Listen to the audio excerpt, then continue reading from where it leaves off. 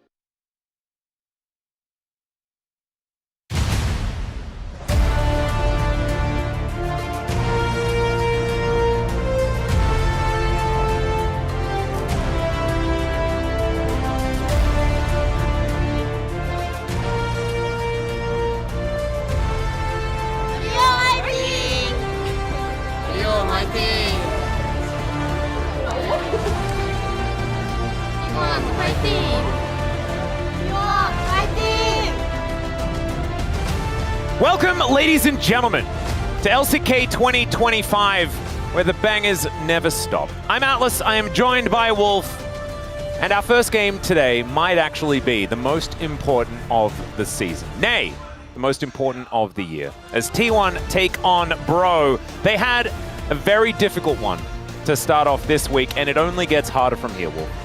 It does. Both of these teams had a really tough strength of schedule this week. T1, though, dispatched of D+ pretty handily, so yeah, coming off a lot of momentum, seemed like they've figured out, for now, what the bottom lane is going to look like. Gumayusi playing a little bit more consistently recently, but it's a tough matchup for Bro, on the other hand. Yeah. Bro, we'll see what they've got up their sleeves today, because Owner right now looks to be the best jungler in the LCK, and I think Hambok's inconsistencies may hit the brick wall that this T1 jungler has been all year long.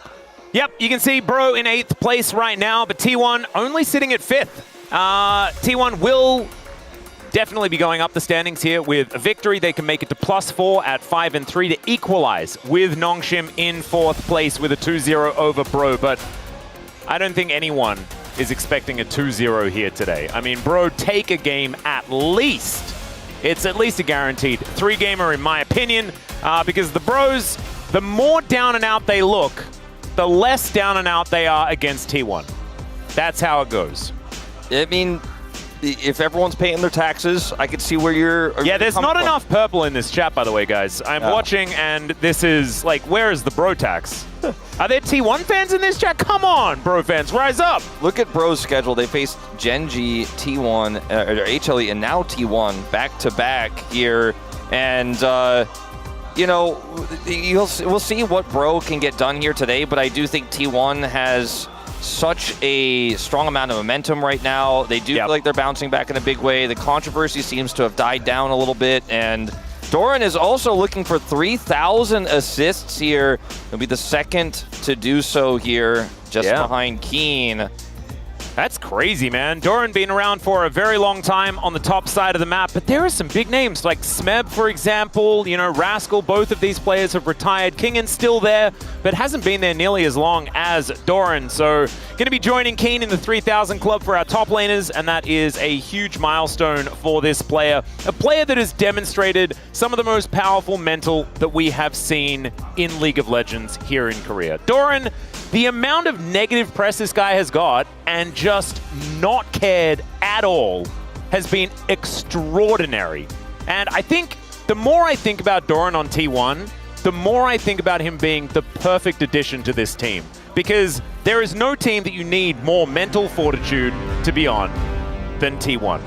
And so Doran now making his way out, will fist bump Morgan, the Lord himself.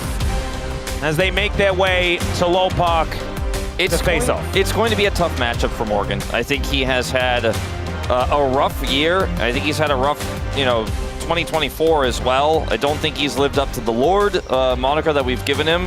And on T1 side, like you said, Doran is the kind of guy who absorbs pressure incredibly well, doesn't crumble under it. And we've seen in a lot of big series in best of fives that when he's trying to be aggressive, when he's trying to lead, he can fall into that trap, his own trap of overconfidence. But when he is just in a draft where he's sitting back and chilling and he's not the main character, that is where he does exceptionally well. That was his role on Genji, I'd say, more than it was even on Hanwha. And that's a matchup that's going to be tough.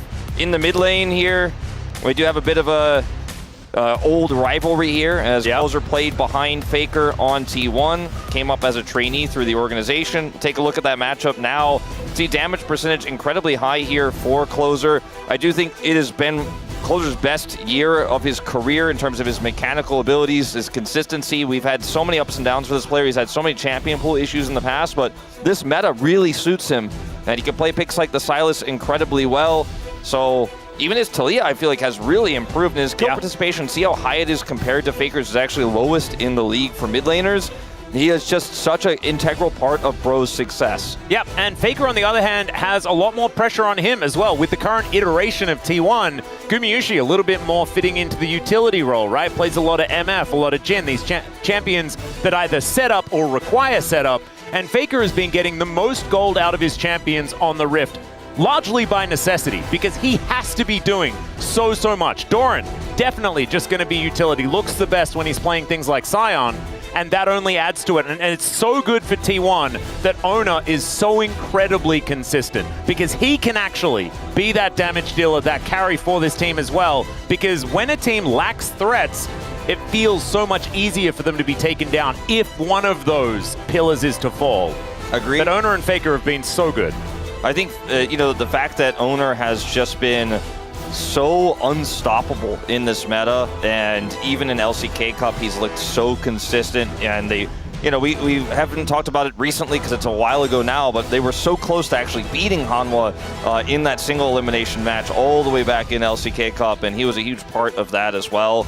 And I feel like every single player on T1 has had criticisms this year. Faker's laning phase, Doran, he's Doran. It's going to come with the territory. Some of those laning phases go a little bit awry. Bottom lane needs no explanation with the revolving door that was Guma and Smash. Guma seems to be the mainstay starter now. They made an announcement that is what you should expect for the time being. And Keria has also had some rough games, but I feel like Owner, you really can't say a bad thing about this guy right now. Nope. It is really tough to find a criticism that's deserved. No, I would 100% agree. And T1, certainly there have been some issues as far as switching up these bottom lanes are concerned. I'm hoping that with this announcement, we can just put to bed the need to announce which starting AD carry we have. Because honestly, the teams don't have to do that. You can just play whoever's playing the best. And I think taking that layer of pressure off the bottom side of the map for T1 will do so much for these players. Already, Smash has had a great start and then a little bit of a petering off. And I think that this is a mental comparison between him and Gumayusi. Gumayusi's so much experience when it comes to dealing with the level of pressure of being a T1 player. And it seems that Smash hasn't necessarily coped with that as well as he has. It is the heaviest jersey that you can wear in any esport, is the T1 jersey. It's so fitting that the name of the song for Worlds last year was Heavy as the Crown, because by God, it is, especially if you've worn it 2 years in a row. I really appreciate, as we move into the draft here, that the first ban on blue side here is the Xin Zhao. You could ban the Azir away from Faker, that's also a given, but the fact that Owner gets it first, I feel like at this point is incredibly warranted. The Vi and the Gwen will be taken away here on blue side, no surprises, but will they leave Morgan? The Jace becomes the last question, especially now that the Kalista ban was just given for free here by Bro. I actually love a Kalista ban on blue side. I actually think this is much better, because being able to get Kalista Renata together, for example, as an answer to whatever first pick comes out from Bro, can be very, very strong. So instead, you just eliminate that as the option, and you will be able to get Rumble or Jace, guaranteed, at this point. So Talia going to be banned away from Closer. Intelligent ban, But I think Jace feels like a no-brainer here, right? It's a pretty easy pickup. As much as Morgan would love to play Renekton, I think... oh, that's a good point, actually. Maybe he just rumbles. Well, he does rumble. Huh. And the matchup here is pretty strong for the Jace, especially in the early levels, to get lane pressure there. Doran can just counterpick the Jace, but will they trust him with that strong side pick? I think that's the question that Bro is asking right now, saying, I think Morgan can handle Doran's Jace with this Rumble. The Rumble's an incredibly strong pick in general. As Owner's Lilia has also been so big this season. Oh, yeah. And Faker's just going to guarantee he can get a strong mid lane champion in this meta. The Victor's often banned away from him as the series goes deeper. Just going to take his chance to pick it up here now with the Skarner. Skarner, I think, is a little bit of a trap here. I think Owner has been relied on to not only set up plays, which Skarner definitely can do, but also do some of the damage. It's been his Xin Zhao, things like his Neferi that have looked incredibly good. Ooh. And it opens the door for this. This is what I was worried about, because you lock in a tank jungler, you're not going to be doing, you're not going to have a lot of pressure in a 1v1, so that allows Humbug to just be like, I'll play Sedge. Yeah. And then the Yone comes in alongside it, and this topside core for Bro is terrifying. It's pretty incredible when you get the Rumble and you're also able to pick up the Yone, because you know Faker also is not our best Yone player here in the LCK. He doesn't play it very often, and when he does play it, sometimes it leads to suboptimal situations. So I do like that they decide to grab Rumble first, then get the Sejuani rotation here since Owner didn't take it. Now Guma gets Varus, and I wonder what they'll ban here, because this has been something that's driving me crazy, but I guess we're going to have to accept it. In the LCK, Ezreal is considered a counter pick to the Varus, and I guess that T1 will probably ban it. They do also ban the Kai'Sa, interestingly, here. And you can get a lot of prio with this Varus lane, depending on, you know, if you ban the Ezreal away here, and you regardless of what you face, you're probably going to win that lane unless Bro has something crazy prepared. You play well in the mid lane with the range advantage you have over the Yone. You feel good about that too. Misfortune, another champion I think that is warranted here to ban. I do like that the Jace is taken away. It went really deep into the draft before they locked it in, but I think at this point it's 100% required. I'd agree. I wouldn't mind a Renekton ban here as well, just because Doran looked great on it in their last series. Has a lot of power throughout the game now with the buff to the Dominus, making it kind of like a moving equalizer. Yeah, I agree with you. I think it's the best ban for the situation. They'll take away the Alistar instead. And Keria is extraordinarily good at Alistar. Does make a whole lot of sense. Kind of feels like it came out of left field. But now Apollo can just feel free to go towards Rel. And honestly... I mean, maybe they just take Rel away here. Yeah, I wouldn't mind it, but Keria wants counterpick. Yeah, right? I mean, if you want counterpick more than denying the Rel when Alistar is banned, you definitely do that. As this is definitely not what I expected, but it's a classic response to the Rumble. Remember, before Rumble got nerfed multiple times when Aurora was released, she was very commonly played in the top lane as an answer. The other answer in terms of AP top laners is the Galio that we've seen quite a bit, but this is a little bit more of an aggressive option here, and it still does, of course, leave that counterpick for Keria. In terms of engaged supports here, you know, you're looking at Rel, you're looking at maybe Leona. Question is really what the AD carry is going to be, and it looks like Jhin is going to be the option when you have a strong frontline and strong long-range engaged tool like the Yone. This makes a lot of sense because Jhin can follow up very safely away from the Aurora, away from the Skarner. And Rakan is what they're going to opt for. I'm actually kind of okay with the Rakan. I think there's a little bit more lane presence, I guess, into something like a ranged support, but that's not what Keria is going to do. He's going to make Rakan's life as awful as possible by picking the Poppy, and knows that there is absolutely no threat, right? Jhin Rakan not going to be doing a whole lot in the early stages of the lane, and Varus can kind of stand his own regardless. I really would have liked to see the Rel here more. You ban the Alistar, it sets up the equalizer, it sets up the Yone ult so well. And with Poppy available, you needed to, I think, ban that if you really wanted to put Palu on this Rakan, because the Poppy shuts it down so hard, and it's so squishy into a comp that can just blow up the Rakan if it's ever seen on a flank. If it ever goes in a little bit disjointed, if Bro are just a little bit off with their coordination, there's just so much damage here on T1's side. And the front line here for Bro, not very robust. The Sejuani can do a little bit for you. You know, you're going to be able to set up some fights there. You have the Yone, but I think the Rakan is going to have to be the last one to go in a lot of these fights, which means you're going to have map control. So this comp can work. I think it's a very strong comp, but it's predicated on a lot of control early against a team that has such a strong draft here. I also think that Keria has the ability to stop Bro from doing anything that they want to do, and giving Keria that much power is absolutely terrifying. We know exactly what this guy's capable of, and when he's the one that can dictate what's going to happen in teamfights, T1 generally have a good time. But on paper, Bro's draft looks good, and we'll just have to see how Polo plays around it. He's had an uptick in his performance, and that's going to need to stick around if Bro are going to win this game number 1. Let's get into it. 소환사의 협곡에 오신 것을 환영합니다.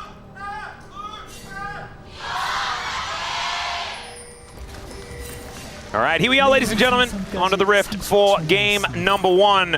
We'll see who's going to be able to walk away with the victory. Will the Giga Chads be able to topple the Titans?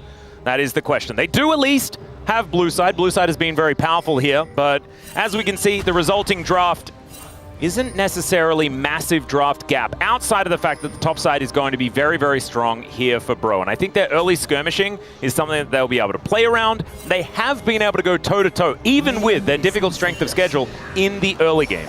Yeah, I do agree with that. The good old def thumbs up, you love to see it. That's kind of been the whole thing about our East Side teams this season, is that the laning phase is not a problem. It's what happens after that. It's what happens when we get to objectives. It's what happens when more experienced teams, our veterans who are mostly on the West Side teams, or more successful veterans, because I'd call, at this point, Morgan and Closer veterans, what they are able to do together, or what they're not able to do, what they try to do and fail to do, which leads to, you know, sometimes we see flips on the second grub fight that opens up games disastrously after you had such a great laning phase, or even after you got like a duo kill in the bottom lane, but then you messed things up on the top side. So see what Paulo can get done on this Recon, just trying to be annoying right now.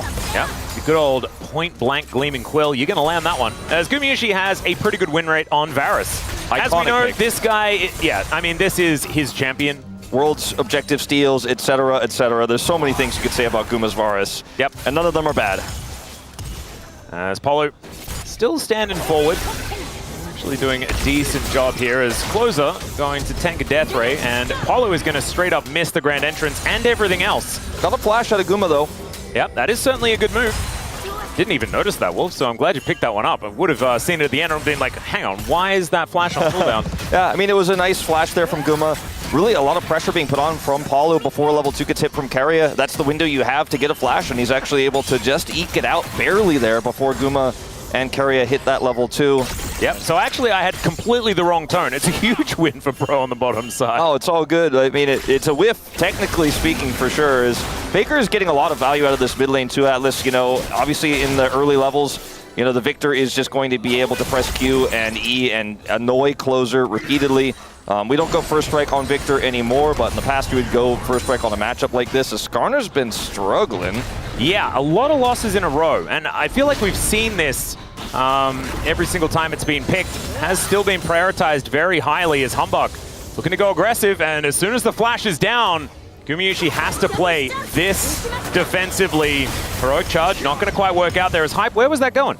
He's got, unfortunately, standing on a ward as well, Humbug here, so no mystery. I like the idea. I don't know about the Hype shot there, but I like the idea of trying to force out this steadfast presence, but now Skarner's coming down. Yeah, Heroic charge not quite going to land as far as the stun is concerned, but now we're looking for a crab as there's the flash in from Paulo. Deadly Flourish comes down as well as Gumayusi able to at least use the cleanse, but it doesn't do anything. That's going to be first blood going over to Paulo as the Bros strike first. They even get the teleport from Closer. Like, the Closer is so committed to this play. Bro were really wanting to make this work, and you know, because Faker was just going to teleport back to lane anyways, he just walks back to lane, so he doesn't really lose the teleport for committing to the play, but they even had that as a backup in that skirmish there. And T1 usually not the team to lose skirmishes like that, but the lack of flash there for Guma gives so much agency to Palu in those moments. His owner did show up. He knew, okay, this is turning into an extended fight. I need to be there for this. But unfortunately, Guma was cut off there, and T1 got a little bit split. really aggressive plays from this Rakan, making it look like the Poppy isn't a counter with how much tempo they got early. Yeah, playing around some cooldowns really, really nicely here. As it looked like Humbug was in an awkward spot. Yeah, Keria pushes him into the wall and then actually is kind of cut off from Guma. The only way he could rejoin Guma is if he flashed the wall instantly, and by the time this happens, he can't get in there. There's no peel for Guma whatsoever, who doesn't have flash, and he is just going to get run down. So really great set of plays from Palu in this early game. Like you said, he's had a bit of a resurgence that needs to continue, and so far it is. Yeah, Faker spots out Humbug as he moves his way over. But it is going to be Dragon spawning first. T1 with a lot of vision control. But Palu able to move in towards Faker here. The flash has to respect the Rakan, and Palu is on the warpath today. Yeah, he's the flash burglar. He is. He's got 2 already, and we'll see if they can make a follow-up gank happen now onto this immobile Victor. Faker not going to be happy with that one, but again, Palu making the plays. I didn't like this Rakan pick just because I thought it was going to be so easily shut down in team fights, but he's already getting value with it in this early game. Yeah, and honestly, the bros have been pretty good at that, you know, setting up for these early games.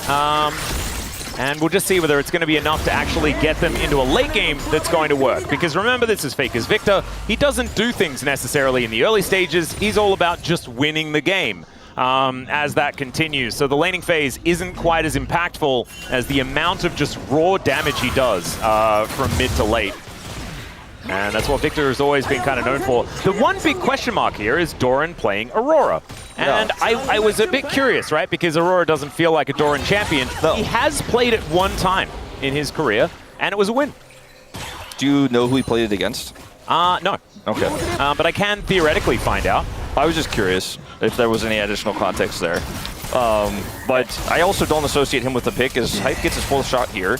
Yeah, it's going to be working out. But you can see Gumiushi also down relatively low. He has to hit this. All right, Palu going to be diving in. Keria turns up, and that is going to nullify the aggression. Hype had barriers, so continuing that further without any help would have been potentially a big mistake from Guma, but Keria was coming over. And he does, of course, hit his abilities, forces the barrier out of Hype, so Hype can't continue to chase after the reload. And triple grubs being picked up here by Ona in the early stages of this game. Traded for a Dragon. Next one going to be a Cloud. So Earth, Wind, and Fire? Yeah, I think it's probably going to be Infernal. The amount of Earth, Wind, and Fires that T1 gets just in general, often it is Cloud Soul for T1, but they just get a lot of just those Dragons in particular. So I think it's highly likely that we get a Fiery Rift, which I think is very fun. Lots of Blast Cones, and we have Valdez with us here today, and that is very important. He loves a good Disengage Cone. Yeah, there's a lot of power for T1's comp, especially if they have Infernal Soul and even additional stacked Infernal Dragons, just the Elemental Drakes themselves, for very strong burst damage for this Aurora, tons of damage for the Varus and the Victor. A little bit less impactful for a lower range composition like what Bro has, but still quite good for any team, frankly. It's one of the safest and strongest souls that works with anything. Yeah. Could also be Hextech, but it could also be Chemtech. Yeah, or Ocean. Yeah, we listed all of them, but I'm feeling like it's either going to be Infernal or Hextech or be Hyped, or it's going to be Chemtech. Ocean is, we'll be like, whatever. Yeah, it really is. We've got some, it's either going to be incredibly cool or just not really a thing that we care about at all. Yeah, it's a tough one. As Ona, he's looking to make his way in. Hype and Palu moving pretty far up here as Chains of Corruption going to lock down this Rakan. He's able to grant entrance, though, and that gets him to safety. So they press a lot of buttons. They do get a flash out of Hype, but it was a bit of an investment there as well from T1. Yeah, Guma had the flash to set that up with the Chains of Corruption, and I guess Owner thought the only way he can lock them down after watching the replay is to flash for the Impale, and he didn't want to commit to it, so decides not to use the Impale at all. And so Palu just walks it off. Didn't have flash, didn't need it. Now he's got it back up. Yeah.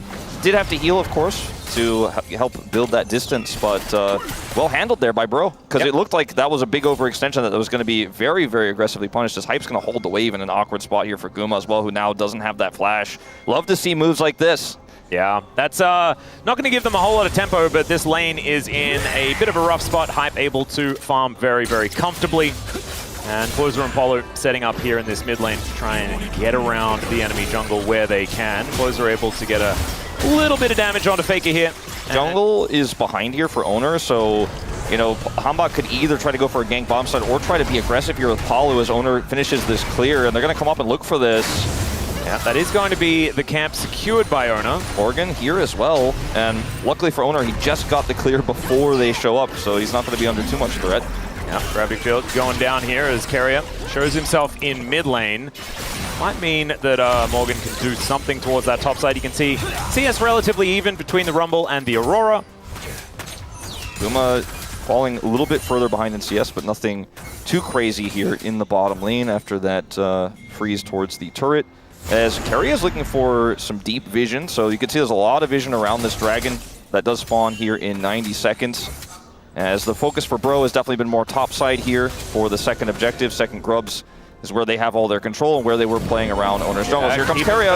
Not going to quite find the target, and it's Gumayushi that's turned on here. Chains of Corruption are fantastic, though, as Hype just getting melted by this Varus. And Palu can't actually get in there to get the damage done. Faker turns up just to save his AD carry, and Closer not going to be able to do anything because there are 4 members of T1 in this bottom lane. The Impale and the Yone is delivered on a silver platter to this Varus. It looked so good at the outset, but it does end up being T1 playing it better. Faker is there for the cover, and Closer comes in trying to salvage the play, trying to get that kill on the Varus, but Guma is totally fine. He dies for it. T1 walk away very happy and start to take a significant gold lead here. In the meantime, though, the Grubs are taken by Hambak at least, so Guma doesn't have flash. Carry is seen here, and so when the Keeper's Verdict comes through, he just whips it as Palu engages at the same time here onto Guma, but the Chains of Corruption keep him at bay, and Hype is just locked down by Carry. He can't actually follow up and hit the damage onto Guma to finish him off, and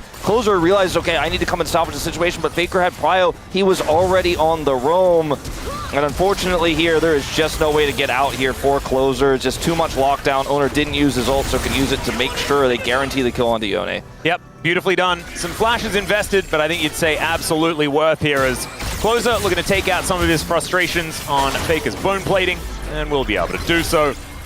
But not too much going to occur here.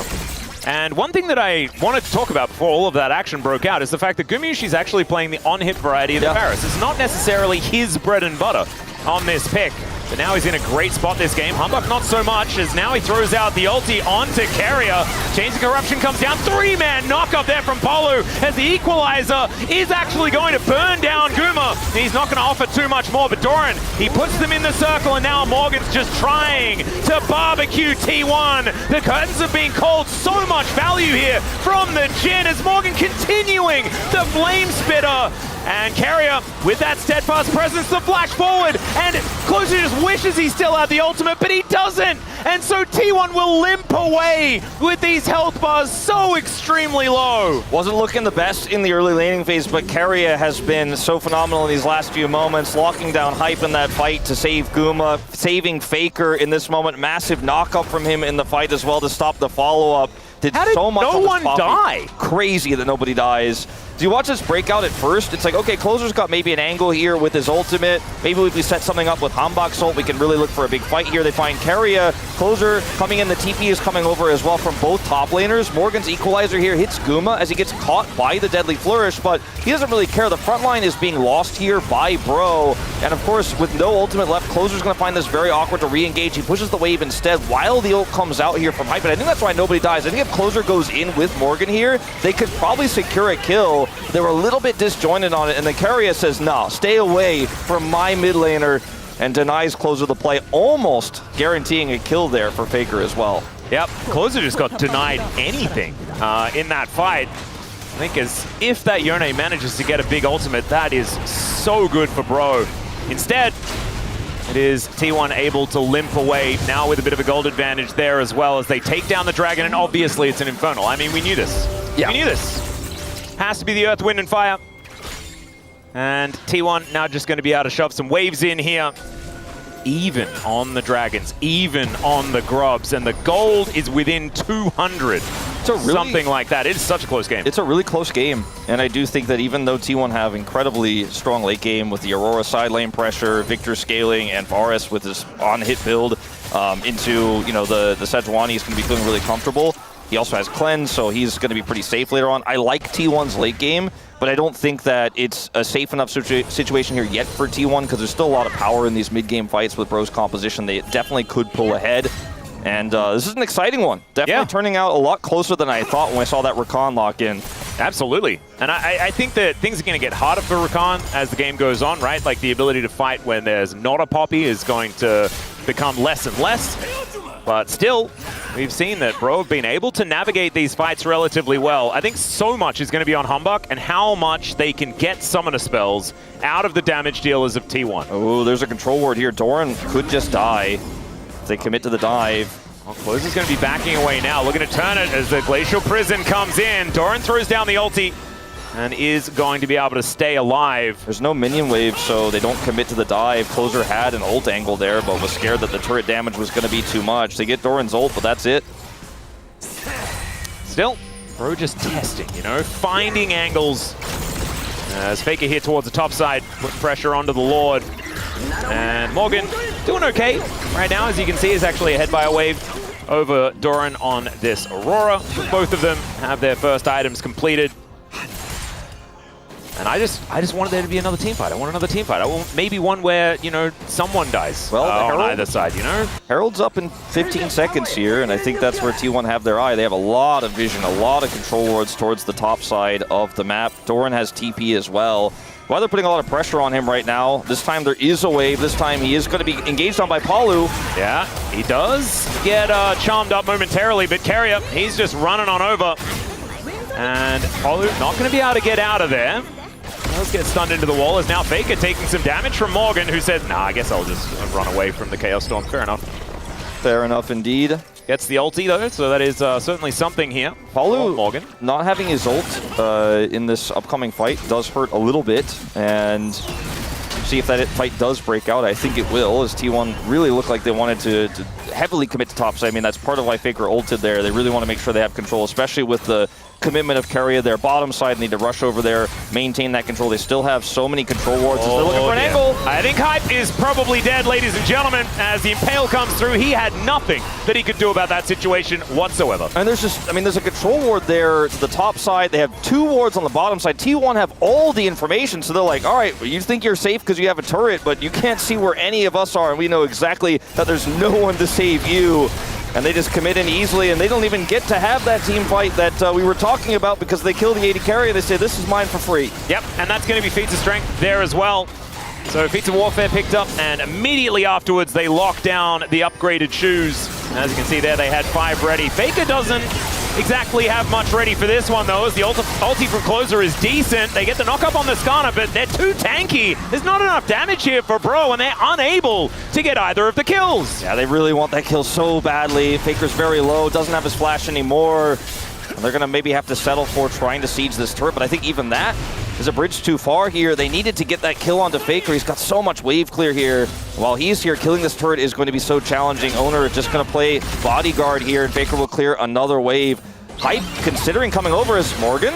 Yeah, Doran is just going to put him in the circle. He waits it out and then flashes anyway. And gets the plant as well. That's true. That is 2 petals for 1. Yeah, that's, you know, you flash out, but you grab a petal on the way out, so you feel better about it. Yep, consolation petals. Not too bad. I thought perhaps right before that broke out bottom side, that Hype was going to commit his ult to try to push Faker away. Faker does have to back, of course, but the health of this turret is still quite high. Closer is trying to rush it down. Yeah, teleport back in from Morgan as Faker gets back towards the top side. Has that health bar well and truly replenished.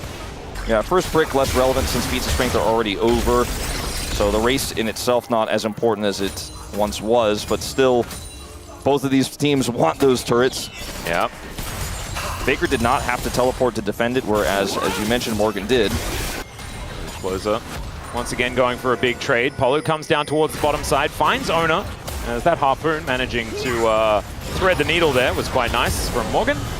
As Owner comes in, picks up Palu, takes down the turret. And now it's Faker that could be in trouble. Closer now just flashing for it. Winter's Wrath comes down. I don't think the GOAT's going to be escaping from that one. And meanwhile, on the bottom side of the map, Doran is melting. Morgan would have really loved to have his flash back available, but he does not because Doran put on that pressure before, so he will survive. That's Hype and Gumayushi just facing off in mid. It would have felt way better for Bro if they got both of those kills while trading the turret, but getting one still feels pretty nice. They've evened out the gold here as Keria once again playing on this brush. Hype is going to be the target. Guma has ult. Keria does not have Hex Flash though, so a little bit tough to pull off. He's got the Blast Cone, however. Yeah, I've seen this before, ladies and gentlemen, as Humbug is moving over, does find Keria, who doesn't manage to quite stun him. A Steadfast Presence gives him the extra movement speed so he can make his way out. Morgan in an uncomfortable spot here as Faker's going to turn up, and with Owner there as well, Bash Bros back at it again, pushes him into the gravity field. That's gorgeous play here from the T1 jungler, and Morgan nowhere to go. Decent little knock up there from Polo, but I just don't think they've got the follow-up. As meanwhile, Keria has discovered Humbug, and then he gets closed in on by the rest of T1. The level of coordination just so much higher here. And T1 just has so much more vision. I want to take a look. I mean, actually the control ward, or the ward score, or vision score is the same basically between Keria and Palu, but it just seems like T1 has invested so much more in control wards, and they always see more. They always have these angles. Faker can't make that play if there isn't a teleport location for him to go to. Speaking of Faker, we're going to go back to this, but Otacon is being taken alive, uncontested off of those kills here. So T1 are going to get that one. But anyways, Faker does end up getting collapsed on here. Not sure how Doran got so low in the bottom lane, but I guess we're not going to watch it since he didn't die. But over here, you know, Faker just TPs in. Morgan is way too far forward. Faker actually wrapped around behind him here, and then they have the faster rotation. And as you mentioned, the teamwork, the coordination is better. Keria here on the catch at the end, as well as Guma rotates over, as Hype is nowhere to be seen. Just pushing in the mid lane. He's a Jhin. You know, it's tough for him to get over in situations like this, but T1 are very well aware of that. And it's a great teleport play from Faker. They get the Otacon off of it, and they're back in control, 1,000 gold ahead. Yep. The power of information there, Wolf. Hype just, he couldn't walk in case they were waiting, and then he would have just died. And so now it should be an outer turret being picked up here by T1 in mid lane. Keria getting chased down by Closer, but I don't think he's too worried about it. And Owner is there. This health bar on the Skarner is getting a little bit absurd. Does have his Heartsteel now completed. That's a whole bunch of stacks that he has as well. Humbug doing decently well on that front at the same time, as see when that second item is going to be coming in. Free crash, no commit to riding the Herald, don't need to. And Humbug wants to maybe try to get an exit ult here, but he's not going to be able to find one. And he's just busy clearing all of these wards. Look at so many, there's so many wards for T1 this whole game around the objective they want, but now that they have full control, they've got wards on top, bottom, mid, you name it. Morgan can't be here. Yeah, there's the Flash Heroic Charge. That'll set up the kill onto Morgan. He does manage to get an equalizer down, but it's just onto the minion wave. You really didn't think that Bro were going to be fighting for that one, but T1, they're going to be fighting. Turret is going to fall down though, and that means that Owner is not going to be tanking up any damage at all. And T1, they got exactly what they came here for and more. When you start winning fights off of the enemy team trying to clear your vision, that's how you know you're really in control as Faker. Yeah, really not. Charmed up here. Fair bit of damage as Humbug, he's coming in as well. But remember, it's just a withdrawal that they're playing for, and they're not even going to get that. Not even a flash. Yeah, Owner coming on over, and he's going to be able to make it out. Humbug still wanting to get this kill onto Faker. Yeah, with the slow, they just can't commit further. Closer wants to stop this, and he won't even be successful at that. Yeah, unbinds the soul. Let's find a bit of damage there, but otherwise not too much. As Humbug getting his health bar taken down lower and lower, but no real value being picked up. 2 items now done for Hype, but they don't really leave you feeling too excited. No, it's one of those situations where it's close until it wasn't, you know? Yeah. Like, there's just, like, Morgan's not on a ward here, but Keria wants to wrap around anyway, so taking the Raptors here when your team can't really leave the inner turret is just too risky. It's too greedy to try to make a play like that, because you're not a top laner that can get over the wall and punish T1. You're Rumble, so you really just can't be there, unfortunately. I get the thought process, because you don't want to just give T1 everything, but at this point, it feels like T1 get what they want, and you are just not going to stop them. Nope. What was a 1,000 gold lead has now turned into a 4,000 gold lead. The game was really close until it wasn't. Yeah, and this is kind of being the woes of the Bros. I think it's because the Bro tax kind of stops. It has that initial influx right at the beginning of the game, and then people forget that Bro tax needs to continue, otherwise they run out of funding and can't actually finish off the game. And so honestly, Just not enough riding in purple. Yeah, it was a lot of, I think the budget allocation of the Brotax maybe a little bit too heavy in the mid lane. It was the Faker taunt, so you can see it's really helping Closer out in the gold department, but it's just not quite working anywhere else, is it? Nope. Not quite at all. As Gumiushi, most gold in the game. Closer is relatively close. We'll be able to get some money here from this turret going down as well. It's going to be Bro's second of the game. Keeping things in touching distance, I guess. If we talk about like how Bro could potentially win this game, which I do not and would not predict to occur based on the current game state, but the only way I think that they win this game is out of catching somebody who's too deep in sides, which would likely be Faker, but that hasn't really worked for them very well so far this game, or just getting a really insane combo with the Yone and the Rakan when Karia's Steadfast Presence is on cooldown because maybe he interacted with Hambach and was trying to deny him. Something like that, one big team fight win does put Bro back in the game, but T1 are so good at denying that, and their vision control this entire game and throughout, you know, basically SK Telecom's history has been insane, right? But in this game, they're really just not giving Bro an in. They're not giving them any chances, any angles of attack. So it's just so hard to actually find that miracle angle unless T1 mess it up. Yeah. Bro just haven't been able to clear out these wards as they've come in. And as they make use of all the vision that they have, they get even more control as a result of it, right? It's just the epitome of the snowball effect. And you can kill someone who's trying to clear a ward. We've seen it already. You know, if you're trying to actually do your due diligence and get that vision back, that puts you in danger. I mean, this is obviously League of Legends 101, but T1, they're well versed, and they're going to do a Baron on spawn, practically. Yep, that's definitely the T1 way, as Glacial Prison is just thrown out for fun, but they avoid the ultimate from Carrier. Doran throws his down, though. Equalizer is decent, as Doran is just dancing around the front of the fight, but still it's going okay here for Bro. The curtains have been cold, and Gumiushi is taking a lot of damage. Faker tanking up a lot of these bullets as well, as Morgan finally gets a kill in this fight. They will trade it for two, though, as now Carrier going down low, and Closer is starting to pop off. The flash forward gets the knock up, and Faker avoids the ulti, but Doran's completely out of mana. Still, it has to be a pop back of this Yone, and T1 somehow managing to walk away, as Hype kind of wishing he didn't have to reload the entire time, and Doran just murders him. Okay, Faker will finally go down there, I think to a red buff, but I will give Faker credit for the Zonias, but I gotta say, bro, you mistimed everything on when he was in stasis on the exit there, as it was a pretty good fight for Bro otherwise, especially because Carrier misses the Keeper's Verdict. You called it out instantly in the play-by-play here. They just part like the Red Sea, and then they go on to Paulo. A lot of damage, a lot of abilities used on this Rakan. He dies instantly here, but Morgan's positioning is everything, because with the ultimate coming out from Hype, it's really hard to collapse onto this Rumble. They're trying to do it, but they don't have the damage because Hype's kind of kept Faker in Guma's zone. Morgan does so much in this fight. And then when Closer shows up with his ultimate, Faker has a nice stasis here. What happens next? Oh, good flash from Doran. Is everything misses, and Faker flashes really well there. Sets up the gravity field as Hype kites back the left side, and then Faker is able to barely survive here with Faker's help. And then the red buff will finally do him in here with the final shot from Hype. But still, Faker and Doran got way more value out of that than I think they should have. No, I would agree. I actually felt like it was a lot closer than it could have otherwise been. Still, Bro do stop the Baron, and the gold is still, you know, it's bad. It's not great for the Bros, right? Slightly less bad than before. Yeah, slightly less bad. As you can see, damage in the last fight. Hype actually getting a lot of value out of Ghostblade Rapid Fire Cannon, which kind of... Yeah. You saw him, it was kind of not hitting for the most damage, but that is going to increase. His ult also was able to channel it freely and do a ton of damage with it in the beginning of the fight too. His owner is alone here. Yeah, Apollo thinking about going aggressive, as Owner just being a human ward or a Skarner ward. I mean, Owner just is the type of jungler who's not afraid of three people when he's Skarner, because he has the knowledge that they can't kill him, or they're going to have to commit so much to try to do so, then his teammates will have time to come over, and he's just like, I can be here. I'm threatening you. You're not threatening me.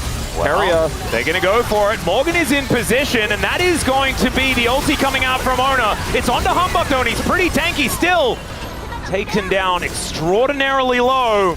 And Humbug will survive for the moment, but there's the flash forward from Carrier, gets the double knock-up. Polu gets the charm onto Owner, and then battle dances his way out as Bros continue to go for the disengage. And Humbug actually able to get back home. That is a big deal getting that big health bar filled up once again. I mean, Hambach just tanked so much of the damage, so it looked like it was maybe a fightable fight there for Bro, but once the damage goes from T1, finally were able to close the gap there. They just had to leave, and that's no kills really going over to T1, but it is going to guarantee their second Infernal Dragon and Infernal Soul point here, so in terms of what they got from it, it's definitely a success at the end of the day, even though it didn't look like it was one in the kill feed. It looked like Bro had the great escape, but that's only one aspect of a team fight. Is they're going to just send it to Baron. It looks like here, Morgan running over. They have a lot of damage with this Rumble, but T1 don't have Keria here, interestingly, so maybe they can actually try to control this choke point. Keria is rotating over. Yeah, there's a potential window, but I think this is going to be a 50-50, and honestly, Owner is pretty good. Never mind, it's going down so low, it is just stolen. Highway robbery here by the Bros. If you don't pay your taxes, they're just going to steal it. There you go. They're going to get the empowered recalls here and get out for free. Owner didn't have flash, and they actually caught T1 in a weird timing where Keria was backed, and they actually didn't have really strong vision on the Baron. And the damage, even though they have a Jhin, I think maybe T1 miscalculated because of that, is really high on this Rumble, so they can actually go quickly. Paulo, definitely the one that you want to get caught out because he has so much mobility. As Hambach finds the ulti onto Doran, there's the equalizer as well in the choke point. Still, Doran's able to do it, and in goes Owner once again. Somehow Paulo finds everyone. Hambach stays alive, but the Rakan instantly murdered. Closer did a huge amount of CC with his ultimate, but they just don't have the follow-up damage anymore after that equalizer is gone, and so that type of combo can look devastating, but there just isn't any follow-up. As Hambach finding this angle here is excellent. As they're doing the red buff, Closer then looks for a potential follow-up angle here. Does end up going in with Palu and finds it, but where's the damage? You know, it's just a Jhin back there shooting as fast as he can, which is not very fast, and it's not very AoE, and so they got a lot of people CC'd. It looked really cool, but then T1 were like, all right, cool, we're out of here. Yeah, it was a sick jump from Paulo, but unfortunately he just doesn't have a health bar. He's level 9, and he just kind of evaporates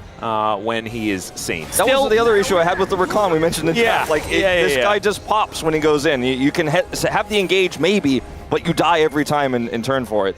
It is pretty impressive, on that note, that Paulo's only died twice this game. Yeah.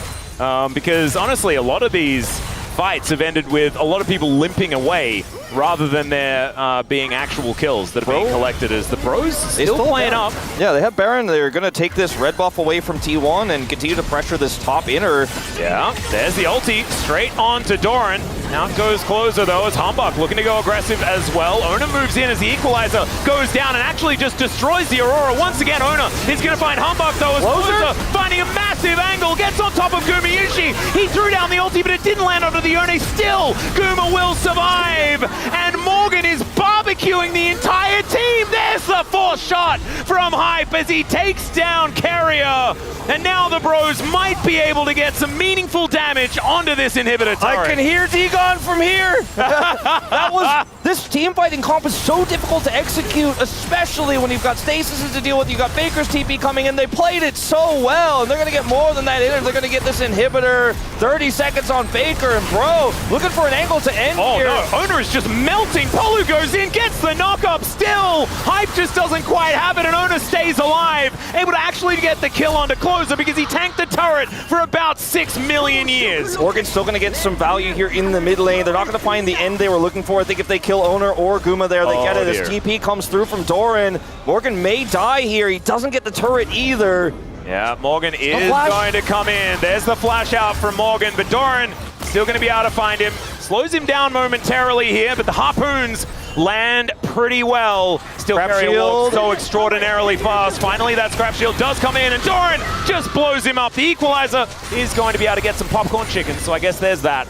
As Paulo able to land a Q onto Oni here, but not too much going to come of that. And so now, Morgan down for 45 seconds. T1 with all the control back. They should be able to get this turret, and they have so much vision on the bottom side of the map for this dragon.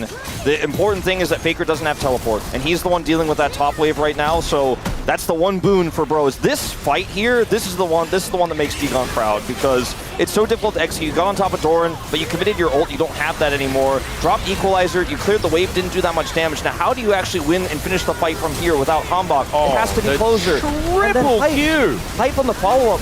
You know, he sets up this ultimate here from far away, and he actually has to land these shots, and while Morgan is clearing and peeling for Owner, they actually followed up so well on it. Closer is having a great year. I really, well and truly think this is his best year. Like, the consistency we are seeing from this guy is insane. And Bro win the fight, but they end up having that little small punish onto Morgan. Now we're setting up the Dragon here. The vision has been cleared. Yeah, someone has to deal with those top minions eventually, but Faker pushed out 2 waves. This is actually Bro with some control of a Dragon Pit for the very first time this game. Even when they took the Baron, they didn't manage to do that as equalizer to start the fight off as Gumayusi throws down the ulti, but he's immediately, never mind!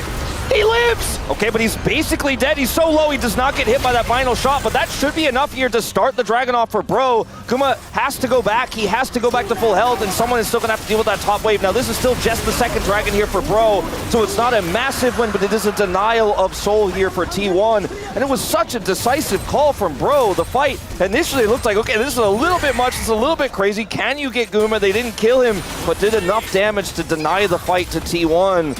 And those stats are going to be valuable on the Drake itself, but denying the soul is the big win. Baron's up in 30, so I think Bro need to reset and get over there and start clearing up some of that T1 vision. Yeah, that's what they're going to do. Man, I said this after the DK series. Every single series for T1 has just been a smorgasbord of stress. Yeah. And it is continuing.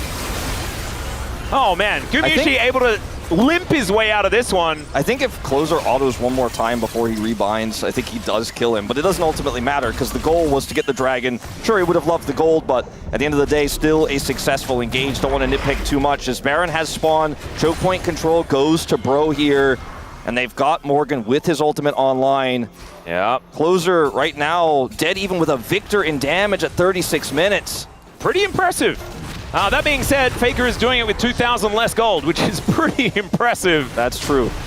Still, the Bros just trying to push T1 away from the Baron. The Baron, I think a lot would say, is their home ground.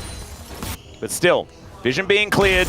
And I think if Bro actually have the setup, right? If they're able to be the ones that strike first, they are so incredibly scary, especially in these choke points that Morgan can really capitalize on. I mean, Hype does have 4 items, has his IE, but still not the best AD carry for rushing a Baron down. I think they're going to have to do more to T1 to actually start this realistically, or they're just going to have to force a turn. So I don't think they can ever burn this before T1 get in. It's just not going to happen. Hype holding the choke here, control wards down. T1 trying to find a straggler who's trying to get a little bit too far deep in that choke point. And the inhibitor is respawning soon. That's one thing that Bro still has, but isn't going to have for much longer. Faker's done a great job of cleaning up the wave. The reset did come through there from Carrier, so he's not going to be here with the Keeper's Verdict. Can they keep Owner out of the pit, though? That's going to be the question as they avoid a lot of Doran's damage, and that is significant, because if he lands a combo, then someone is half dead. That's just kind of how it goes. Speaking of half dead, Carrier is going to have to walk out of that one, unable to throw his buckler around all that effectively, but still the Baron T1 lost continues. That inner turret as well in the meantime. So something small, but still significant. Morgan, really good positioning here to control this choke. Oh, he has an itchy trigger finger. You can feel it. Oh, you wants to equalize T1 as they're making their way in. Keeper's Verdict is going to get them off the Baron, and now T1, they're going to say thanks for the leash. Equalizer finally going to go down as there's a Chains of Corruption. Everything coming out here. Humbug lands a decent ulti, but Carrier's already dead. Still, it's T1 that take down the Baron. Can they keep themselves alive, though? That's the big question. Hype is just trying to walk it off as the bullets stream in. They know the health bar is so incredibly low here as the flash out. Hype stays alive, and he may have just baited T1 into losing everything. Finally, Faker will find it, but is it actually going to be enough? Because I think Owner is just dead, and Closer, like you say, will re-kill this inhibitor and look to just take T1 out. Oh man, Bro outplaying T1 on a Baron, and that is going to be them taking the upset win here in game 1. The Baron for Nexus. Nexus trade, ladies and gentlemen. A tale as old as time. Is Carrier gonna try his very best to deny the end of the game? And he has baited Bro for a few moments still.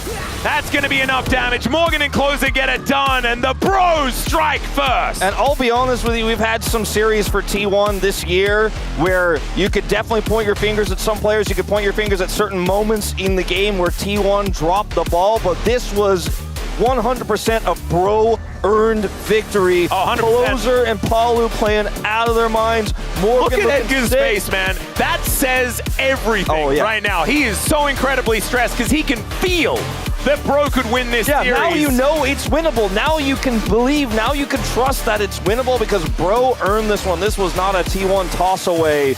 And T1 got control of the Baron, man. Guma's flash was so crisp because that was their MO all game long, is to layer those ults on Guma. He had his flash, he flashed instantly. It was a perfect flash, but they did so much damage with the Rumble. And the Hype is at like 10% health. He's brave enough to channel his ultimate, and that's where T1 makes the fatal error. They think they can punish the Jhin. They kite up, they're trying to get around, they're trying to get on top of him. Hype also flashes, and sure, he dies, but T1 all die with him, and the Nexus explodes. What a great start to what could be a phenomenal series, Atlas. Yeah, I agree. The Bros being able to find ways back in to a game has not been something that this team has ever been good at.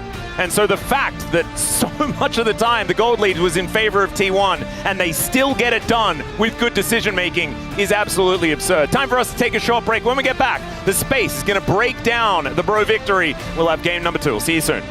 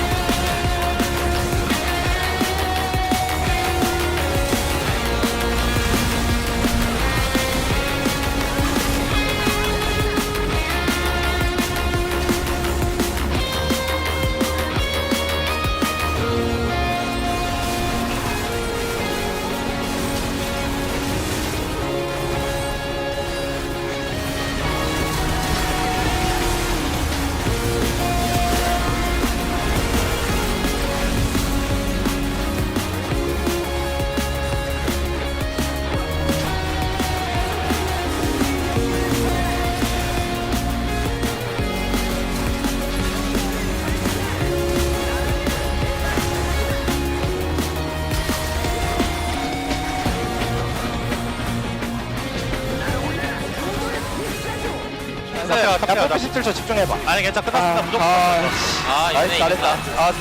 세주안에 한 판 이겼어. 야 탑에서 지렸지 나이스, 잘했다. 소리요?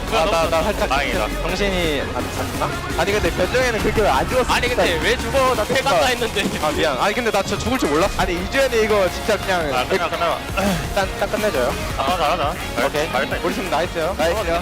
한 판 잘해볼게. 잘했다. 가보자 형님.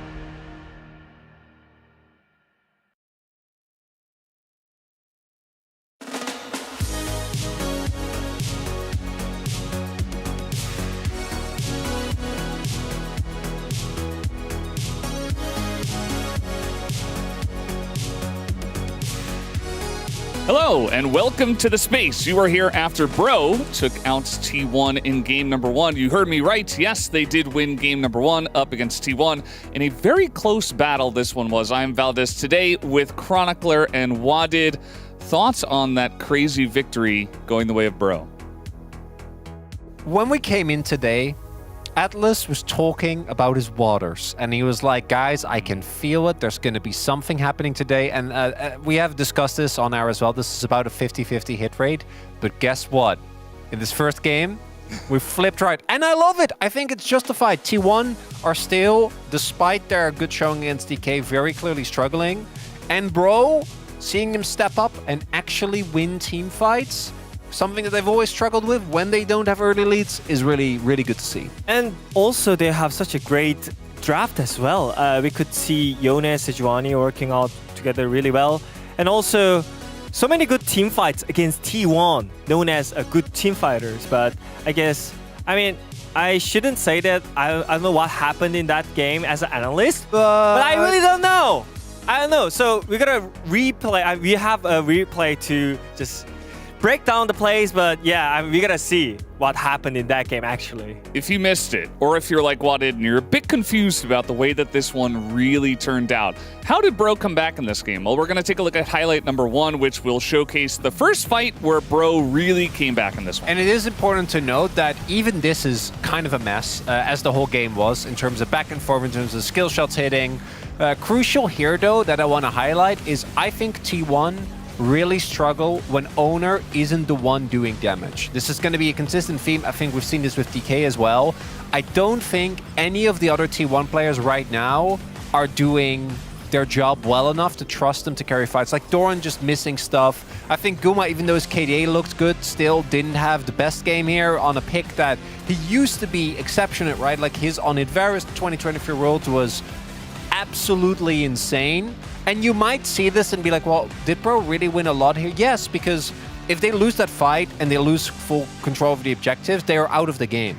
But the fact that they kept it messy, that they kept these fights relatively even, meant that they could, particularly on the top side of the map, scale quite nicely. So in that highlight, their first plan was just melting down Nashor with Poppy ulti. But first of all, Keria misses his ultimate, and after that, their plan kind of fall off. And the Scanner and Poppy, if they fail to land their first engage, then the team fight gets harder. So I think that also comes from the draft, but also I think T1 couldn't find the point where they can actually just back out and chill a little bit, but after that, failure of engage, they kind of panicked out.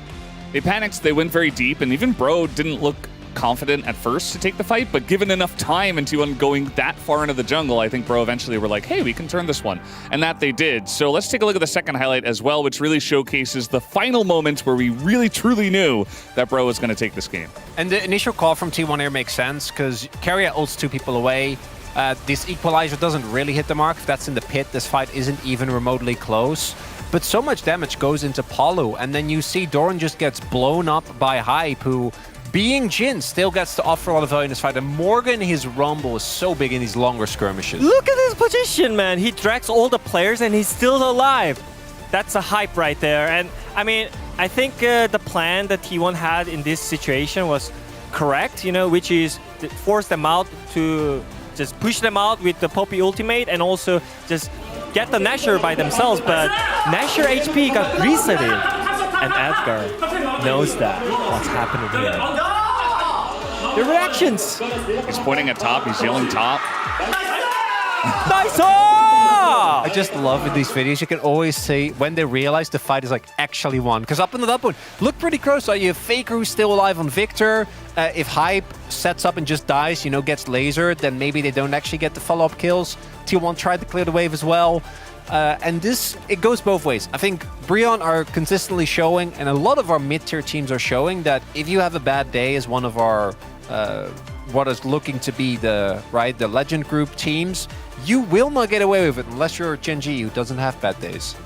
They're kind of an outlier in that. It's not fair. Not fair. Yeah, in general, I just felt like T1 had such a great game, just in terms of how they lane, how they play the early game macro. But after the early game, the team fight was the issue. I think that comes from again, as you mentioned, I think Honor should be on the damage champion so he can actually pull the trigger by himself and also finishes the play. But here, I think they had such a hard tool with the Scanner and Poppy, which is, again, it's not great after one failure engage, right?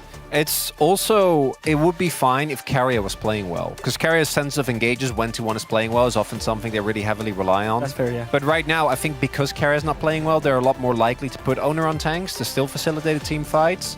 But I think in DK, we saw a very clear indication of what we need to do. We need to not put Doran in carry matchups, even though the matchup individually was fine. I'm talking about the impact in the fights, right? I think Jax is kind of one of those in-between champions that we have seen Doran actually perform really well on. But I would much rather have Owner on something with damage, Doran on something that can impact the team fights through frontlining and CC. And then they might not have lost this game because it was all down to the team fights and T1 just didn't look clean. Absolutely. I think T1 really need to clean it up here for game 2. Otherwise, bro, just the better team on the day, and the better team generally gets the win. So we'll see if it's a 2-0 or a 1-1 as we throw it back to Atlas and Wolf. I would contest that point, Valdez, because I've seen Bro lose, okay? That means that the better team does not always win. But all jokes aside, let's get into a Wolf. I think that T1, now armed with blue side, now armed with more information about not putting Doran on carries, putting Owner on damage. We spoke about this earlier on. It felt like T1 had found the blueprint. We saw Owner be so incredibly devastating when he does have his Xin Zhao, his Neferi, things like this that can do a lot of damage. I think this is a draft where, you know, a lot of the power picks for T1 are gone. Varus is gone. Obviously, the Victor is gone. Maybe because it's game 2 of Fearless, Bro can eke in because, you know, they're not as concerned about the Kalista, it seems like. Maybe they end up putting the Azir ban down. Well, they do ban Kalista first. But I think that Faker could play Ahri with a Neferi in a draft like this. I do think there are a lot of different comps that T1 get unlocked to them because of blue side. We'll see what those bans are going to look like. I think Vi is still a requirement.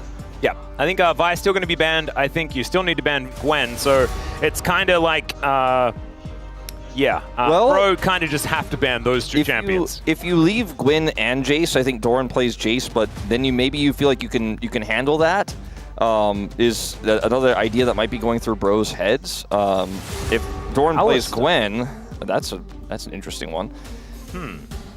We'll come back to that later. I don't know whether it's first pick Rel territory. Well, I mean, it might be a misfortune angle is what they're looking for. The Azir does get banned, but I think you can go for the Ahri pick. Okay, they're going to go Gwen with Jace up. They're going to give Morgan the opportunity to play Jace into Doran's Gwen, and an opportunity for Doran to redeem himself in this matchup, which went disastrously against B&K, against Clear. I think that was a very memorable game for most T1 fans. They're going to deny the Ahri. Yeah, Ahri Neferi to come in because they don't need to worry about the Jace. Faker hasn't played as much of it in the mid lane, and Gwen is definitely going top, so they can just take Ahri Neferi. And now Xin Zhao and Neferi both gone. The Zed, that's another one that we've seen in the jungle, of course, was picked up by Canyon earlier on in the season. But I think the Pantheon also kind of fits the bill here. A little bit less, you know, doesn't do quite as much damage. You can still set up, facilitate, and win some early skirmishes on this pick as well. If it is going to be Owner's pick, which is the expectation, it's definitely leaning more into what Chronicler was saying. A Silas angle here for Faker. So that Pantheon definitely looks like it's going to the jungle now, and see what this lock-in is going to be here for the top side. They opt away from the Jace and go straight into the Ambessa. This is because Bro really value practice. And so if they won this game, unfortunately, they would then not be able to play another game. So they elect to go for the Ambessa into Gwen matchup. It's an interesting call, but I do think that if played well, Ambessa can kind of hold her own against Gwen. It's hard to hold your own against Gwen with most champions that are melee, but we'll see what this one looks like, as Misfortune will be taken away here by T1, in fact. Yeah, the Caitlyn as well, removed from Gumayushi. So now we're going to see a bit of a pinching, I think, of the AD carry pool. The Ashe, maybe the next one, maybe? Could be also a Kai'Sa ban. Pipe wants to play Ezreal here. Yep. Lucian, which has been creeping up a little bit in the bottom lane. So that one will be taken away. So it's the Ashe Ezreal matchup, Yeah. and we ban like Rel or something like that. It could be, but they already banned the Alistair, so the Rel stocks do go up for sure. Yeah. And they already have a decent amount of engage, but their comp doesn't work as well with Rel. I do like red side for setting up your bottom lanes. Having the ability to counterpick for support is so incredibly powerful, as the Ashe is going to be taken away, so the Ezreal is standing out like the sorest of sore thumbs. Kai'Sa is still available. Maybe they want to take that instead. It's Gumayusi though, so I think you can pick the Ezreal and assume that he's probably not going to gravitate to That's that a good pick. point. You know, I hadn't really thought about player preference necessarily in this draft, and I think you make an excellent point. I think that's probably why they took the Lucian away instead. It's a vote of lack of confidence in Guma, and I think this Mbessa pick is also a vote of lack of confidence in Doran as well. And he is hovering it. This is a big moment, a big test. Yeah. And he decides to shy away. Yeah, could just be the Xayah. Which is a great pick, I think, in this draft, the Xayah.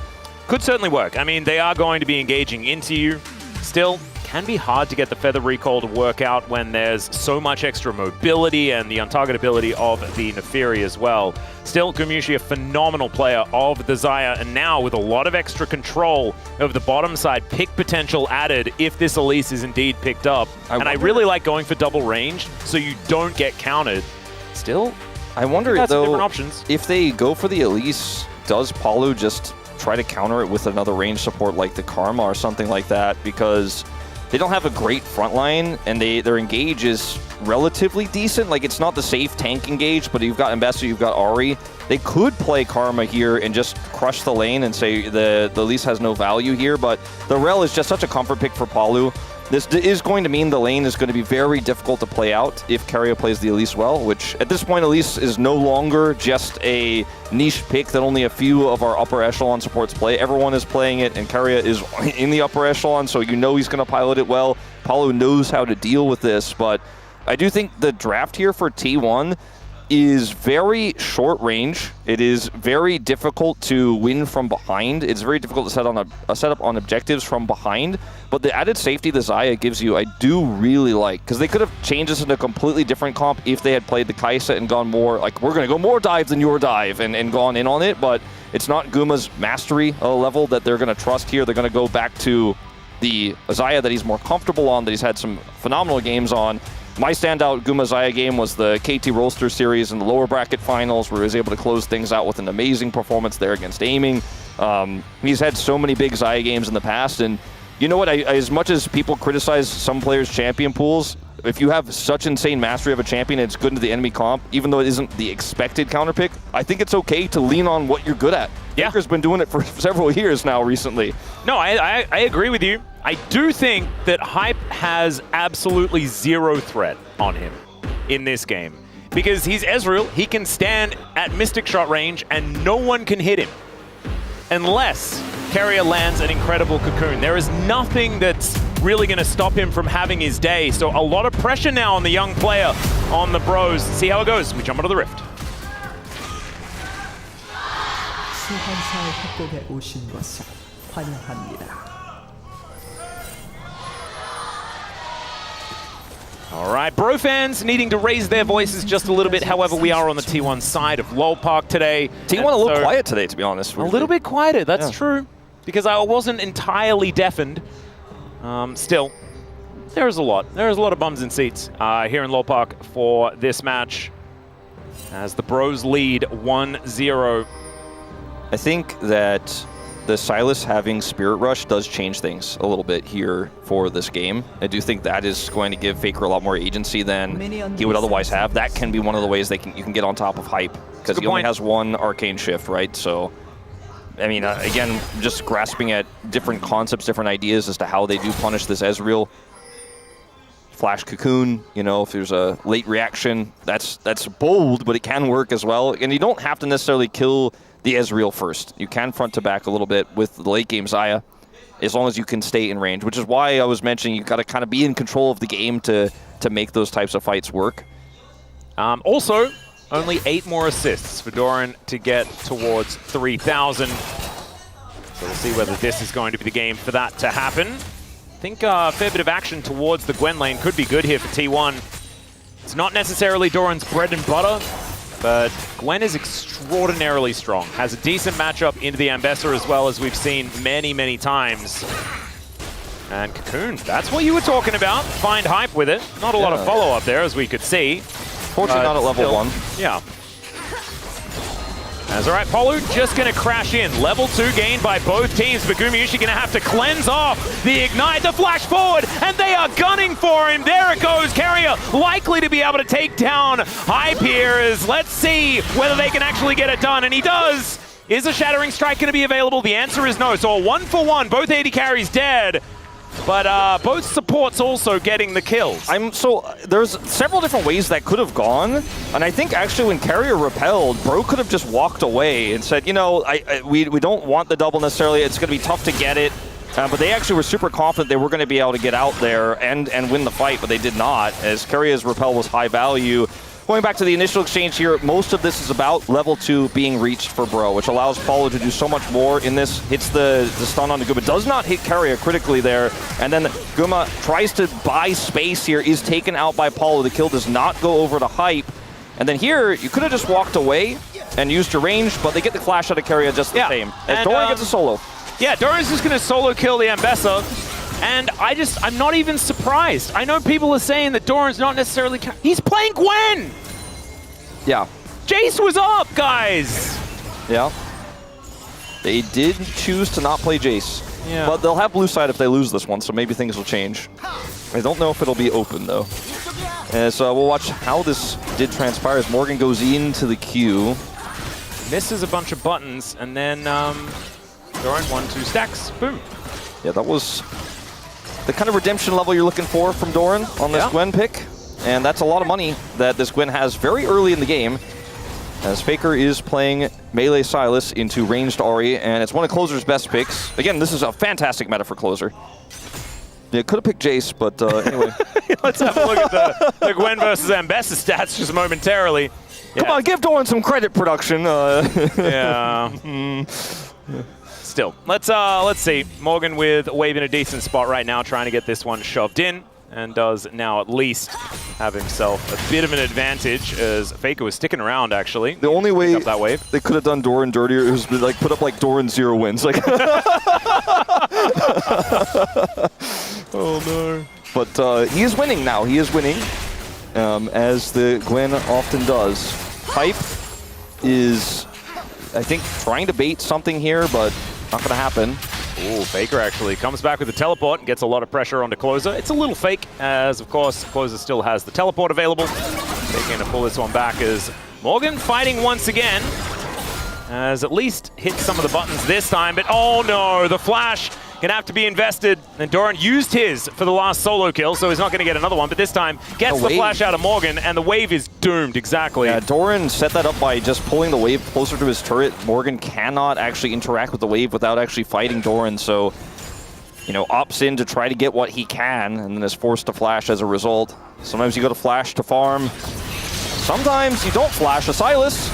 Polo in position, as Carrier is going to move in as well, looking to try and get some pressure onto Closer. Polo's positioning just in the game has been so much better over their last few series. Yeah, his just reads on where he needs to be. Yeah. Has improved so much. Because he did look a bit lost. Yeah, and I think Paulo was a player that we always knew it could set up good engages in team fights, and I think he was more known for that than he was for his early laning or his early roaming. And I think that just comes with experience, right? And he's been in the LCK for a while now. His Closer... Yep, Spirit Rush going to be picked up. Great Charm going to connect, though. And that is going to stop Faker and Owner and Carrier from being able to take him down. Still, Humbug, I don't think, is going to be able to take this Dragon, as Doran moving on up towards the rest of his teammates. So daggers are going to be landing here, as the Hot Dog is still circling. But so is Carrier. This control ward going to be very important, as he's able to at least front flip away. Still has his unstoppable, or untargetable rather, if he wants to all in for it. For the 50-50, I don't advise it though. Yeah, you can see Doran actually going to try and snip him. And we'll take a fair bit of damage here, as Morgan on vision right now. We'll be able to clear that one out, but still the rest of T1 able to move themselves back if Closer rotated down, there might have been an angle there to commit to the fight further, but he just wants to take more farm away from Faker. Look at the CS difference in mid. Yeah, actually 20 right now, as he has just been crushing the lane. And Faker's had a lot of resources committed, but Closer hasn't had to flash. Like, he's handled both of them incredibly well. One off the back of Palu coming to bail him out, the second time just with a really good charm, but he just doesn't care about the attention that's been paid to him. So he generates another lead just like he had in game 1.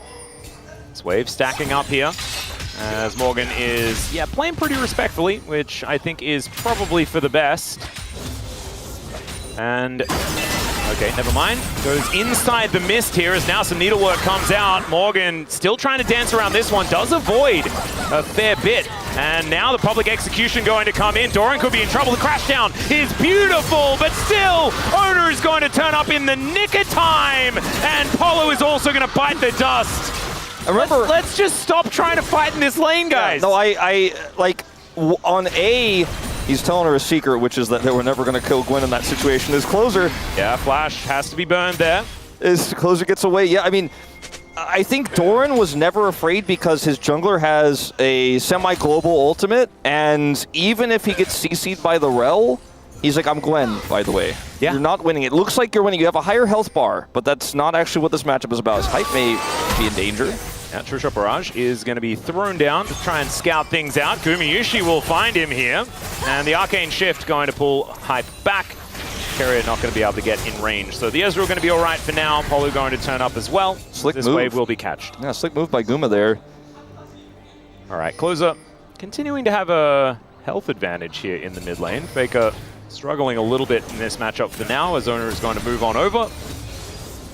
The control ward will live. Okay. Owner and crew are grouped up on these grubs, and with the Dragon already secured here for T1, you know, Bro don't get a cross-map opportunity.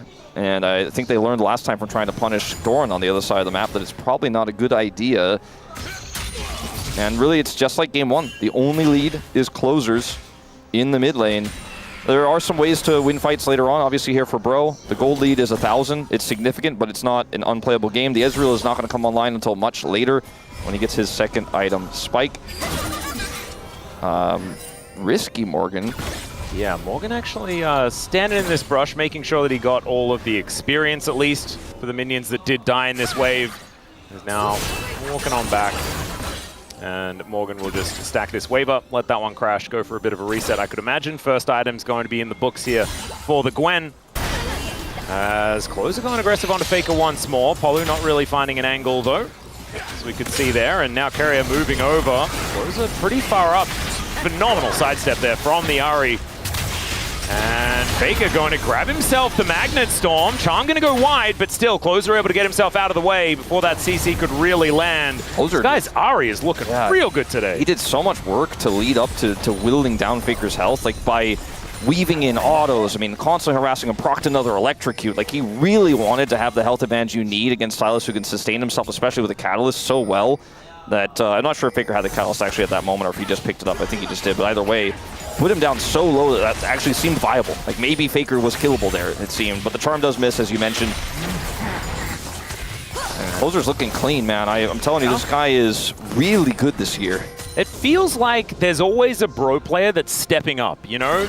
Who's going to be the one that's going to be stepping up next week? I think Hype is kind of due, but we had, you know, the Polo situation last week. You know. And, I mean, Closer has been kind of doing it for a while. I mean, he's the reason why they were Kesper Cup champions this year. But you still, he might just get Caster Cursed out of this game. That is on us. That's our bad, ladies and gentlemen. We will take full responsibility. And I'm so sorry on behalf of all of the Bro fandom.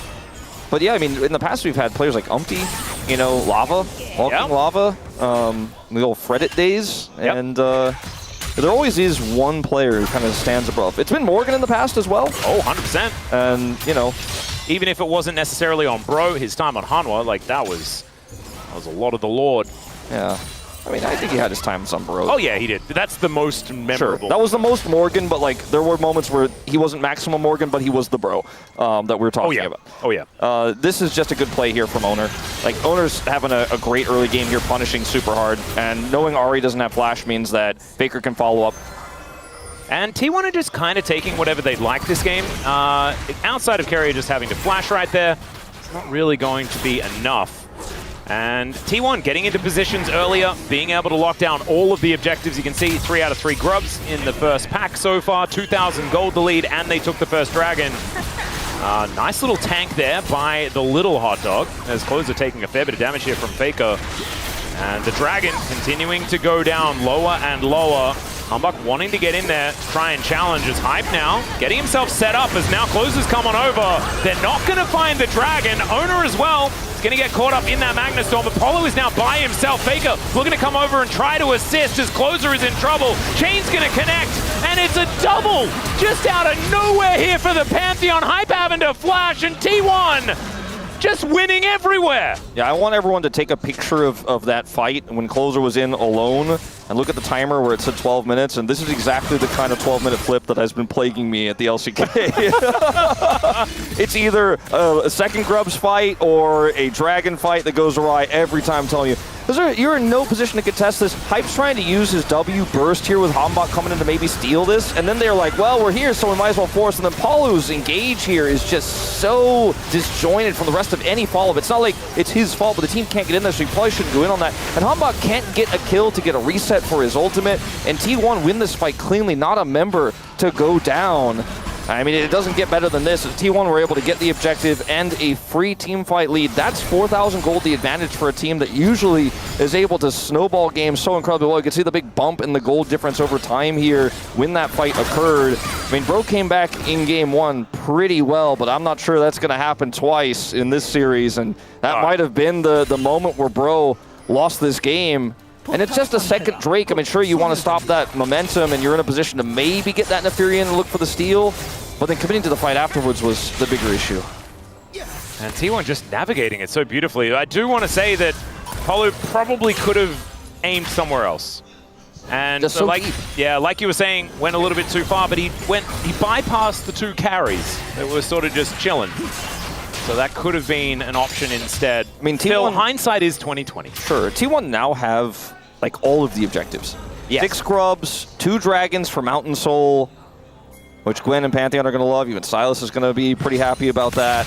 But on top of that, they also have 8 kills. Like, it is a massive lead just in the amount of control that they've had, and they've won decisive fights. And so that's led to being able to take away jungle, get even more map control. The suffocation of Bro is a lot more significant, I think, here in game number 2 in comparison to the first game. I mean, it's going to get worse, you know, because we haven't even seen the T1 ward lines and stuff like that we saw in game 1 where we're about to.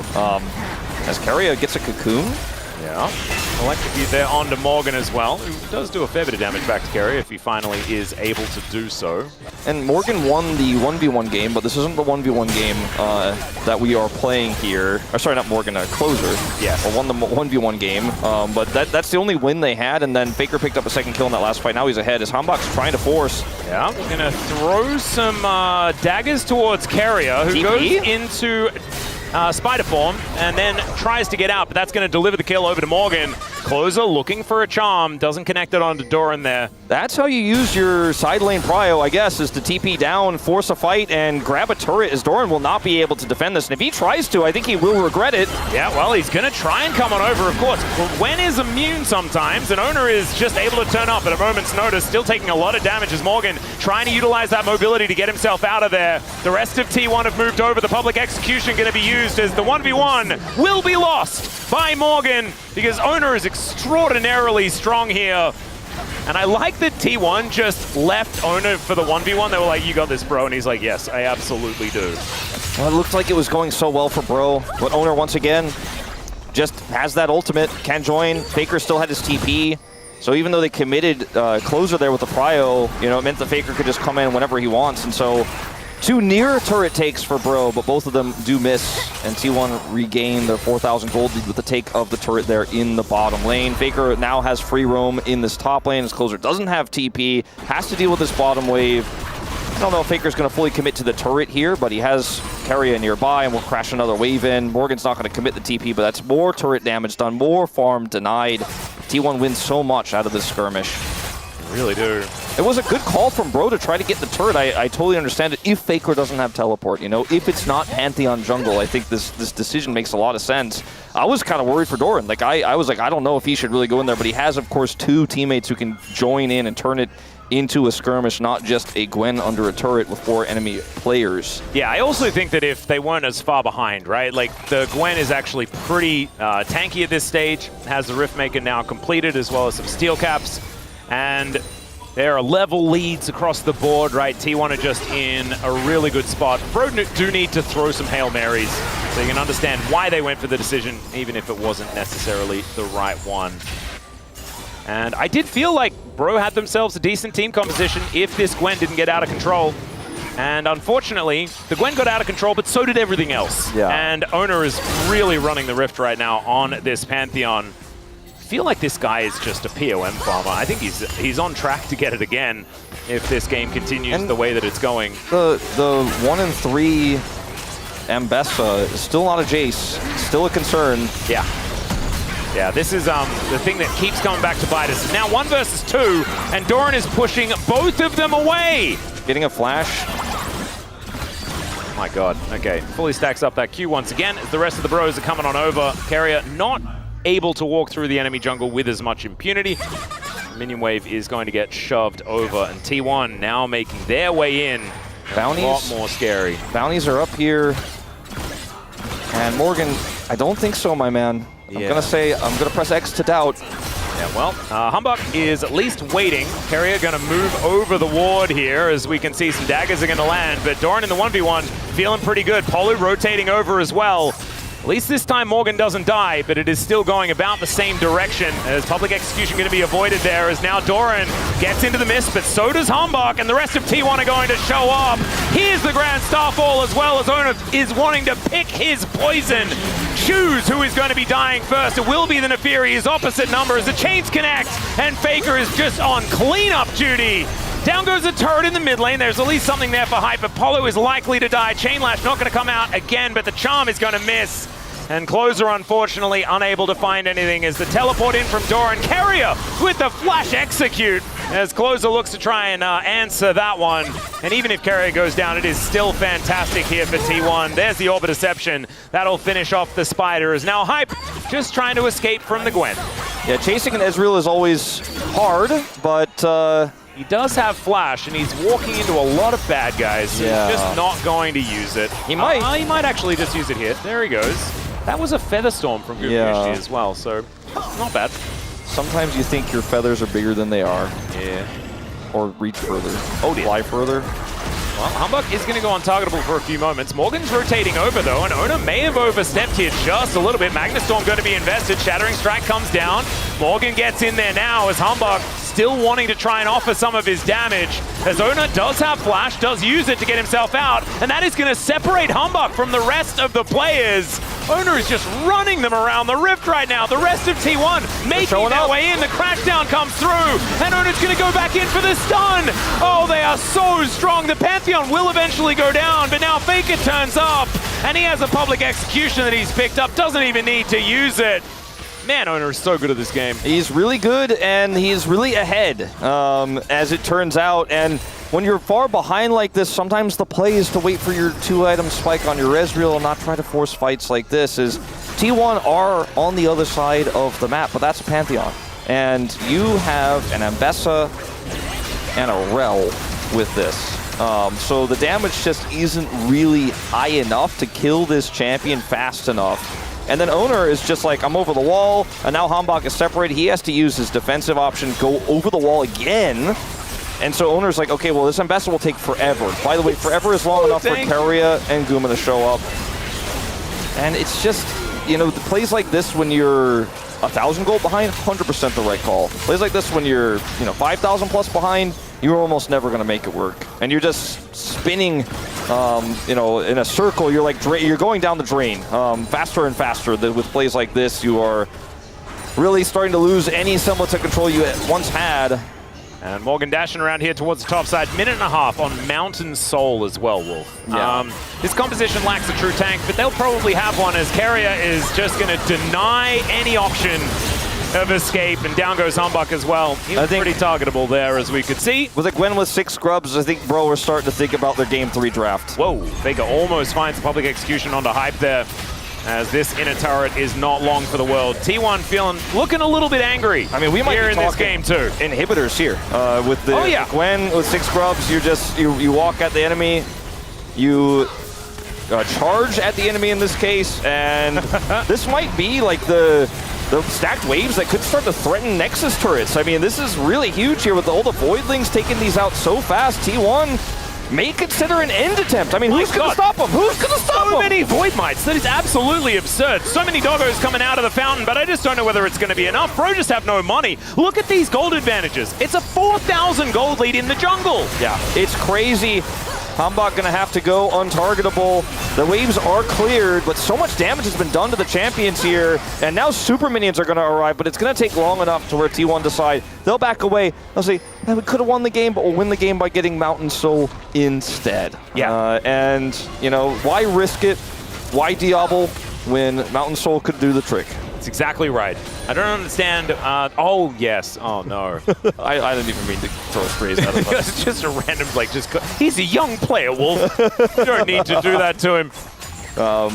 But yeah, Gamer is just going to be able to take down this Drake, and that will be Mountain Soul, and that should just be the end of the game. Yeah, it's the experience that T1 has where they can judge this situation and say, all right, well, Mountain Soul is a guaranteed win. We're down 0-1 in this series. Yes, we're up a bajillion gold, but let's make sure that we do our due diligence here and win the game. Otacon, you know, off the table here, but yeah, they didn't get any value out of the Otacon, guys. That is the bro cope. I guess so. We can go for there. But T1 just going to take down the last remaining lane that exists in defense here for the bros. When they have super minions in the base, they can start to actually push to end if, you know, bro defend poorly. Yep.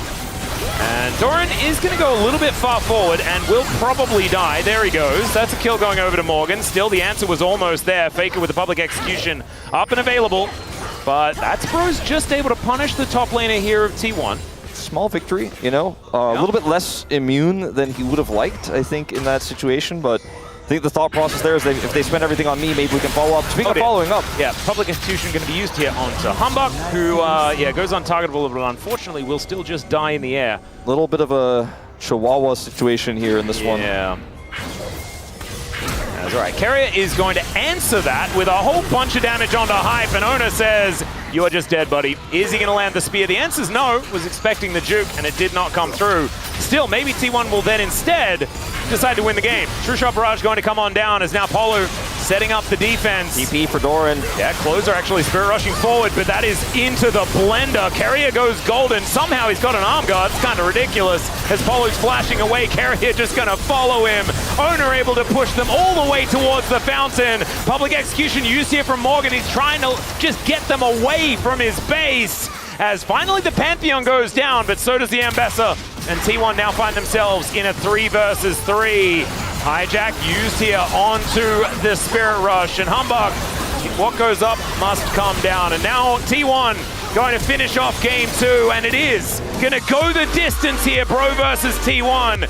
But game 2 was, I think, a very different story from game 1. It certainly was. And Bro, I think the real big turning point in this game was not when the Gwen got the solo kill, but that was certainly a huge issue for Bro. It was when they committed to Palu ulting into the Dragon Pit and that skirmish around that second Drake that just went so badly. And it really opened up T1 to just take the whole map, take a massive lead. That was when Faker pulled ahead of Closer, and then the side lane was no longer just Closer's control. And then they committed to the teleport fight bottom side where they were like, all right, we're going to win here. We're going to take this turret out. That backfired as well. So, Bro, I think really decided early that they needed to Hail Mary to get back into the game. Those failed. And as a result, T1 just coast to one of our fastest games of the season, 25 minutes here. And Bro, happy that they have blue side selection here for game 3. Yeah, I would agree. Managing to pick up 1 turret and a smattering of kills, but otherwise the entire map was owned by T1. And I swear, so much of this just comes down to Owner being on something that has early agency and does damage. And my goodness, did he do damage on that Pantheon. No more are we to see things like Skana or Sejuani for this guy give him damage dealers. I want the Z in game number 2. Time for us to go to a short break. When we get back, it will in fact be game number 3 with the space beforehand. We'll see you there.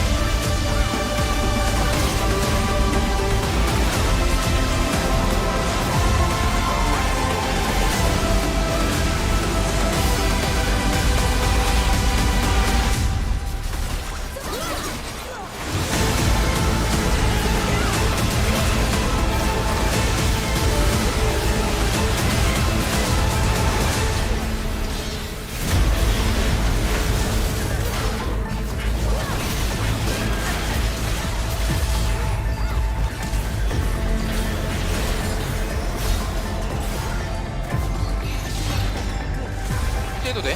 반면에 공 있다. 세면 탔어. 아래. 내일 보는 중. 타워 칠수 있나? 타워. 리즈도 위에 아리 에어 몇 타워 세다. 아 위에 다. 살려줘. 야 위에 안 좋다. 얘 자꾸 빼야 돼. 아이씨. 이거 다시 돼. 할만해. 3-3이야. 나공 5초. 이즈 노스텔. 받았다.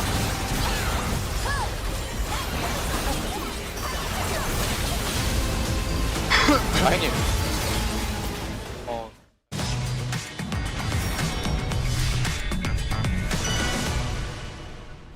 극단적으로 가면 최합이 결정이 될 수 있는 그런 경기예요. 잔인한 만큼 결국 꺾는 수밖에 없습니다. 과연 어떤 승부일지 양 팀의 1세트입니다. 보시죠.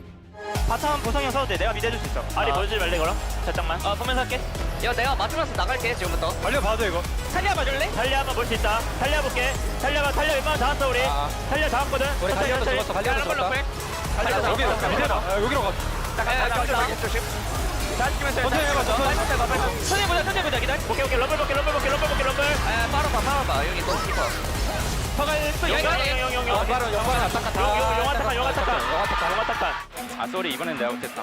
이거 그 자야랑 같이 싸우자 우리. 그게 제일 베스트긴 해. 이거 미드를 밀고 가는 게 낫긴 하겠다 확실히. 이번에 계속 미드 막아줘야 된다. 탈리아가 앞에서. 오케이. 한 볼게 이거. 한점 보였다.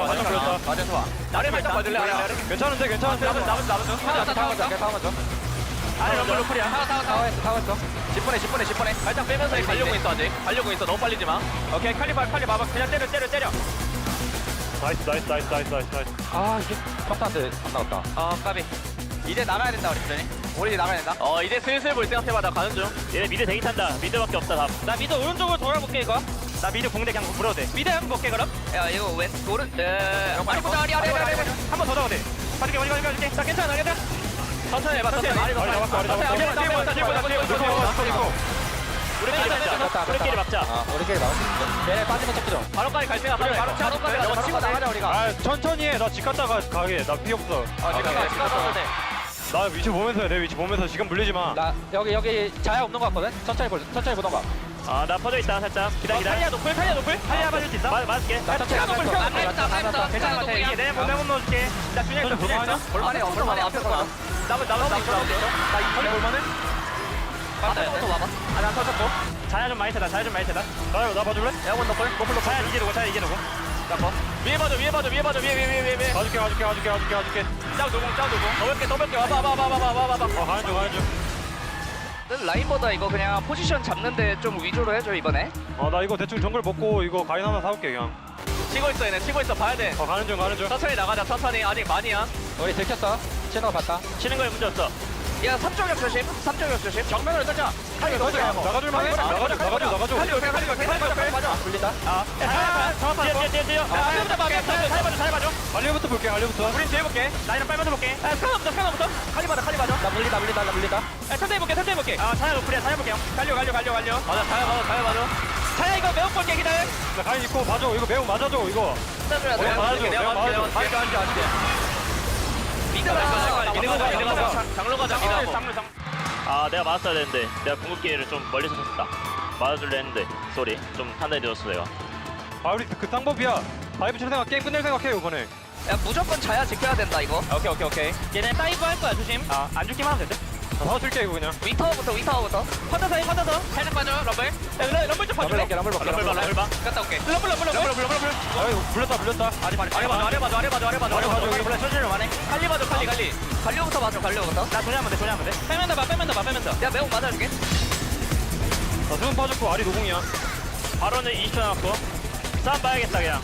자 타야 풀매업 각도 볼게. 내 거봐. 받을게. 타야가 있어. 타야가 있게. 타야 없어. 자야. 아 나왔다. 살려. 끝낼만 더 해 우리. 끝내자. 가야 돼. 바텀으로 와볼래? 살려가라. 미드 바텀 써야 될 것 같긴 하고 얘네 라인 때문에. 야 이거 이게 못 끝내네. 타워 못 쳤냐 이거? 역으로 끝날만한데? 아 얘네 기 털렸다. 야 집 막자. 템포 10초. 야 살려 있어. 오케이 끊어서 기다려. 나 텔 5초. 아 버리 생각할게. 집 가야 돼. 한명 집 가야 돼. 집 가다 한 명. 나 텔 3초. 텔 찍어볼게 이거. 집만 끊으면 끝나? 자야죠. 싸우는데 이겼다. 죽여라. 야 끝내지 마봐. 네 죽여. 미안하다. 아니 괜찮아. 다른 문제 없다. 스톱했다. 생각보다 게임이 진짜 아니야. 그렇다. 바로 내가 아까 앞에서 막 이겼더니 됐어. 끝내줘. 죽여. 진짜. 그렇게 듣고 싶었던 멘트 KT 올라갑니다. 이런 우여곡절을 겪으면서 결국 선수들은 성장하는 거니까요. KT 로스터 출발 다시 시작했습니다.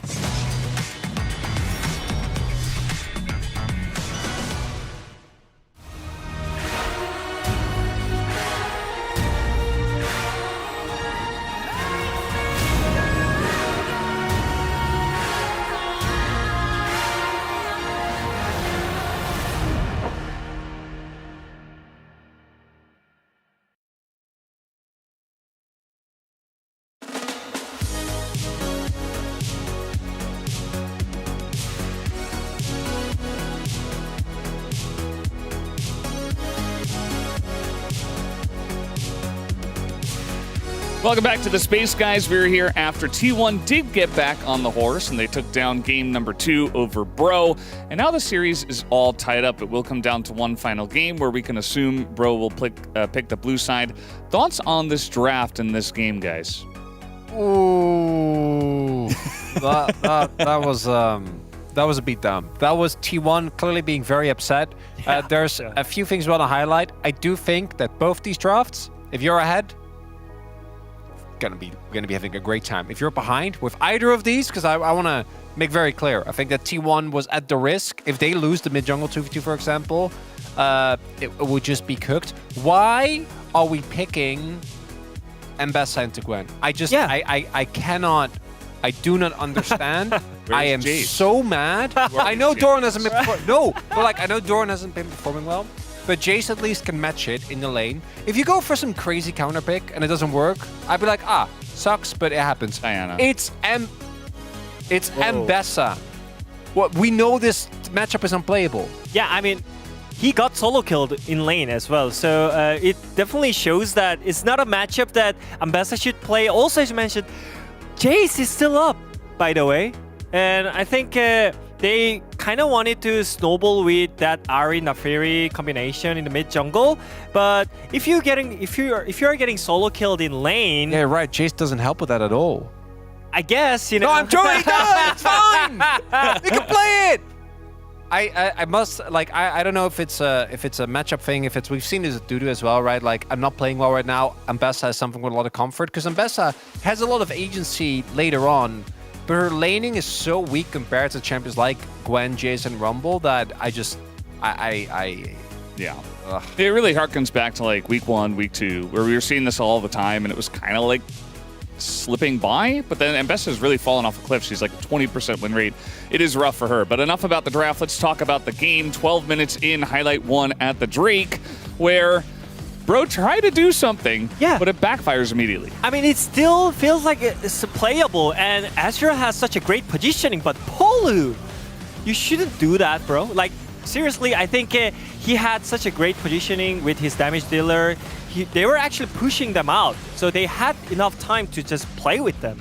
But I don't know, just randomly Polu tried to pull the trigger, and I think that made T1 to have a comfort zone in that kind of part situation. Yeah, he might be president, but I think the poll numbers right now are not great. President Polu, unfortunately, back-to-back games where he's just not really able to provide what the team needs. I think in the first game he was struggling as well.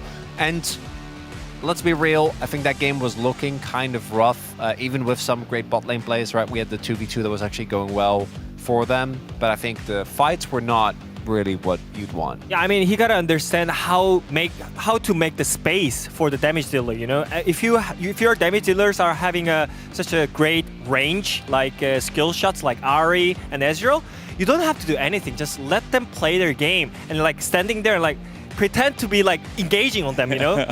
And then you can have more space. You can actually play with them. But have you made this mistake where you're like going and then afterwards your players yell at you and they're like, just chill? Do you know why Griffin got relegated? Oh no! Let's go on to the next. All right. highlight. On that note, let's go to highlight number 2. 18 minutes in, the top fight. This was basically just the nail in the coffin. It was. Honestly, it was kind of already done by this point, but we wanted to highlight how, bro, they were trying desperately for 1 kill. This still really also, so many moments in this game feel like it is not just the game that we're watching, it's also owner further cementing that right now, that's all you got, T1. I think Faker had a good game in this one, the Silas did. In these type of messy games, particularly when paired with a lot of really strong setup with the Elise and the Pantheon, Silas can really reign supreme. He's one of the champions where if you get ahead, you can just basically get away with anything. But Owner was everywhere all the time where he needed to be, insane skirmishing, making his Pantheon look really good. And it turns out that if we put Owner on something with damage, the game looks a lot easier for T1. I wonder if there's something to that. Yeah, I mean, also the play style that T1 had in this game too made draft look really good. I mean, I think if other team picks those kind of champions in that draft, I would say it's a bad draft because you gotta pull the trigger all the time. You gotta play like I don't know, crazy. But I think T1, they had the ability to actually land some skill shots and make the skirmishes everywhere, every time. So I think that kind of draft was kind of T1 fitted draft, I would say. They're playing very aggressively, and we'll see what they can do in game number 3. Or will the bros take it down? Let's throw it back to our casters for game 3. Thank you very much, gentlemen. And I think we went over this in the draft for game number 2, and that was the bros just want as much experience as possible. It's very important to play as many games, get as many reps, and that's why they decided to pick an unwinnable topside. Giga Chad. Yeah. That's the only explanation I have for the old Besser and Gwen situation that I'm really happy the space also struggled to figure out a reason for. We will see what happens as we move into game 3 with blue side here to Bro. The Azir still sticks out in a big way. Ooh. As that's an interesting start to the draft. I like it though for Bro. They've also identified we need to make sure Owner can't play damage champ. So you ban Nocturne, you ban Xin Zhao, and then you pick the OP champion left. I think you can first pick Xin Zhao yourself if you want to, if you're confident in Hanbok's abilities. You can also take, well, that's not going to happen. You can take the Azir as first pick, which would be really safe. We're going to be nice denial to Faker. Or you ban it here, but ooh, Lilia. I think that Talia will be banned in this final spot since they banned Kalista on blue side. Or maybe you don't ban Talia so that Faker can play it either into of them. The Azir that's going to be left up. I think that's probably what they'll do. No, they banned the Azir. Wow. So that should be a first pick Talia, you have to imagine. Unless there's another prio pick they're looking for. The Jace is still up, but with not picking the Jace and the Gwen, I feel like Morga's just not playing it at all. You know, it just ain't happening. And so they'll take the Talia away from Faker instead. This does leave Doran with the opportunity to pick up that Jace right here and right now. Yeah, I'm kind of perplexed. I'm understanding. I get why Breon waited a little bit, you know, hesitated for the Talia lock-in because it felt like it was given to them on a silver platter, right? With the fact that the Azir was then banned away, this is what Closer has looked the best on. What are they going to pair it with, though? That's the question. More damage to come out of the jungle. This is what you want to see. as Doran locks away the Viego for Owner, one of his better champions throughout his career. And of course, there was Nidalee, there was Lee Sin. It's very hard to ban away all the damaged junglers. Oh, what is the response from Humbug going to be is, oh, there it is. That's what you want to see. It's Doran on a tank, baby. I'm not sure if it's what I want to see, but it is good for Doran, I would say. And will we see the counter pick to come through now? Well, the answer is no, as they're going to grab Wukong Misfortune here. Even though the Rel is gone, can still be quite powerful. It's a pretty safe blind pick in the bottom lane. Faker, I was going to say, like, the only thing that's really left for him that I like with this Viego is the Galio in terms of the meta. There are other mid champions that work really well with Viego, but they're a little bit more fringe right now. So they will end up locking this down. They're going to need a little bit more damage in the bottom lane. They're going to need Guma on a pretty big scaling champion, and I think that Bro should start to take some of those champs away. Like Zeri feels really powerful here. I know Guma has shied away from that pick in the past, but Jinx is another pick that he could potentially play in a draft like this to great success. I think a Jinx ban is mandatory. Yeah, that's kind of where I'm leaning. It feels like the best possible world for Guma, and Keria has a plethora of champs he can play with it. Caitlyn is one that it's good. It's one that you're worried about if you want to make sure you have bottom side control with this Misfortune. But I think with the top side looking like this here for T1, you know, you're okay to lose lane a little bit in the bottom lane. It's not going to be, as long as you're not getting completely crushed, I think you're fine. Wait. Have we seen Morgan's Nidalee top? Well, this is the thing, like, because he could play Jace or Nidalee, and both are super comfortable here, and they didn't ban the Jace. I think T1 have identified this guy's just not playing it, man. They would have first picked it if they had the chance. They would have played it into the Gwen if they had the chance.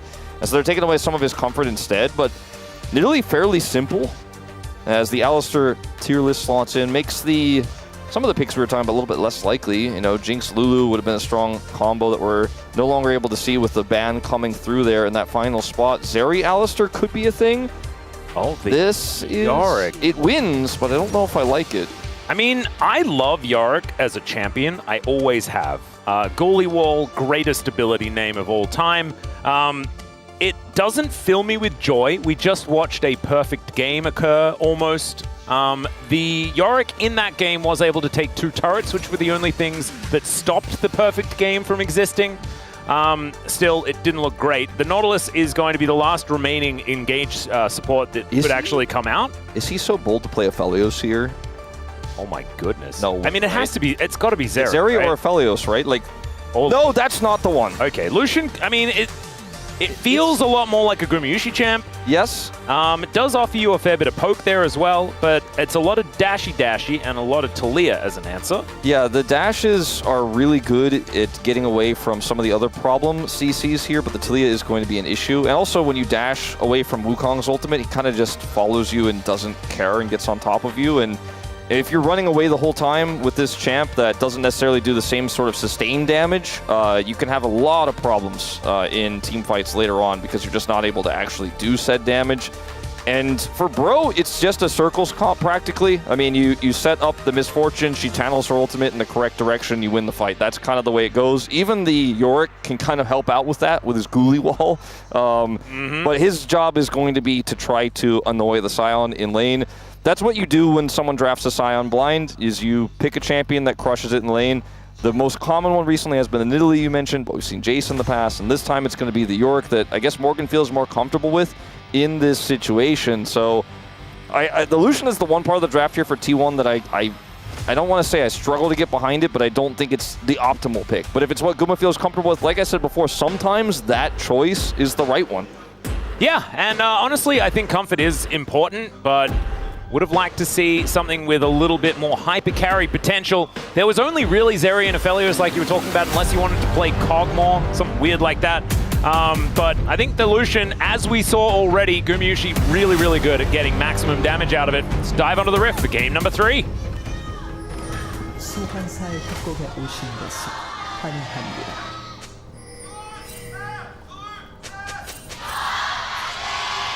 Ooh, T1 fans here at Lowell Park have found their voices, ladies and gentlemen, as Polo not going to be walking into that devastating smash. As Hype is also closing in, spots the 3 of them moving over, and I think if T1 had waited there, they could have just killed one of them. Or at least got a flash. Yeah, but not wanting to risk it just in case the rest of Bro were in the area. now just going to move back into their jungle and into the safety of the fog of war. So no one actually going to be taken down in this early game. Will be an honest laning phase.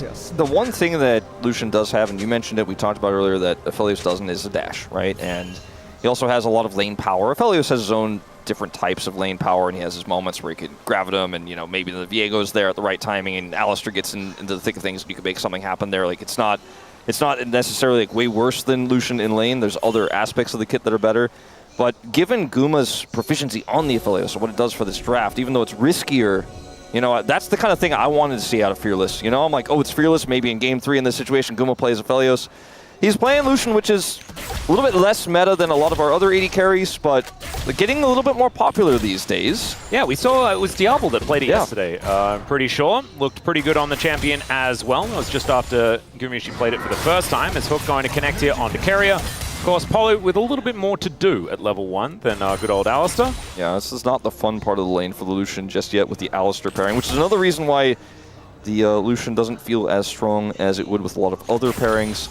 I mean, Nami is just so gutted that you can't play Lucian Nami anymore. And obviously you can't play it when you locked into an Alistar before you pick the Lucian, but they're split here. Polo is actually going to take a turret shot, and there's the headbutt onto Hype as he takes so much damage. That wraparound was adorable from Carrier, but it's so predictable surprised as well, though. that Bro fell for it. Yeah, it's kind of like, what does Alistar do when he only has headbutt? He doesn't hurt you, but the turret will. So as it turns out, yeah, they were holding on to that tech. Like that, Hype is just going to go home, and this gives all of the control over to T1 in this lane. I don't think this could be worse, except if Hype had died. So, unfortunate situation here for Bro, but Carrier. Look at this wave state, man. It is it's unplayable. For the Bros. He's like, I've got the oldest trick in the book. Let's see. And the thing is, it wasn't really punishable by Bro. They could have just walked away and been like, oh, okay, well, we'll concede some control, but Carrier really didn't risk anything by that. He just fished, and he caught a big one. And Polo is going to hit level 3 pretty soon, so there that is. He's at least got an extra button or two. There's now Ona looking for this Talia perhaps in the mid lane. Yeah, this guy's pretty good at the Viego. He's pretty good at a lot. Whoa, there's the flash in. We saw Chovy do this yesterday. It's a decent seismic shove, but the flash is already down on Closer. And Faker looking to try and get out of there, but Ona's just going to grab the kill. That is a lot of damage from the turret, but Humbug, I don't think he's quite going to be able to lock down this Viego. They at least do trade even on flashes. That is a kill going over to T1 there in the mid lane. Yeah.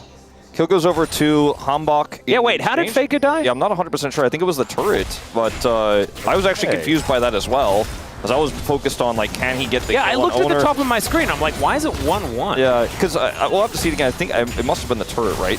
Yeah.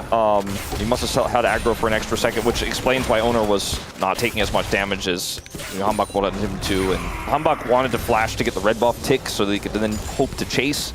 That did not work out. So we'll watch this again. As it's a really nice setup here from Faker with a flash play. Closer reads the play instantly and is like, okay, I know what's coming. Hambach comes over instantly here as well. Faker takes an extra... Oh, he's had extra turret shot plus Hambach's auto. Yeah. It was already in the air, and I was already focused on Ona, thinking that Faker had kind of made it out. But still, it is going to be first blood over to T1. Still a slight advantage towards them, especially given the fact that this wave is now in a pretty horrible spot for Closer to deal with.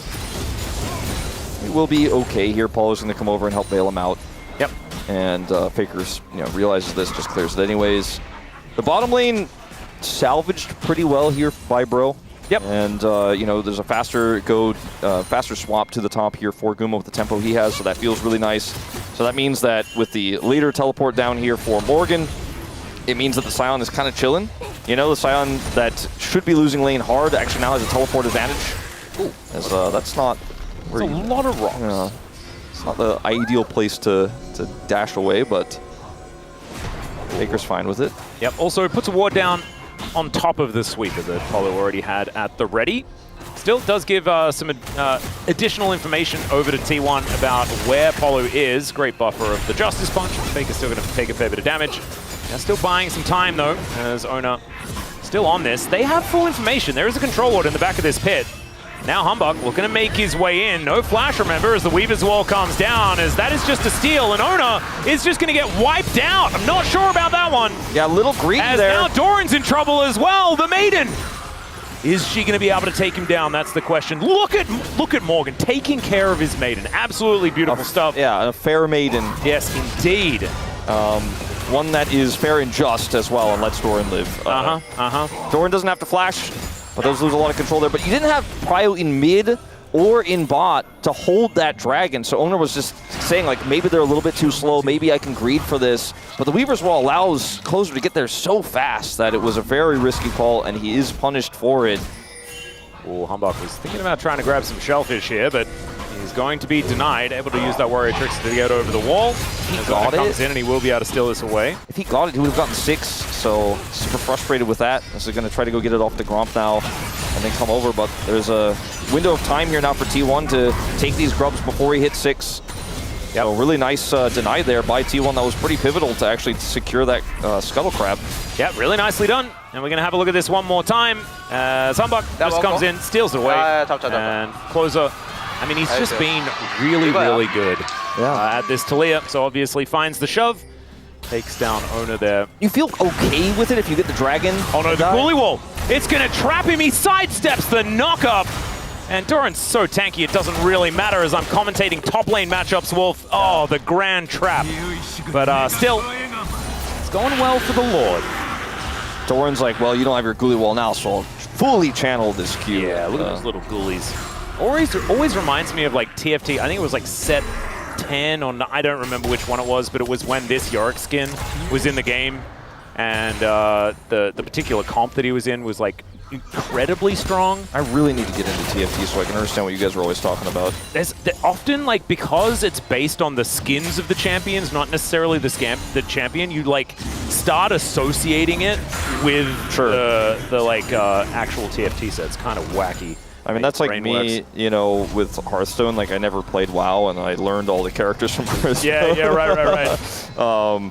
But yeah, I mean, this matchup is definitely supposed to be Morgan favored. It is currently Morgan favored, and it's going to continue to be so. Another Ghoulie Wall as the Maiden trying to do some damage here as Doran is just tanking this up. Humbug's taking some of this jungle here as they have, again, Prio in mid and bottom lane, so Humbug is just taking what he can find, and Faker is flashed just now back up. Okay, well, that is going to be the taunt, and he has to use the flash immediately. Man, if they show up like just 4 seconds faster, he might actually die there. And at least he gets his flashback at the right time. Going to be a tempo ult here from Hype to clear this wave. Doran does not have TP. I actually love that usage. That's good communication of summoner spells across the bros there. Possibly even regarding Faker's flash there, but they weren't quite able to capitalize on it. They get his flash though, so it's still on cooldown. Yeah, here's some aggression as Faker taken down a little bit too low for Courier to be able to set anything up, I don't think. And the game state here is really just, they got that advantage bottom lane. They've held on to a huge CS lead for this Lucian, but everywhere else is kind of on fire. Like, this is supposed to be a kind of neutralizing lane that Faker plays through. It's tough. You're not going to be able to stay even, but you shouldn't fall too far behind. But Closer, once again, all 3 games, gets a 500 gold lead before 10 minutes. And they've utilized that Prio incredibly well. Oh, Gumushi Carrier now back down towards the bottom side, pushing in this wave.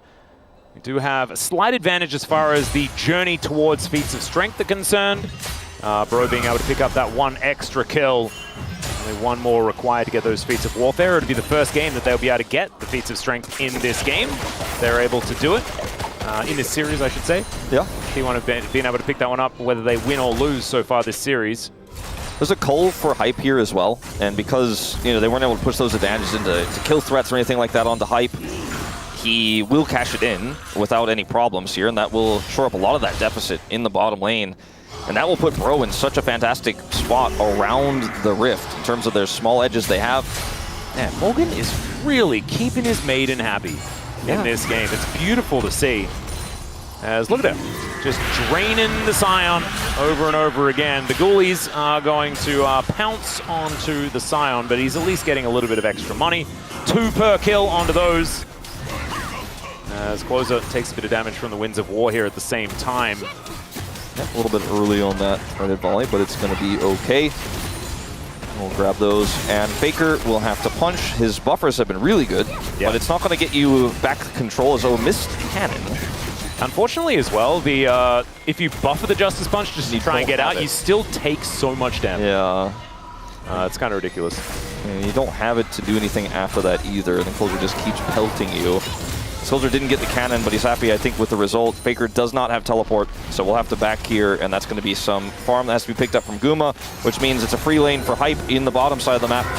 Keria? Going to connect here as Keria is going to find the flash, pushing Closer over. He's just going to flash his way out there. It's a great Cyclone here from Humbug, but no Heartbreaker available because Owner is just dead, and now it's Keria's turn to fall down the seismic shove. Here's Flash. Gumayushi takes down the Talia, and now he's on the offensive. Oh, the taunt not quite able to work there as Hype finds the Make It Rain, and Faker is now in the wrong spot. Even the Morning Mist to grab a bit of an assist for Morgan. That was an unintentional rhyme, but we love to see it. The Bros now just going to augment their Ocean Dragon with this Hex Tech. Let's have a look at this fight one more time. It looked like an angle that Keria's gone for in the past. If Faker hadn't just been forced to back, if he could have joined here with his Galio ultimate, if he was actually in range right now, I feel like this is such a fantastic choice. But remember, it's Weaver's Wall here for Closer. He's playing Talia, and then finally, Galio does show up here as they retreat, and Guma has an opportunity. He's almost able to then force this into a triple kill. Flashes for the follow, but then they chase too deep, and Faker, no sums, nothing here is just left to the Wolves. Hype picks up the kill. Remember, Guma was cleaning up mid lane while Faker had to go bottom, so there was prio for Hype. It was easy for him to rotate over, and I think T1 just misjudged the overall map state there, even though it was a phenomenal attempt there from Keria. Yeah, we've seen that exact play from Keria work out in the past, right? Like, this is not something that is surprising. The Bros just had a better answer. And I love, like, the Cyclone did so much work. You can see Humbug now sitting at 3-0-2 on this Wukong. And the Cull hasn't cashed out yet. That's going to happen soon. And the misfortune is, with that extra kill, not anywhere near as far behind as she was before. It's still about 20 CS, but you're right. As soon as that Cull cashes in, it's going to mean absolutely nothing. Yeah, and... 3-3 in these grubs. Yeah, this is... And Wolf, that's feats of strength for Bro for the first time. Yep, they got it. They have a 2 Drake lead for another Infernal Soul in this game. T1 are going to have to really figure out how they're going to fight here. And it's not it's not that Lucian doesn't scale in terms of damage, but into this composition, when you fall behind, it's so hard to actually pilot. And we talked about the lack of necessarily consistent damage that you're going to have with this pick, and the oomph that you don't have with a pick like the Zero or the Aphelios. Is over here, Morgan. The Ghoulie Wall is just going to block out Doran completely, and now Morgan just trying to turn the fight onto Ona.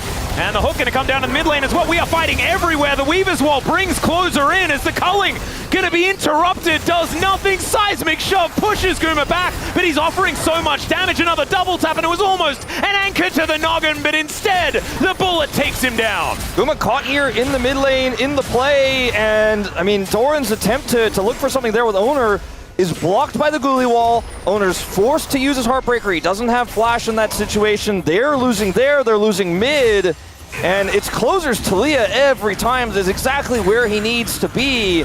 And that's what you want. That's what you want to do with Talia. You want to utilize your Weaver's Wall to show up, and he's outpacing Faker, who also has his own global ultimate he can use to potentially follow if they have similar map control, but they don't.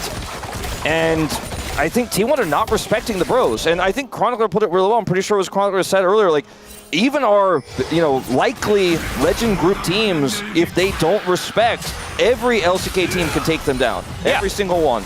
Every team in the LCK is good. Every team is just LCK some level. of them are better than others, right? And so if you let your guard down, you will lose a game. We've seen it so many times. I mean, there are teams that have kind of made it their MO. They're called KT and DK. And they just tend to lose. As soon as you drop your guard against any squad, you will certainly lose out. But I think this is more a story of the Bros just playing fantastically well. The evolution of Closer and his Talia is another thing that I just love talking about. This guy is so good at this champion. I mean, they just misread the situation, because Keria splitting off there was what caused this situation. But then Guma was like, well, I got to go in for this, but went in right before Closer showed on vision. He's like, oh man, now I'm in big trouble as well. Then he played it well as best as he could to try to trade that back. Almost got a trade back kill, but didn't. But yeah, and Bro has been that trap game as well for many teams. Oh yeah. Genji, D+ in the past. That's why they have the nickname Kingslayer. Well, there's an almost point-blank Weaver's Wall as the seismic shove just going to push him over the rocks. And he does get a taunt. Faker able to flash his way out, but Polu turns up and just takes out the gargoyle. That's a third death here for Faker on this Galio, and he flashed as well. Man, this is starting to just be, we're getting close to the insurmountable lead level here for Bro. And remember, the Cole cashed in. It's a second kill for Hype he picked up. He has the lead now as well, and Kerry is in no man's land. Yeah, well, he's looking for an angle. Depth charge onto Gumayushi, his owner, now having to get out of this bullet time. He goes back in because the hook lands once again, and Polu just turns and takes down Owner. Now Gumayushi having to deal with Morgan, but the goalie wall traps him in. He has a dash and a flash. He's able to get himself out. The Morgan says, no, you are going down. The goalies are gonna get him. Guma got ghoulied. Oh no, there's no worse way to go. Owner lost his flash, trying to get out there, then decided to Heartbreaker back in because he's like, well, I'm definitely gonna die, but maybe I can get a kill. Doesn't get it, so now he's down. Flash, now he's down. Ult. So he can't be anywhere. We're going all the way back to this play here, where the shove pushes Faker, it seems like, away, because Faker's on top of him, but then Hambak is also here with the ultimate. Palu is also here because they have so much map control. Palu's roams, we talked about it throughout this series, have been much better. It's not an early game roam anymore, but it's a relevant one, and Kerry is here trying to hold vision. When again, you don't have map control. It's almost as if T1 have forgotten what it's like to not be in control at this stage of the game, because right now they are not. They're playing like they are.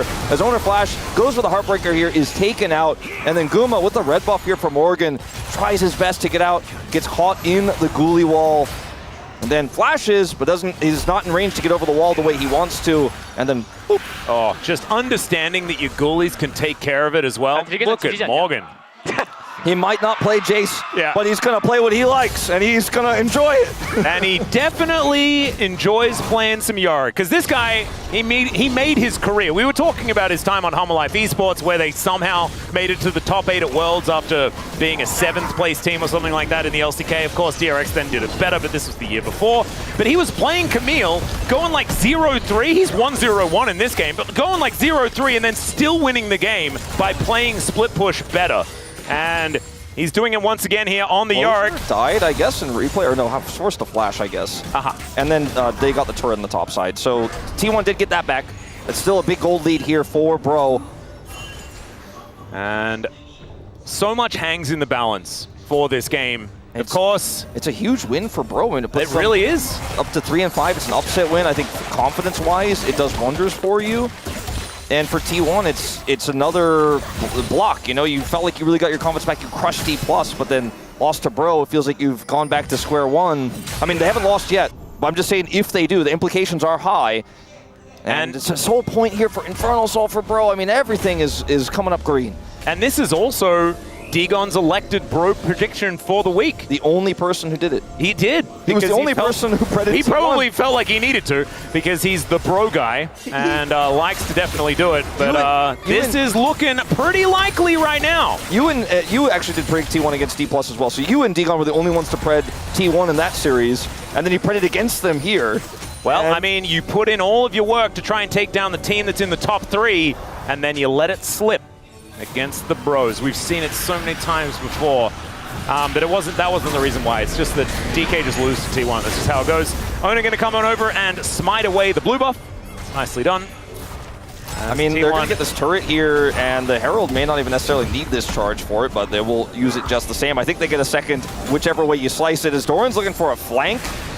Oh, this just in, by the way. If the Bros do win this, we will actually have a call set up with Degon as a hook.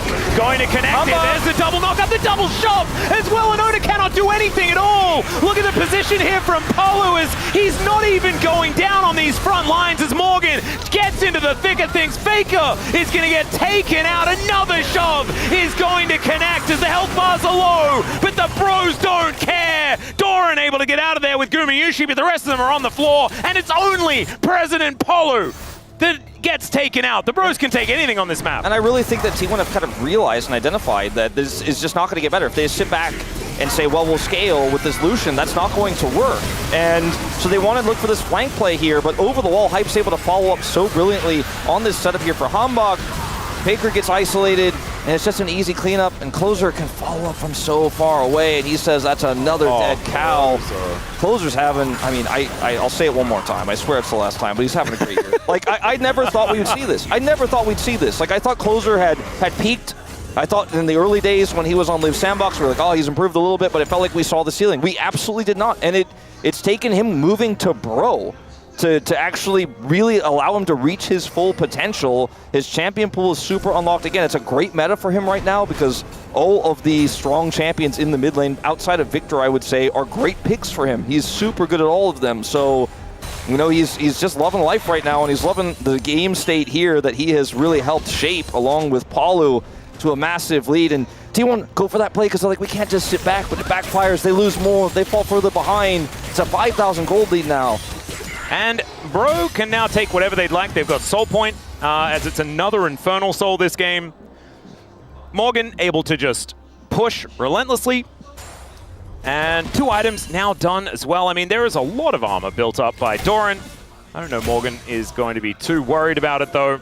Doesn't have a Hullbreaker yet, which is actually kind of interesting. Yeah. It is normally item number 1. Maybe this is Teamfight Yorick instead. I think he's identified, too, that they have so much control that he kind of just wants to make sure his team wins fights that seem prether unlosable, but with him being there, he offers just that extra bit of damage that actually might be the breaking point. Because he doesn't need Hullbreaker to push Faker that's 0-4 out of the lane. He doesn't need Hullbreaker to push out a Scion. You know, he's happy to just be like, yeah, Shojin it up. He's just kind of winning. And so that is going to be helpful here. As remember, we are still counting down towards the Doran assists as well. We need 5 more, I'm pretty sure. But he's only got 1 this game. So it's not quite there yet. Might not happen if the game state continues to be this way. Hambak's so difficult to punish here. Owner has his flash and ult back up, but not going to be able to go in on this one. Too risky for Guma to dash through to try to punish. Hambak going in, though. Yeah, speaking of dashing through, Doran is going to be the one engaged on another seismic shove, going to connect this time. Carrier going to deliver a gargoyle to this fight. No knockups to come in, though, and the bullet time doing a lot of work. Carrier going to have to flash away. Hambak going to get knocked up, though. Now it could be the turnaround as Hambak going to get taken down. Gumushi getting that kill is actually so huge as well, but he's now trapped in the ghoulie wall.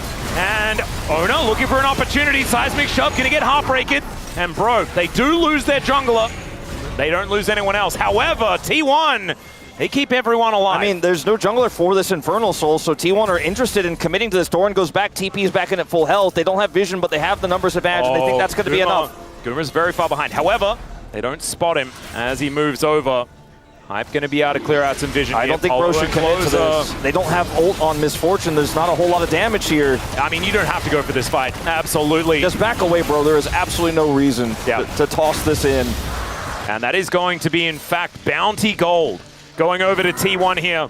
Doran. That's how dire the situation was, but still a big moment to deny that Infernal Soul. Doran absorbs everything here. He plays this fight so brilliantly as he ends up taking a ton of damage, right? Guma's layering damage in on the side here onto Palu. Keria gets the bot back, which forces Palu to flash away. And then Doran actually is like, all right, well, if we're going to win this, I actually have to go in. Ends up getting the avoid over there on the shove and then re-engages on top of Hambak to secure the kill. Then decides to continue to push and chase. Then they realize, okay, with Closer at full health, it's going to be tough. And there's a bit of a split call here between Owner and Doran, I think, on the chase there, which of course forces Owner to use his Heartbreaker to get away. Flash now down on the Viego as well, but the fact that T1 are able to win something here, they've been able to keep the gold lead only 4,000, hasn't ballooned any further, is hope enough, I think, for T1 fans. Still a rough situation here, but that Scion is getting tankier. That Lucian is starting to be hit a little bit harder as this game goes on.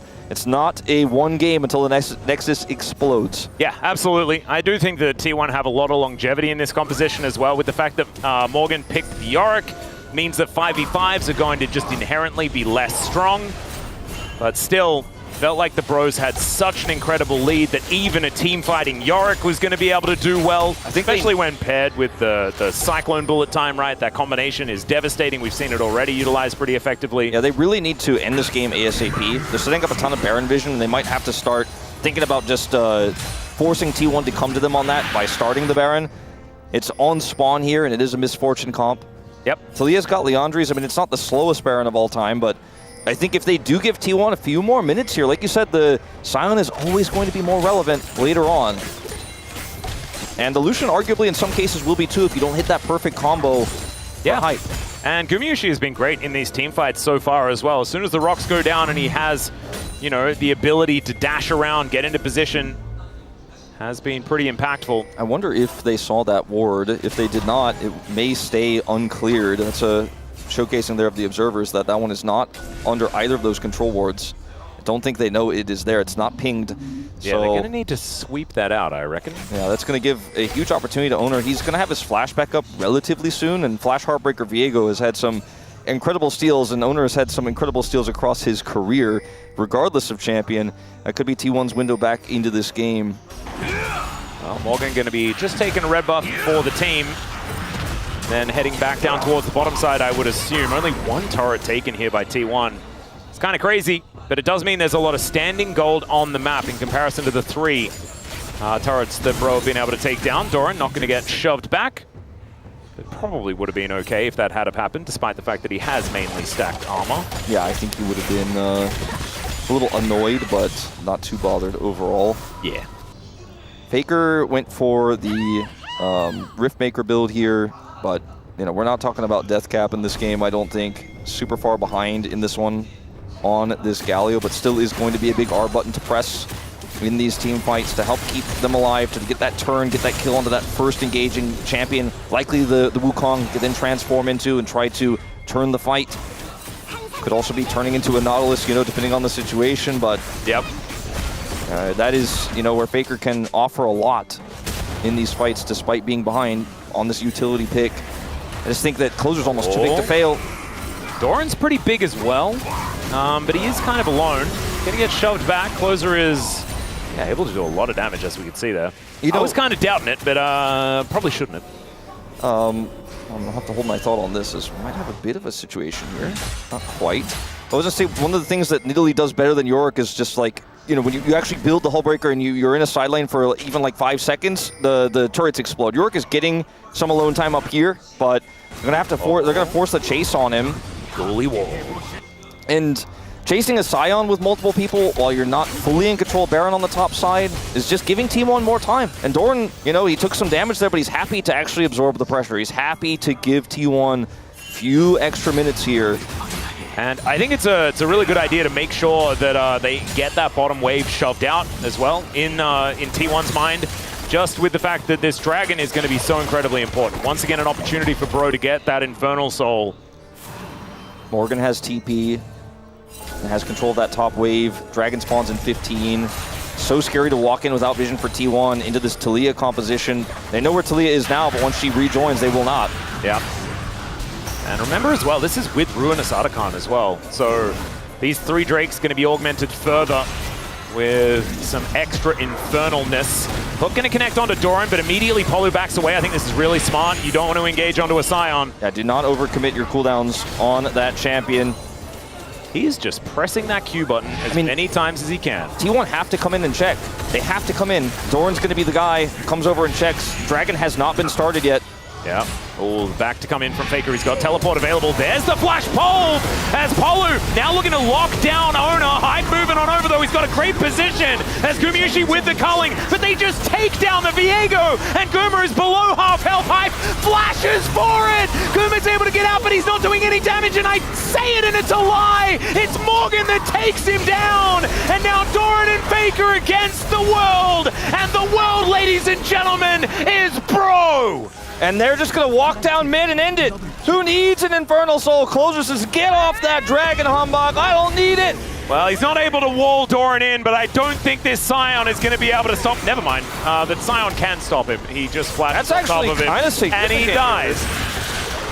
I mean, I don't know if they're going to be able to defend even so, but that's a lot of damage gone. And yeah, I don't think they win here. Yeah, I don't think they win here. They're just going to pull back here and start the Dragon. I think with the Talia, maybe it's a different story, but either way, this fight is so broken up for T1. Remember, Faker gets the back off here. The engage happens before Faker can show up, and the faster teleport comes through from Doran. But what this is really about is Owner and Guma being completely split here, as the rest of T1 are actually looking for the collapse onto Closer. Goes down to about 1 health. Like, basically literally 1, and then is still able to escape. It's just split calls on target selection across the board here for T1. And as soon as Owner died, this comp just fell apart, and they were not able to pivot to another target. T1, they were already massively behind in gold, which played a big factor there, but I think with better target selection, that fight looked a little bit different, or would have looked a little bit different. Yeah. Tier 3 boots for Closer and Hype now as well. Oh my goodness. This is Bro with so much control of this game. It's 7,000 gold, the advantage, with Infernal Soul on top of that. Ruinous Archon buffing it all up. They've got like 49 stacks on those pedals. And what I want to talk about is the most important thing here for Bro, as Closer is just going to get picked off and destroyed. That is called a Thematic Rush, ladies and gentlemen. We've seen this one before. And T1 are able to take down a very pivotal part of the Bros, so no Baron to be taken here. I think Bro need to make a very decisive call here as to what they're going to do. Keria is unseen. I think Bro might actually just have to back out of here. Well, they're just going to start the Baron. They have full information, do the Bros. As there's the hook, bullet time going to come on through. It does so much damage, but now Keria finds the backline. It's another headbutt onto Hype as they just take out the bottom lane. T1, they're really good at setting up for Barons. That has not changed, and they are going to be able to take this purple worm off the map. I mean, T1 just straight up hide on bush, kill Closer, go to Baron, and Bro, do not track Keria. That's a play from Keria there where if you're not aware where the Alistar is, you probably shouldn't try to channel like that. You probably shouldn't try to look for that freebie. Like, oh, they're all in the Baron pit. I'll just set up this cone. Because if Keria shuts you down and dumps you into 5 T1 players, you're not going to have a good time. T1 now completely in control of the map here. There's so much standing gold you mentioned, plus bounties here. Yeah, and the gold lead is going to wash away.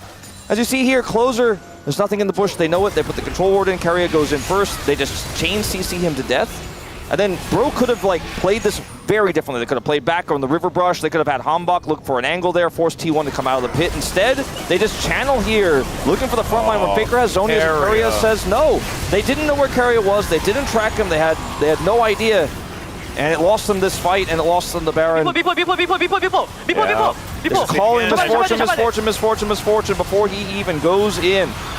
And he knew, and then just calls the Baron. And so T1 now going to even things out. It's not completely even, but 3,000 gold at 33 minutes into the game means basically nothing. You can see the Bro hump, which was the gold graph, is going to take a little bit of a turn south here for T1, who continue to take down these turrets. 3,000 gold on the Red Bull Baron power play. Well, Bro do have really good wave clear, and they have Infernal Soul, and they have Otacon Infernal Soul. So, you know, this is not going to be T1 just getting Baron and then getting a freebie win in terms of getting all these standing gold on the map. They got some of it. Elder in 3 minutes. Yeah, they got some of it. Elders in 3. The question is who can control vision before that Elder spawns. Things would look so different if Closer hadn't died to Doran's flash and they got the inhibitor. You know, maybe they could have gotten more, but if they got the inhibitor at least, you know, this game would look so different. A hero play, all these small dominoes keeping T1 in this game. Hype now has a Guardian Angel. That's going to be important. Still got one more item to complete, as Gumayushi has moved to a slight gold advantage, as we can see, only 100. But Owner as well. He's been farming up a Storm and actually has been able to collect a few kills here on this Viego to stay relevant in this game. Closer, 3 items. I was just going to say Closer is the guy right now. Oh, yeah. For Bro. Like, he does so much damage with the Infernal Soul. He cannot be caught. He cannot be picked again. And they also have so many different ways they can set up the bullet time, right, Allison? That's how these fights are going to explode T1, but they need to be so careful. Like, right now, pushing up this far when you don't know where anyone is scary! Well, the flash out from the headbutt Pulve as the train comes through. It's blocked by Polo, as this time Hype's position is pretty good. Knock up onto a clone, though, and now the re-engage for the Bros. Seismic Shove goes wide, but Doran's health bar is getting destroyed. And now Morgan looking to put up a ghoulie wall to stop T1's advance. Closer finds another Seismic Shove. Here, the knock-up Cyclone onto 3. Faker goes golden, but that's another follow-up on the CC. Doran staying alive, but it's the Viego starting to get some resets, and Faker looks for some knock-ups. The bullet time is gorgeous from Hype, and the Bros, I think, have done it. Man, Hype was so patient, held it for the pristine moment, and it's only the GOAT left alive, and I think the only pleasure he'll have is watching his Nexus explode. Yeah, the GOAT may bleed, but I don't think he can stop this push. Hype coming in, level 18, 4 items on the Misfortune. A late ultimate, but the one he was looking for, and T1 will finally fall in a grueling 3-game series. First it was BNK, now it is the Bros that have taken down T1. Nexus turrets falling, nothing Faker can do to stop the eventuality of the Bro win. And they do it. It was in the waters this morning. I don't know what it was about today, but it felt so Bro. This is what your Bro tax dollars will get you, ladies and gentlemen. But man, on the other side of the rift, things for T1 not looking so good. And we'll just have to see what they can do to repair this as we look towards next week. When Smash is playing and with Doran swapped out, you could sometimes make a lot of stipulations about what calls might look like for T1, what some of the communication might look like after playing with a 5-man unit for so long. But Guma's back in, he's been in for a while. And I think some of the aggressive calls they made, Keria specifically, when they did not have map control, thinking they found picks, thinking they had an opportunity, and just kind of, they dug their own grave through that mid-game. I thought they had some phenomenal plays through the late game to get back in it, to keep it relevant. The Baron call, the hiding on bush, you know, looking for that pick. Those are the kind of smart moves you need when you're behind, but if they weren't in a deficit, they wouldn't have had to be in that position where they had to make crazy plays like that. They wouldn't have had to look for the crazy engage from Doran. Bro was just better today. Bro was just a better team on the day. They looked so incredibly good. You gotta respect this team. You do. You have to respect every team here in the LCK. The only reason they're here is because they're good. And T1 will pack things up. This is, of course, regular season, and if you're a T1 fan, you're at home. If you've been a T1 fan for a while, you're not getting too worried about this, right? We've had some rough regular seasons before, and this is only another blip in the road. It's getting yourself through the playoffs and things like that that you really need to worry about. But still, if this is a sign of things to come, there could be still some rocky paths to tread. Speaking of which, Doran is on 2,999 assists. So we don't get to celebrate that here today. Maybe for the best, you know, you like to celebrate these milestones with a win. Yeah. So perhaps we can do that next week when everything is going to be okay. At least he'll get that moment with the lower third when he helps out in the team fight and gets 1 assist, you know, regardless of whether he wins or not, but definitely not getting it in a loss. This was the first, you know, weird moment where they didn't have Prio. Owner tries to stick the Dragon. There were a few moments with Keria trying to look for engages when Closer's got Weaver's Wall. You know, this is a comp that can rotate so quickly.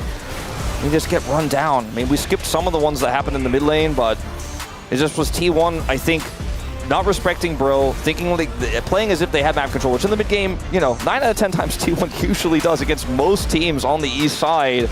But when they fell behind early, they didn't quite know what to do. This was also a pretty good moment here for T1, considering the game state, but it alone wasn't enough. It was only the catch-on Closer that gave T1 an opportunity to come back, but against Infernal Soul and everything that Bro had, that massive lead, even something like this, unfortunately for T1 wasn't enough. Yeah, and I actually thought that when this play happened, this was T1 locking in, saying, no, we're not going to lose this game. They then picked up the Baron. They got so much money.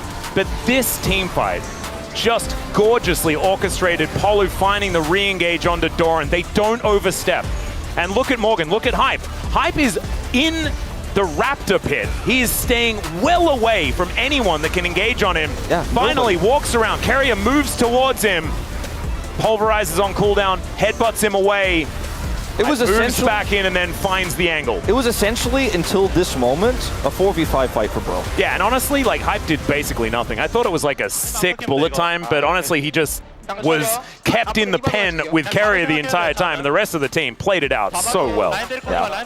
Closer played it super well. Guma was trying to punish, he couldn't get it. These are the final moments here for Bro as they push to end. Look at Morgan on this Yorick. Puts up the Ghoulie wall just for fun. It's with this skin, it doesn't really look like the Ghoulie wall. It's kind of a bit sad there, but they're able to ignore Faker and just focus on the Nexus. All business here for the Bros, but they are so happy after that victory. The only person I can imagine that would be more happy than all of the Bro players and staff is Daniel Gonzalez. Yeah. Who I think we will have alongside us very, very soon to talk about his feelings. I know watching from home, you made a comment about yelling at the screen. I could hear him, yeah. And yeah, he was indeed yelling at the screen. Joel on Skype in the past. We have. It might be time for Dion before Skype shuts down to have a little boop, boop, boop. Most of our viewers are too young to even know that sound. Hey, if you were a member of the OGN Legion, you definitely know as Closer will pick up the POM, and this guy, even though I think that in all of these games, he had some ups and some downs, this guy is the beating heart of the pros right now. He won lane all 3 games, generated about a 500 gold lead in all 3. Took over the game a little bit on Yone, but on the Talia in the final game, I mean, he was the main character. He was making all those punishes happen. His Weaver's walls, his rotations, his map reads were just so good. Yeah, Closer just amazing. I think it was a team effort. I think Humbug had a really good day here today, as there will be an interview with the Lord himself in person on the space, as here it is. Degon. What does he know that we don't know? Well, I think what he knows is that he always has to predict Bro for one game, and their week was a tough one this week. But in all honesty, I think this was definitely a game that he could have seen being picked up here by the Bros. We mentioned it already. Who's that? Degon? Oh, there he is! How's it doing, brother? How do you feel? Hey, guys. How are you feeling? Hey, what's going on? I'm not sure, you know, how was the cast? I wasn't really paying attention. Yes, you were!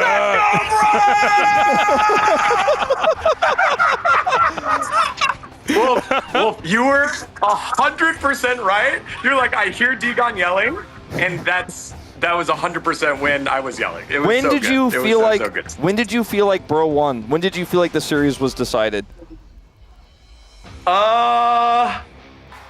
Until the Nexus blew up. I mean, we've seen enough Bros today, man, or this week. Never fully trusting. Never fully trusting. No. That is not the way. It's fantastic to see you, Degon, and it's so sad that today was his day off, because this is the day that is, like, we needed Degon here. So glad that he got to call in as well. And we get to have a conversation with Lord Morgan. And do you know what? This actually, I don't even know whether this is a positive, but we have got an absolutely ridiculous matchup coming up immediately after this. Yeah. So it is now time for us to take a short break ourselves, get ourselves sorted out for DK versus HLE, and you guys get to have a chat with Morgan. We'll see you soon.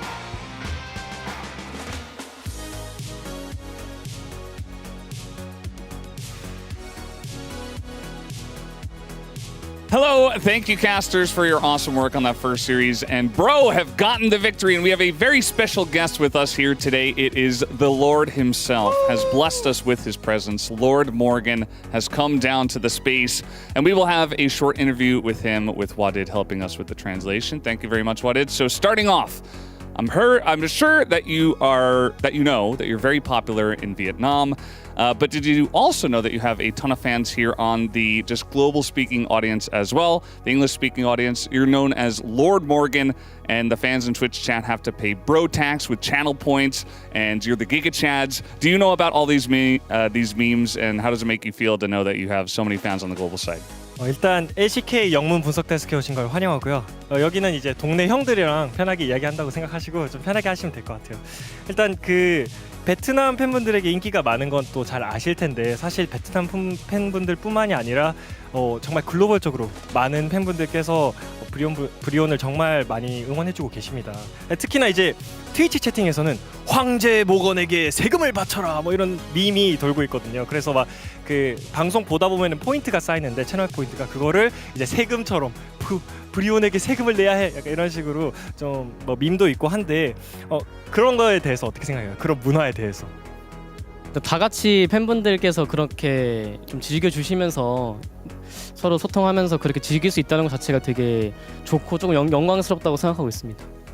I'm just glad everyone is enjoying the moment where we just share great experience together. So I feel great. I feel great as a Lord Morgan. Yeah.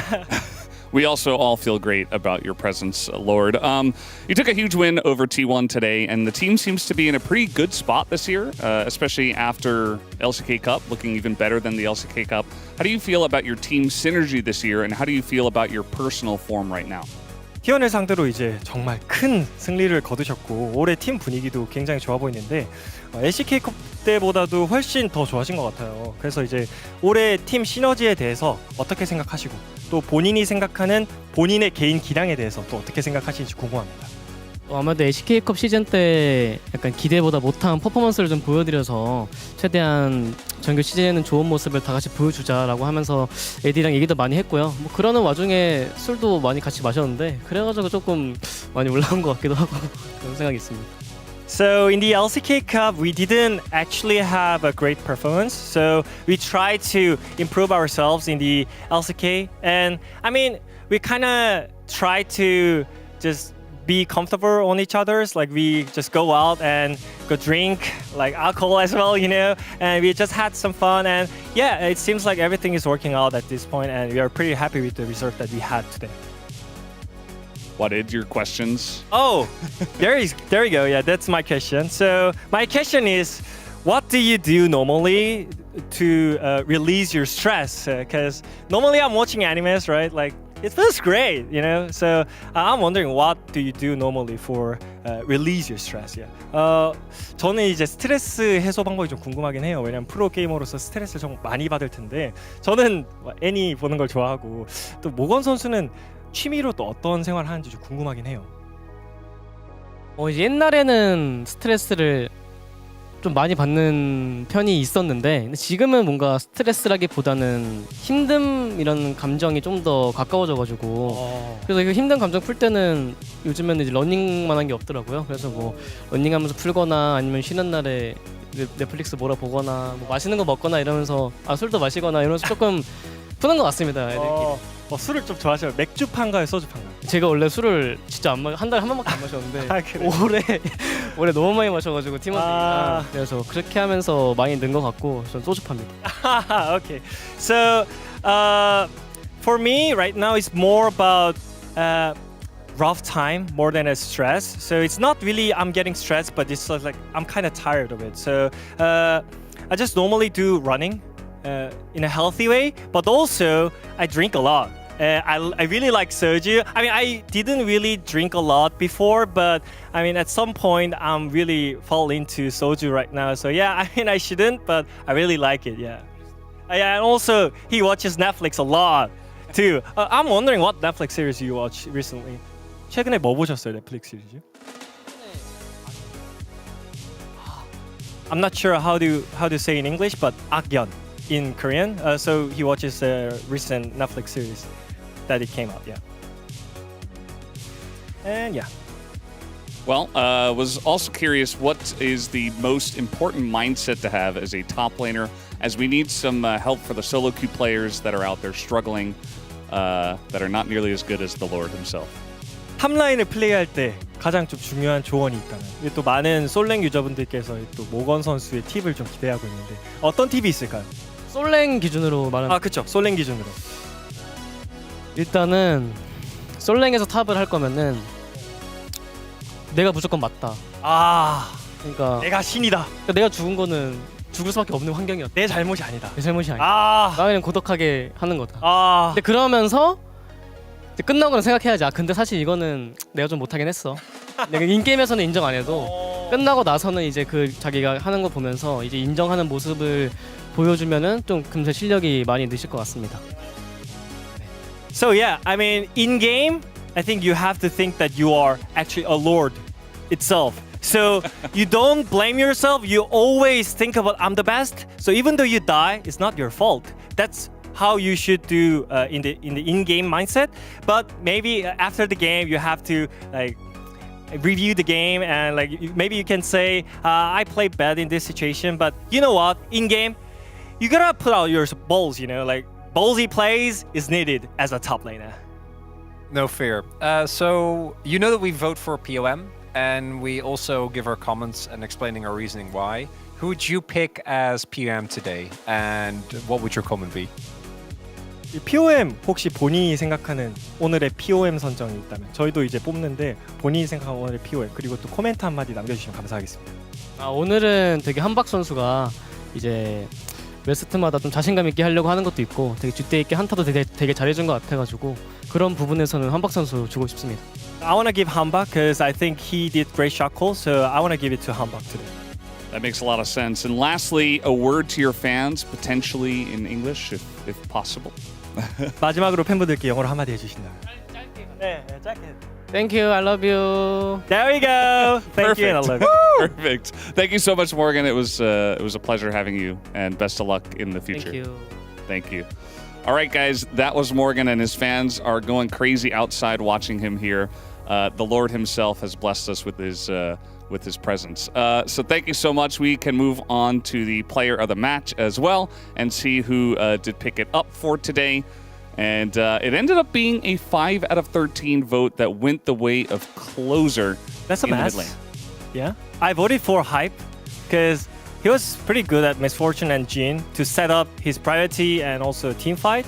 But yeah, I mean, I was actually in the army. I was training. I helped to train some shooting skills for the trainees, you know. So when I see Hype, I'm pretty sure that he was in the military service. You know, he already been to it. You know, his shooting skills were on point. He must have been. Chronicler, how about you? What was your... Yeah, I feel very vindicated after... yes. Hanbane, the first one to break Owner's back. Owner, I think, has been the MVP of the split so far. I think that T1 would be very far down in the dumps if it wasn't for him. I think that he's been the only player that's been performing every single time. And that last game, that Viego game, was the first one where I was just like, nope, he's getting actually gapped. He wasn't able to have the impact. And I think that Hambak finally looking more consistent, like his challenge yourself, is a really good sign for the bros. It is a really good sign. I think that he got a bunch of votes as well. 2025 is the year of Closer. Wolf has been hyping this guy up quite a lot, and he did follow it up with a nice POM vote, which does make sense. I think he has been playing a lot better this year. I also think for a bro win, it's very fitting that the votes are all over the place. A lot of Morgan votes as well. You love this. The Yorick was actually, because we were not convinced. Yeah, I and it personally worked. was not. I was are you convinced now? very upset about the no Jace pick. But why that happened. It worked. It did work in this game. Let's take a look at the standings now. As Bro did take the victory. They should be in a pretty good spot. I think they're at 4-4 now. 3-5. Okay, well, we're still climbing. There we go. Climbing. So I would say T1 is not secured for the legend spot. No one can say that at this point. No, not particularly, especially given that BNK, who are right behind them, beat them, which is a thing that did happen. I also think that now we are starting to see, initially it really did feel like the bottom 5 teams were kind of close to one another. DRX and DN Freaks, DRX has kind of had a drop off. I think DN Freaks are just the same place where they were, unfortunately. And it's Bro, KT, BNK, and seemingly T1 now mixed in with them. Because I know they beat DK, but they did lose to 2 of the other teams there. And, you know, there's some telecom wars in the future. Might be very different than the last one we had. Yeah, we'll have to wait and see what T1's form looks like as we do come along. But that's enough for the space for now. We do have the next matchup on the way, which is going to be D plus Kia up against Helma Life Esports. That one should be a banger. You won't want to miss it. We'll be right back.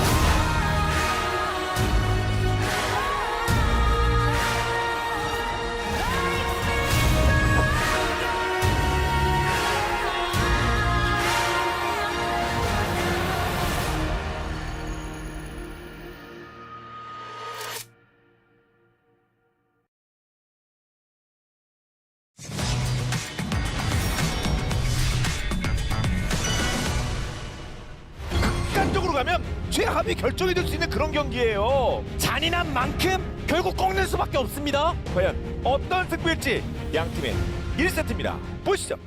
바텀 보성형 써도 돼. 내가 믿어줄 수 있어. 아리 보여주지 말래 그럼. 살짝만. 보면서 할게. 이거 내가 맞으면서 나갈게 지금부터. 달려봐도 이거. 탈리아 봐줄래? 탈리아 한번 볼 수 있다. 탈리아 볼게. 탈리아 웬만하면 잡았어 우리. 탈리아 잡았거든. 우리 갈리아도 죽었어. 갈리아도 죽었어. 탈리아 여기 여기로 가. 깜짝이야 조심. 천천히 해봐. 천천히 보자. 기다려. 오케이. 럼블 볼게. 빠르봐 여기 너 깊어. 서가 영. 영화 tak탄. 아 쏘리 이번엔 내가 못했다. 이거 그 자야랑 같이 싸우자 우리. 그게 제일 베스트긴 해. 이거 미드를 밀고 가는 게 낫긴 하겠다 확실히. 이번에 계속 미드 막아줘야 된다. 탈리아가 앞에서. 오케이. 한번 볼게 이거. 많이 보였다. 맞아서 와. 나를 살짝 봐줄래? 괜찮은데. 나머지. 아래 럼블 로플이야. 타워 했어. 10분에. 살짝 빼면서 가려고 있어 아직. 가려고 있어. 너무 빨리지 마. 오케이 칼리 봐봐. 그냥 때려. 나이스. 아 이게 평타한테 안 나왔다. 까비. 이제 나가야 된다 우리 나가야 된다. 이제 슬슬 볼 생각해봐. 나 가는 중. 얘네 미드 대기 탄다. 미드밖에 없다 답. 나 미드 오른쪽으로 돌아볼게 이거. 나 미드 공대 그냥 물어도 돼. 미드 한번 볼게 그럼. 야 이거 왼 오른 아리 보자 아리. 한번 더 잡아도 돼. 가줄게. 자 괜찮아. 천천히 해봐. 천천히. 우리끼리 막자.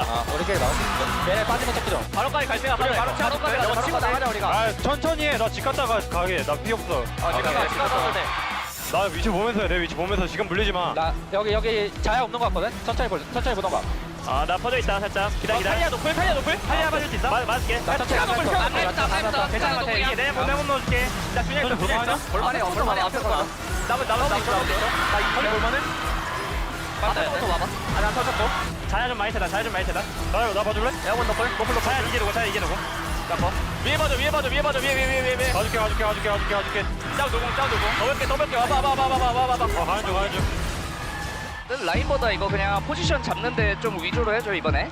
나 이거 대충 정글 먹고 이거 가인 하나 사올게 그냥. 치고 있어 얘네. 봐야 돼. 가는 중. 천천히 나가자. 아직 많이야. 우리 들켰어. 치는 거 봤다. 치는 거에 문제 없어. 야 3쪽역 조심.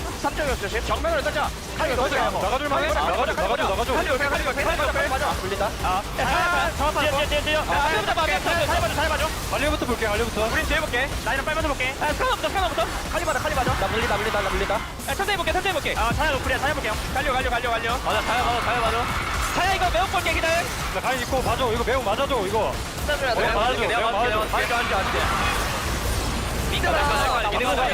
장로 가자. 내가 맞았어야 되는데 내가 궁극 기회를 좀 멀리서 쳤다. 맞아줄래 했는데 쏘리. 좀 판단이 늦었어 내가. 우리 그 쌍법이야. 다이브 칠 생각 게임 끝낼 생각해 이번에. 야 무조건 자야 지켜야 된다 이거. 오케이. 얘네 다이브 할 거야 조심. 안 죽기만 하면 될 듯. 더 쓸게 이거 그냥. 위타워부터. 퍼져서. 살짝 빠져 럼블. 럼블 좀 봐줄래? 럼블 볼게. 갔다 올게. 럼블. 물렸다. 아래 봐줘. 천천히 만해. 칼리 봐줘. 갈려부터 맞아. 나 조냐면 돼. 빼면서. 야 매운 맞아줄게. 수분 빠졌고 아리 노공이야. 바로는 20초 남았고. 싸움 봐야겠다 그냥. 자 차야 풀매업 각도 볼게. 리커버. 받을게. 자야가 있게. 자야 잡았어. 막았다. 살려. 끝낼만도 해 우리. 끝내자. 가야 돼. 바텀으로 와볼래? 다시 살려가는. 미드 바텀 써야 될 것 같긴 하고 얘네 라인 때문에. 야 이거 이게 못 끝내네. 타워 못 쳤냐 이거? 역으로 끝날만한데? 얘네 기 털렸다. 야, 집 막자. 텔포 10초. 야, 살려 있어. 오케이, 끊어서 기다려. 나 텔 5초. 머리 타할게. 달려 텔. 집 가야 돼, 한 명. 집 가야 돼. 집 가다 한 명. 나 텔 3초. 텔 찍어볼게, 이거. 집만 끊으면 끝나? 자야죠. 싸우는데 이기겠다. 죽여라. 야, 끝내지 마봐. 네, 죽여. 미안하다. 근데 이거, 괜찮아. 잘해보자, 바꿔. 스톱했다. 생각보다 게임이 진짜 안 해. 맞다. 바로 내가 아까 앞에서 막 이겼으니 됐어. 끝내줘. 죽여, 진짜. 그렇게 듣고 싶었던 멘트 KT 올라갑니다. 이런 우여곡절을 겪으면서 결국 선수들은 성장하는 거니까요. KT 로스터 출발 다시 시작했습니다.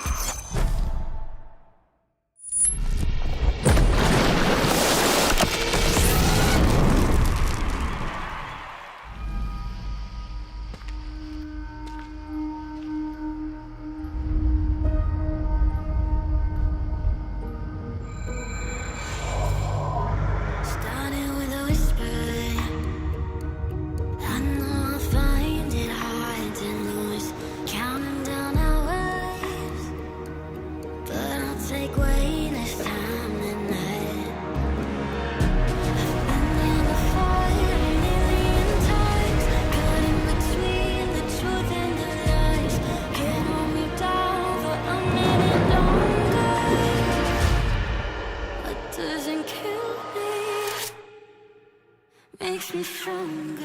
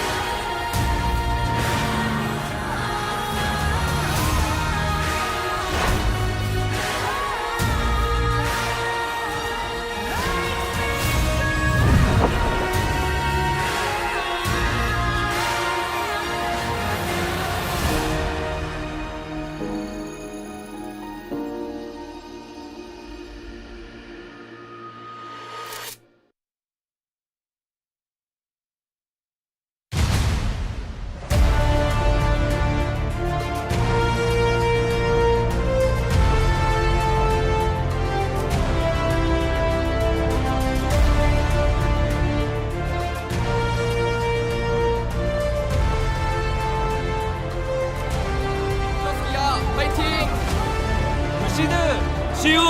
플러스키야! 파이팅! 하나생명 파이팅! 하나생명 파이팅! Welcome back, ladies and gentlemen, as we have reached the final series of the week.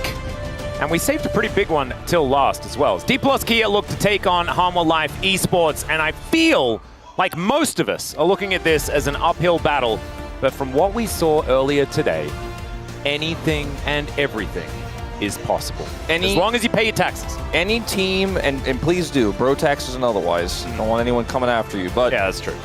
D plus dropping 0-2 to T1 earlier in the week means they had a really tough schedule. It's not that they just lost to anyone 0-2, they lost to T1. Probably spent a lot of time prepping for that. Then had to pivot to try to prep for this series, so that adds an extra layer of us favoring Hanwha Life Esports on top of it. But D plus have upset in the past, and they have a strong roster that can draft their way out of anything, I feel, in their best games. But you can see Hanwha is kind of on a streak. It's not quite as big as the Gen G streak, but it's just a little bit smaller. Just one series in the way, and that started them off.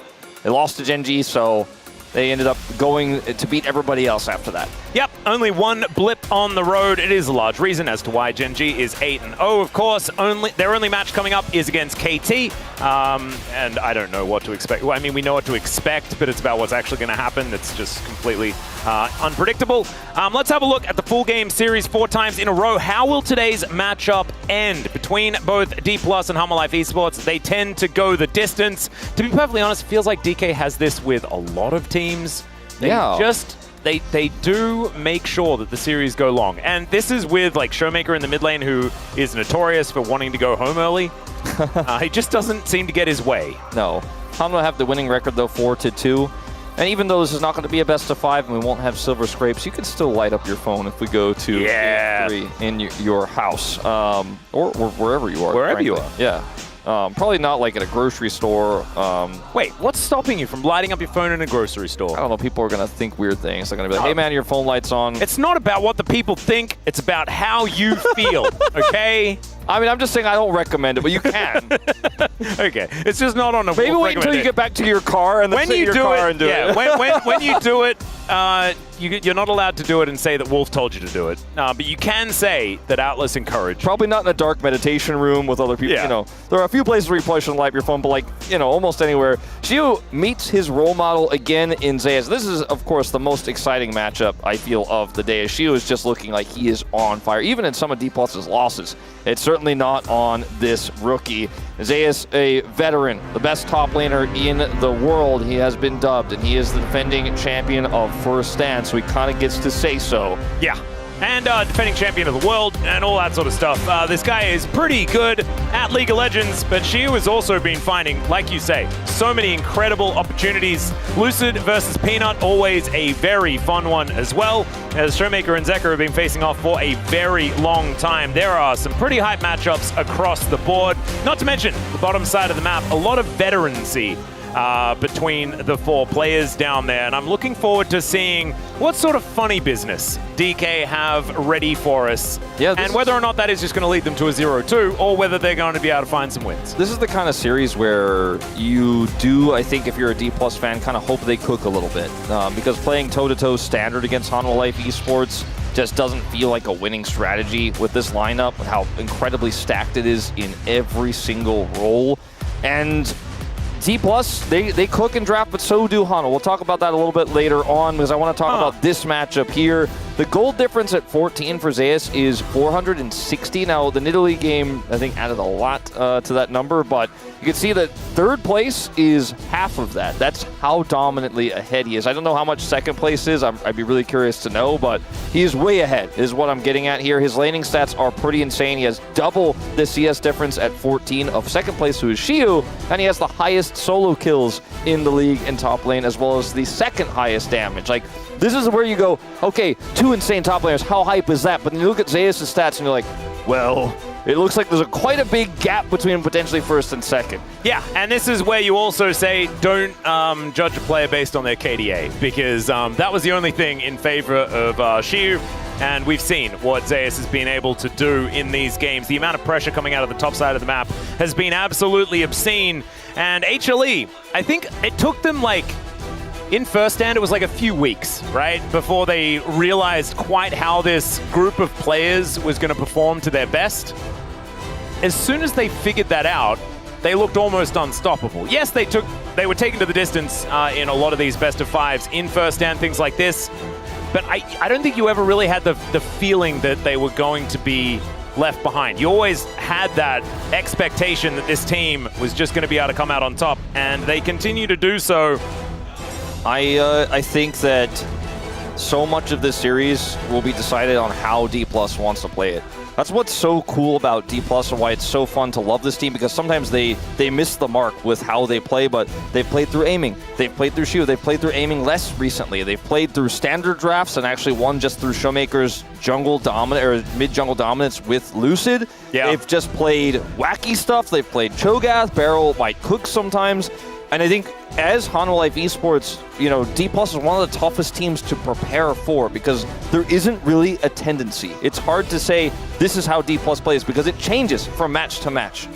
Yeah. I just can't wait to see what this draft is going to be. That is the main thing on my mind, because D+, they've stopped a little bit as far as their cooking is concerned. You know, they were bringing out Tryndamere, Zillions, all sorts of weird stuff in first stand. It felt like they were really having fun with the Fearless format. And since then, we've seen less of the weird wackiness. And I think that really did give them an edge in the previous tournament. So I'm looking forward to seeing whether they do decide to go for some of that as... Come on, we just need it. We need the draft. We need the draft right now. Of course, D+ do have blue side selection. They do. So that is another boon for them moving into this best of 3. Does give you a lot more agency. It feels like blue side gets to have the fun bans, and red side has the mandatory bans. So you get to make some choices. Hanwha Life, of course, could make some choices of their own, like not banning Kalista and banning something else instead. But you were looking at a mandatory Vi ban. The Gwen and the Jace you were considering. Yone gets taken away from Zeka right away. Xin Zhao taken away from Peanut. Yeah, and so I think you're exactly right with what you were talking about. I think it has to be just Gwen and Jace to be the follow-up bans here for HLE. What is going to be the first pick? Oh, never mind. DK actually going to be banning away the Jace themselves. That's an interesting choice. Perhaps fishing for a Rumble first pick. But then they could just ban Rumble now because you banned Jace. So I think that might be what happens here. Yeah, maybe you get rid of that, but then the Azir is left up. Taliyah. And so with Taliyah banned, it feels like it almost has to be an Azir first pick. But HLE know that this has to be an Azir first pick, so what is the plan? Yeah, that is the question. Rumble, I think, is very safe here. And you don't necessarily have to get the Azir. And when Jace is gone and the Gwen is gone. I feel like Rumble stocks go way up, but either way, they will still opt for the Azir to put Zeus on Rumble. And I feel like of these 10 players right now, I'm the most scared of Zeus. Yeah, me too. And so that's why I would have kind of liked the Rumble pick rather than going, well, Zeka, you can play the Azir.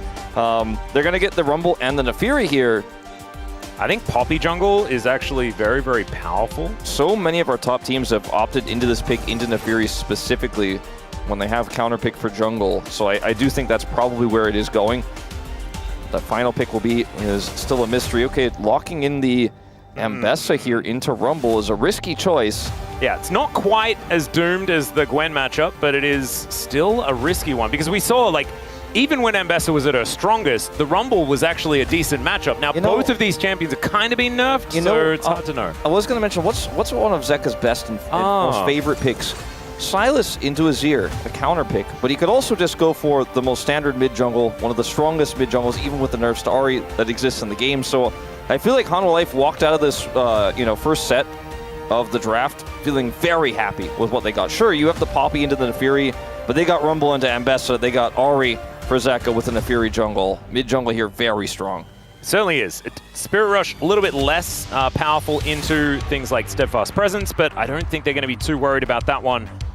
As the Misfortune going to be taken away, what is this bottom lane going to do? Because with the Poppy in the jungle, I think you have a few different options with what you can do. You can still play double ranged, actually, on the bottom side of the map, with Keeper's Verdict being able to mess up teamfights so much. Well, everything I was going to say just got washed away because I was going to be like, well, you have Poppy on your team.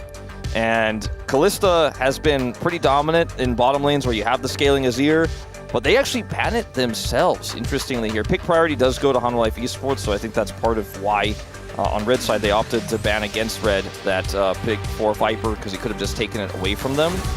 See the Rakan to get locked away here too, because remember, Poppy is on your side, so you actually have a lot of agency with that pick here as D plus Kia. See if maybe Varus is just going to be that final ban here for D+.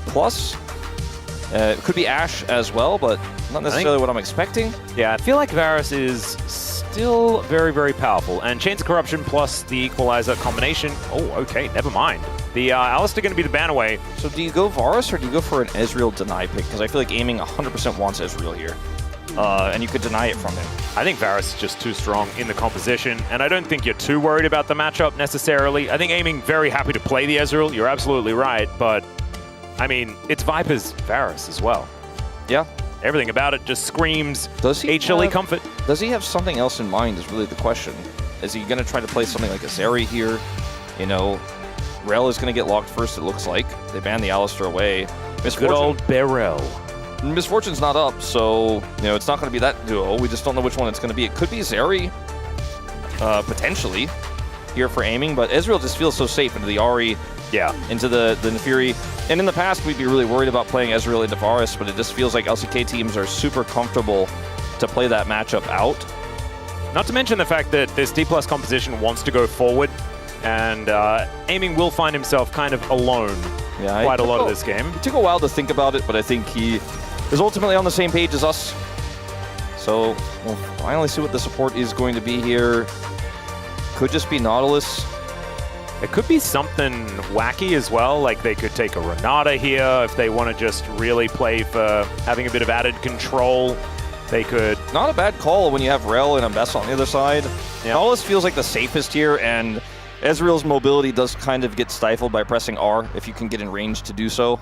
Yeah, and also this does open the door for the on-hit Varus as well, which is likely what Viper is going to be heading towards. I think 100%. Yeah, going to give them a whole lot more of the consistent damage in these fights. Can be hard to play into the composition of D+ right now. D+ have a lot of disengage. They have the Azir ult, they have the Poppy ult, they have Rel for re-engage.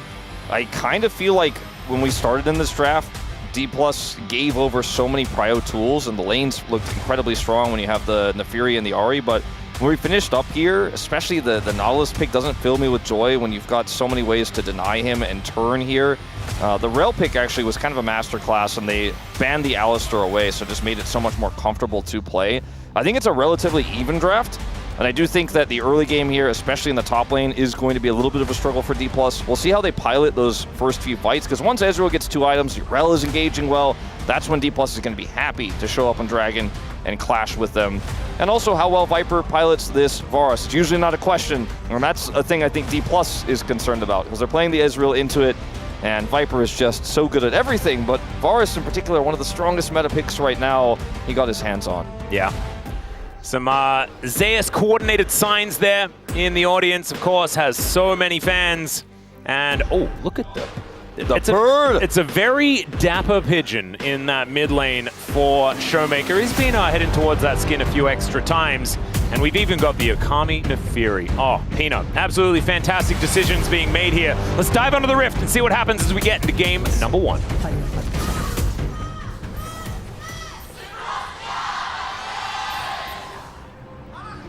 미니언 생성까지 30초 남았습니다. All right, here we are, ladies and gentlemen, onto the Rift for game number 1. D+ Kia taking on Hanwha Life Esports. As Zeka, this was the champion he debuted on, actually, in the LCK. Oh, actually, no. He didn't debut on this champion, but he debuted the remake of the Ahri, was the first to play it as she made her way back into the meta. So certainly some comfort for him. That was such a fun meta, honestly. We had Annie come in and kind of make it a little bit less fun. Yeah, it was a good time. It turned it on its head pretty quickly, didn't it? Yeah. You know, the Fury skin and you mentioning Okami makes me want to go back and replay it. So apparently there's like a remake on Steam at the moment that's like a good one. Super dope. Yeah. Get a shield? Yeah, Delight actually reacting to that? That was sick. Because he was completely off vision. Yeah, just a fast little reaction. Very nice. And Beryl is going to stay out of the brush for maybe a potential angle here. Nope. He knows Delight has W, of course, but that's the normal how this matchup's going to go. Viper just walks casually away. Yeah, but I think Beryl can go for this because he knows that the W is taken. So level 1, a little less powerful without the hook pressure to be added. Guarantees level 2 here, basically first 4 D+. As you can see, they have the big minion lead. See if they can maintain it. They should be able to. Beryl will be able to tap one of those should he choose to. And it's going to sweep this ward out as well. And that's just the concession of level 2 by Viper and Delight, which is the right choice. Yeah, got that minion set up and made sure that they were able to take that one down. Exactly with his Froxfire, doing some work here. Electrocute in hand, so a bit of extra burst damage onto this very dapper-looking Azir. I wonder if those TPS reports that the Sand Soldiers have on their little pole arms, I assume they are. It could be. It's been a while since I watched Office Space. Fantastic film. The Showmaker takes a lot of damage here. Bone plating coming back up. Isn't he like a lawyer, though, on this skin? Maybe they're just like case files? Oh, could be case files. Yeah, that's kind of how I'm feeling. And even if they're not, they could be files out of like Corporate Mundo's case. Yeah. Which would make them case files anyway. That's right. As there's a hook. It's going to connect onto aiming. He gets out with an arcane shift. Viper, I don't think you mentioned this, but maybe I missed it. Went for Comet as Okay, Beryl just going in, but there's not a lot of follow-up here from aiming, as Beryl will take a lot of damage on his way out. So it's not miscoordination there. Yeah, it's not Viper's favorite. I'm sure he has worn a hula hoop every now and then, but it's not going to bother him too much unless anyone shoots him while he's wearing it. So felt pretty okay with that trade, I'd say. And here on the top side of the map, you can see Shiu actually giving as well as he's getting, as we can see for now. As Lucid, with his pretty edgy Poppy skin, is going to find Peanut in the jungle. And Showmaker has teleported back to this lane. Zeka has as well. Teleports traded. Showmaker with a slightly faster one, but not significant. That charm missing a little bit more significant, as Peanut wanted to deny the scuttle, I think. Yeah, and you can see Lucid actually pushing Delight away. Steadfast Presence not really doing too much into this Nautilus, as now Peanut's making his way over. That will be the crab secured. He wanted to come over and stop it. That was a kind of cool tactic there, where Delight goes over, tries to slow Lucid down, but charm doesn't hit, and it didn't control mid-prio, and Peanut's not able to get there fast enough. So it's just a trade of the crabs, which is totally fine. Viper goes topside first here. Yeah. Never able to get up there. They did have a ward, so of course Shiu going to be absolutely fine. He should be teleporting down towards the bottom side, but Zeus, he's already used his. able to catch that wave as it comes over, and it means that the gold gap is non-existent. Yeah. No one's really found any headway so far.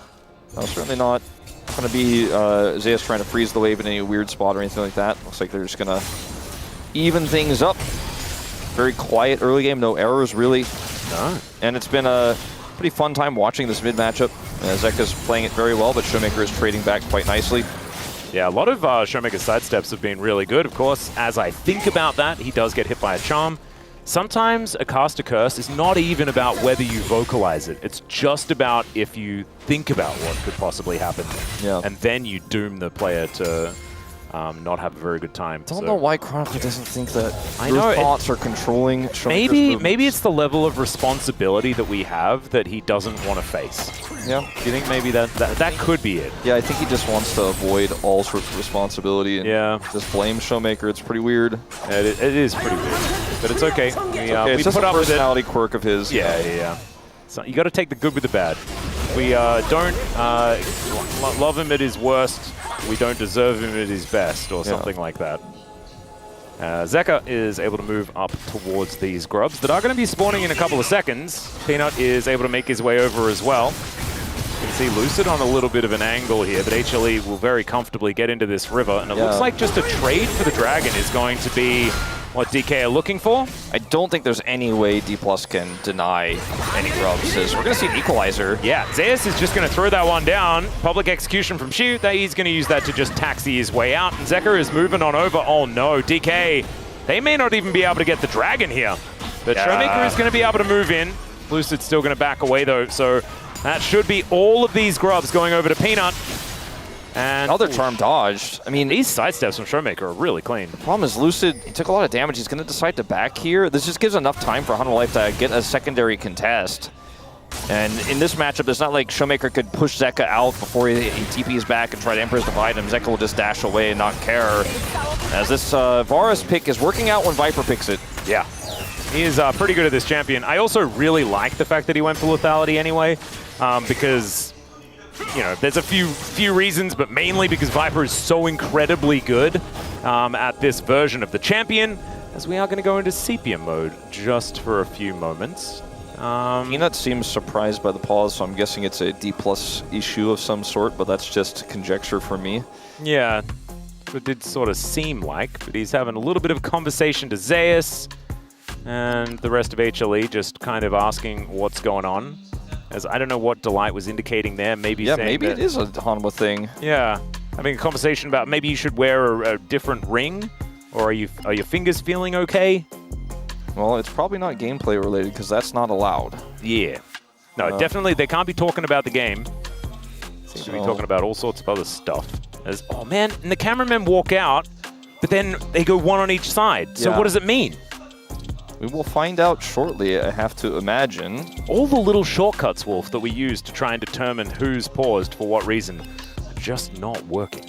It looks like whatever it is not hardware or peripheral related. I mean, that's my assumption, but like, based on the fact that refs are standing there means they're probably being told something, so maybe there was a question about something that happened in the game and that's being reviewed by refs now. I don't know, but we'll get you guys the update as soon as we can. Yeah, try and keep sussing it out as best we can.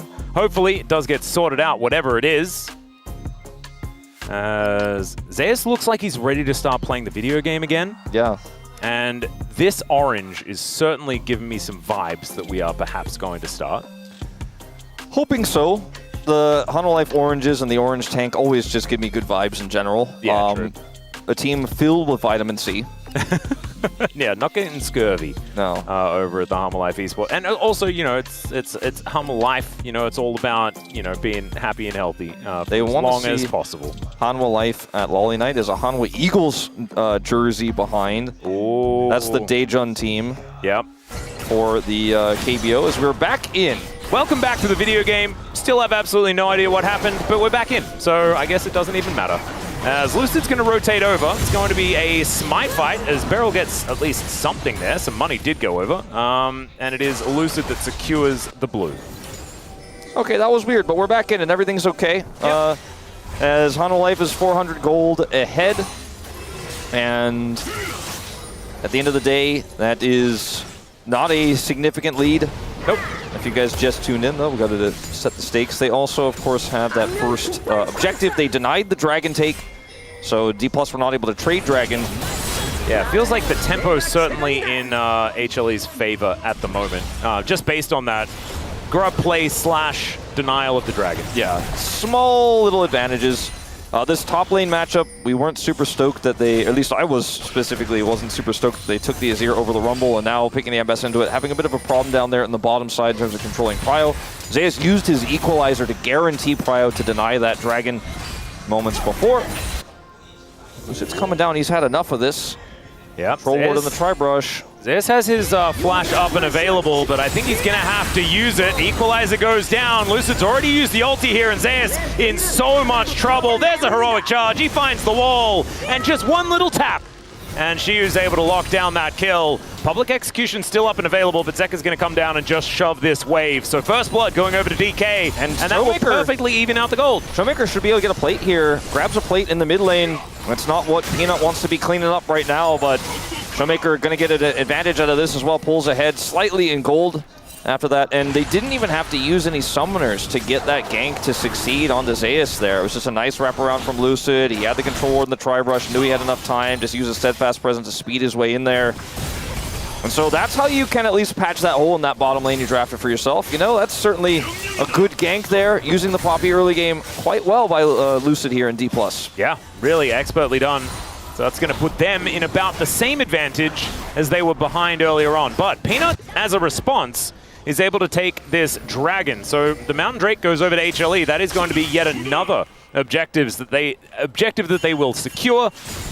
And so getting themselves a little bit closer to those feats of strength. Only one more objective needs to be taken here. Zeka taking a little bit of a worse end of a trade up against Showmaker, who's going for the Nashers first by the looks of things. Looks like it.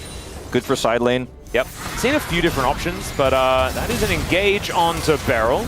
Beryl does the walk away strategy, the popular one, as now Viper could be in trouble, but the W does miss. True Shot Barrage connects onto Viper. He would have died if that W hit. Yeah, some good damage. Crash down to layer some CC onto Delight. Mystic Shock lands, and there is the kill for Lucid. This guy is everywhere this game. Not 100% sure if they had vision there or not, but I don't think Delight should have gone in like that. Showmaker's going to get a second plate here as well as Zeka is returning to lane. Oh no, Beryl actually stopped Viper's back there as well. Yeah, this is really uncomfortable. Lucid's still here. Oh no, the heroic charge. Not going to be able to get a stun, but Lucid just needs to land one Q, and instead he just autos him to death. Meanwhile, on the bottom side, things are looking dire as well, but Showmaker's going to die in mid. So that's kill going over to Peanut. They had to invest the flash, but that's still good news. Yeah, is it really enough to really make up for what happened, though, in the top side? 2 kills for Lucid. A ton of plate gold going over, though, in this mid lane.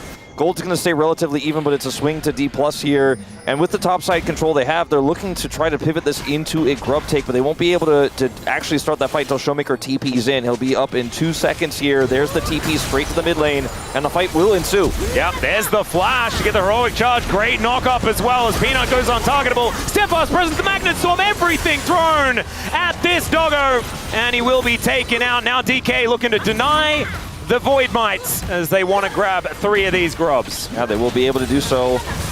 And this is big. And Showmaker TP'd to mid. Zeka actually left. And he does not have teleport, actually, so he might end up losing a CS or 2 here. We're going to go back to this play and how it broke out in the mid lane. Showmaker greeting a little bit here for some trade damage. He actually uses his ultimate early, so that is just a guarantee for Peanut to come in here and secure this one. Well played. Yeah, nicely done there. You know, the grub fight here, it's all Lucid. Hits the charge into the wall, gets a double knock on Peanut. Not able to get over the wall here. Fantastic. No hesitation from Beryl there whatsoever. Man, Lucid is really having a good time on this Poppy. And when you consider that Showmaker went lethal tempo and he has this Nashor's Tooth online, it's a really big spike for him here. You know, Azir, obviously, when he hits 2 items, is a real threat in terms of damage output, but on just this one, with the lethal tempo runes and the control that D+ now have, feeling really good about the choice. Accelerated Poppy, also able to already pick up the Sundered Sky. And D+ just coasts and aiming is like, all right, I'm working on my 2 item. Once they get there, we'll be good to go. Yeah, and the Ezreal is going to be terrifying if he makes it there as well. You can see already about 130 gold in the lead, but he just needs to coast. hit that item timing relatively effectively, and he'll be okay. As first item done for Xiu as well on the top side. He's about, you know, first Bloodworth in the lead, as the charm is going to come on through onto the Ambessa, but Xiu's going to be absolutely fine as Showmaker throws down a Sand Soldier, I should say Office Soldier. And Peanut is able to just avoid everything. They wanted to come on over, but HLE, they have defense, so a teleport in. This is interesting, the call here. Yeah, it's a huge collapse onto Showmaker as Beryl gets the information as to what's going on. Peanut able to flip over this wall. I don't think they can actually commit to this, and Peanut is channeling a back, so even with his ultimate, well, he stops the back, but they clear this wave, and that's double teleport committed. Yeah, kind of nutty. Not 100% sure about that move by HLE. I think probably just wanted to get back out on the map anyway. May as well look for something if you'd like to. It won't matter now, but it might matter for this upcoming dragon. Xiu doesn't have teleport either. All right, Zeus going to get discovered here. Lucid now able to move on forward. I don't think Zeus is going to get stunned, but he may get killed, which I think is worse. And there it is, Xiu picking up that kill. Lucid playing towards this Ambessa. She is going to be so scary later and later into this game. It's now moving to a 500 gold lead. It's such a different look for D+ when Lucid can play through topside consistently in so many different drafts. Because, hey, you got the Rumble into the Ambessa, but it's not a 1v1 if Lucid is camping. And he's got his tent pitched. Oh, yeah. Well, there is a public execution. Is she going to use it to try and taxi his way out? That was a cool usage there, you know, just do some damage and get out. Yeah, Zekra actually finding some damage onto Beryl, speaking of which. And it feels like D+ are just kind of outpacing, out-tempoing Hanwha Life around the map right now. Zeus didn't have teleport because he used it from the previous play where he went topside, and we saw the Zeka going bottom attempt there, but they didn't commit to anything. And so that kind of swapped the lanes, but meant that this Rumble is now out of action for a little while, and Xiu is going to be faster to this objective. Oh dear, there's the Flash Magnet storm as Viper's going to have to flash. Chains of Corruption in response though as the Keeper's Verdict not going to find its mark. And now Delight gets his fangs into this rel. Xiu's going to have to dash away as Lucid in so much trouble, but is at least able to get out. Yeah, they ended up getting the engage on the Viper, but he has Flash, and the follow-up was much faster. Oh, is it diving time? It's going to be a turret time at least, and it also should lead to a second dragon here for Hanwha Life. Yeah. Bit of a overextension there, bit of an overcommitment from Beryl going in on that one. Unfortunately, not enough follow-up damage. And it's funny if we watch the replay, which I don't know if we will, but if we do, watching aiming in that situation, as soon as they turn, aiming is like, I'm a Phage Ezreal. That's a Ghost Blade Varus, so I'm out of here. So we will watch this one back as, look, I see the idea here. Lucid doesn't have a good angle to push anyone into the wall, though, because Viper flashes, and Beryl also misses his ultimate here, and aiming is just like, yeah, no, that's enough for that. I say we give turret. You know, that's not going to be the follow-up that I can do. Yeah, Lucid not finding the ulti there, I think, was the biggest deal. Unable to make it a man disadvantage for HLE. Therefore, they will just lose Beryl without too much of a response. And the dragon as well. Yeah, it's actually kind of brutal because taking that dragon and taking the mid-outer turret meant that feats of strength go over to HLE at the same time as getting one step closer to Soul, as the Cloud Soul going to be what's on offer here today. The lack of teleports for the Soul Landers, as Zeka just gets his back now, is hurting a little bit as Ambessa's just deleting minions going mid now. They're going to fight for this Herald. Yeah, they don't want to give this up as there's a teleport in from Xiu looking for his angle. Lucid going to be able to lock down the Rift Herald, but now Xiu going to try and hold them in here. Hook going to go wide, but it looks like DK just happy to take their prize and leave. True Shot Barrage would have been 6 points in Australia, as Xiu does take some daggers from the dog, but they will just get out of the way of the barbecue and everything will be okay. Well, they got the teleport out of Xiu, but Zeka also TP'd to join his teammates, so doesn't feel like a big trade up here. And that bottom turret took some damage. Top is about to fall over, and mid, they can just drop the Herald here and guarantee it. D+ getting a ton out of this objective win all over the map. Yeah, Beryl actually is going to drive it on over. As now Lucid looking for an angle, Hex flashing away. And I mean, Zeka does push top in. Xiu is going to miss some of those minions, but that's about it. And I guess down here there's a similar story, but of course Showmaker does have teleport, so the Hanwha Life Esports, I was nervous they were going to overcommit to that fight there. You know, when they didn't really have any control, it was very scary. But they are able to judge the situation well. Not happy to give the Herald, of course, but making the right call to do so. Yeah, and it feels like HLE understand that they are on the ropes. They're behind. They are playing.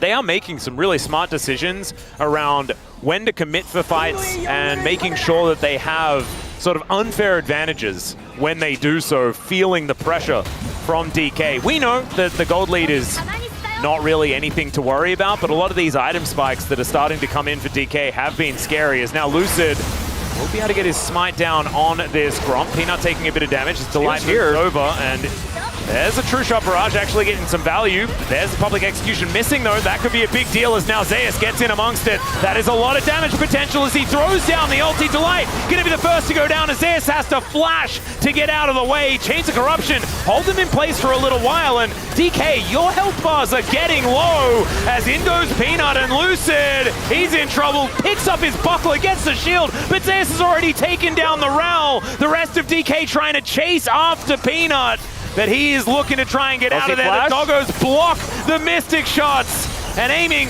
cannot catch up and take him down. Yeah, he decides not to flash, which is the right call in this situation. I've seen some aggressive Ezreal plays from aiming in the past, but I think he's a more mature player than he was back then. As this all starts off with Hanwha Life really getting into the jungle here and pressuring where they have topside control, knowing Xiu isn't here, knowing that aiming is behind where the mid turret used to be. Like, they're super far away. The problem is that they're super deep and it's hard to get out here. And aiming actually can follow up super easily over the wall. Beryl rushes his way in here, is able to find a really nice Magnet Storm. And Zeus kind of saves the day. His equalizer is pretty big, and at the same time, chasing through this choke point is actually pretty easy for a Naafiri, who already avoided the ult there from Xiu. Lucid buys some time here. It's a trade. It's the best I think that, unfortunately for Hanwha Life, they were ever going to get, though. Yeah. Still, aiming missing a few of these Mystic shots actually meant that Peanut got out relatively unscathed. It's the first time sort of watching that side of the fight. So nice dodging from Zeus just to try and buy as much space as possible. But the sort of ultimate answer of that was that Lucid is still extraordinarily strong. Aiming didn't even have 2 items yet, right? Like, this wasn't an optimal time to fight for DK. Doesn't feel like HLE are out of the woods just yet. But getting some more money onto Peanut, giving this Naafiri a bit more ability to do damage. 2 items are now completed for him. That could be an important one. And Zeus on the Rumble is always a terrifying prospect to deal with. I mean, this is a really difficult champion to collapse on right now here for D+. I think it's a bit optimistic. If you could kill Zeka, if it was like a Victor down here you could get onto, maybe then you could turn that into a turret play and start getting Otacon vision. But instead they're just going to have to walk away. Yep. No prize for them. Feels like these compositions are pretty similar, outside of the fact that DK have like 1 extra tank and HLE has 1 extra damage dealer. Yeah. I mean, that's really frankly the difference. I would say, you know, it kind of equalizes with the fact that Showmaker has Azir, so that's, you know, kind of the extra damage there, because Zeka does damage, but there's a little bit more CC focus, so it's kind of a yin-yang situation here. Yep. As D+ do have full control over this dragon right now, and I just don't think HLE should be able to wrestle control away. That being said, Showmaker actually hasn't rejoined his team. Doesn't have TP to flank either. There's so much on the table here as well, because Ruinous Otacon could be really important, especially for HLE, who have 2 of these dragons already locked down. Showmaker just can't get in. Yeah, has been started up. He's going to back and TP. It's so slow, though. Yep, and you can see Xiu. He's already made it in.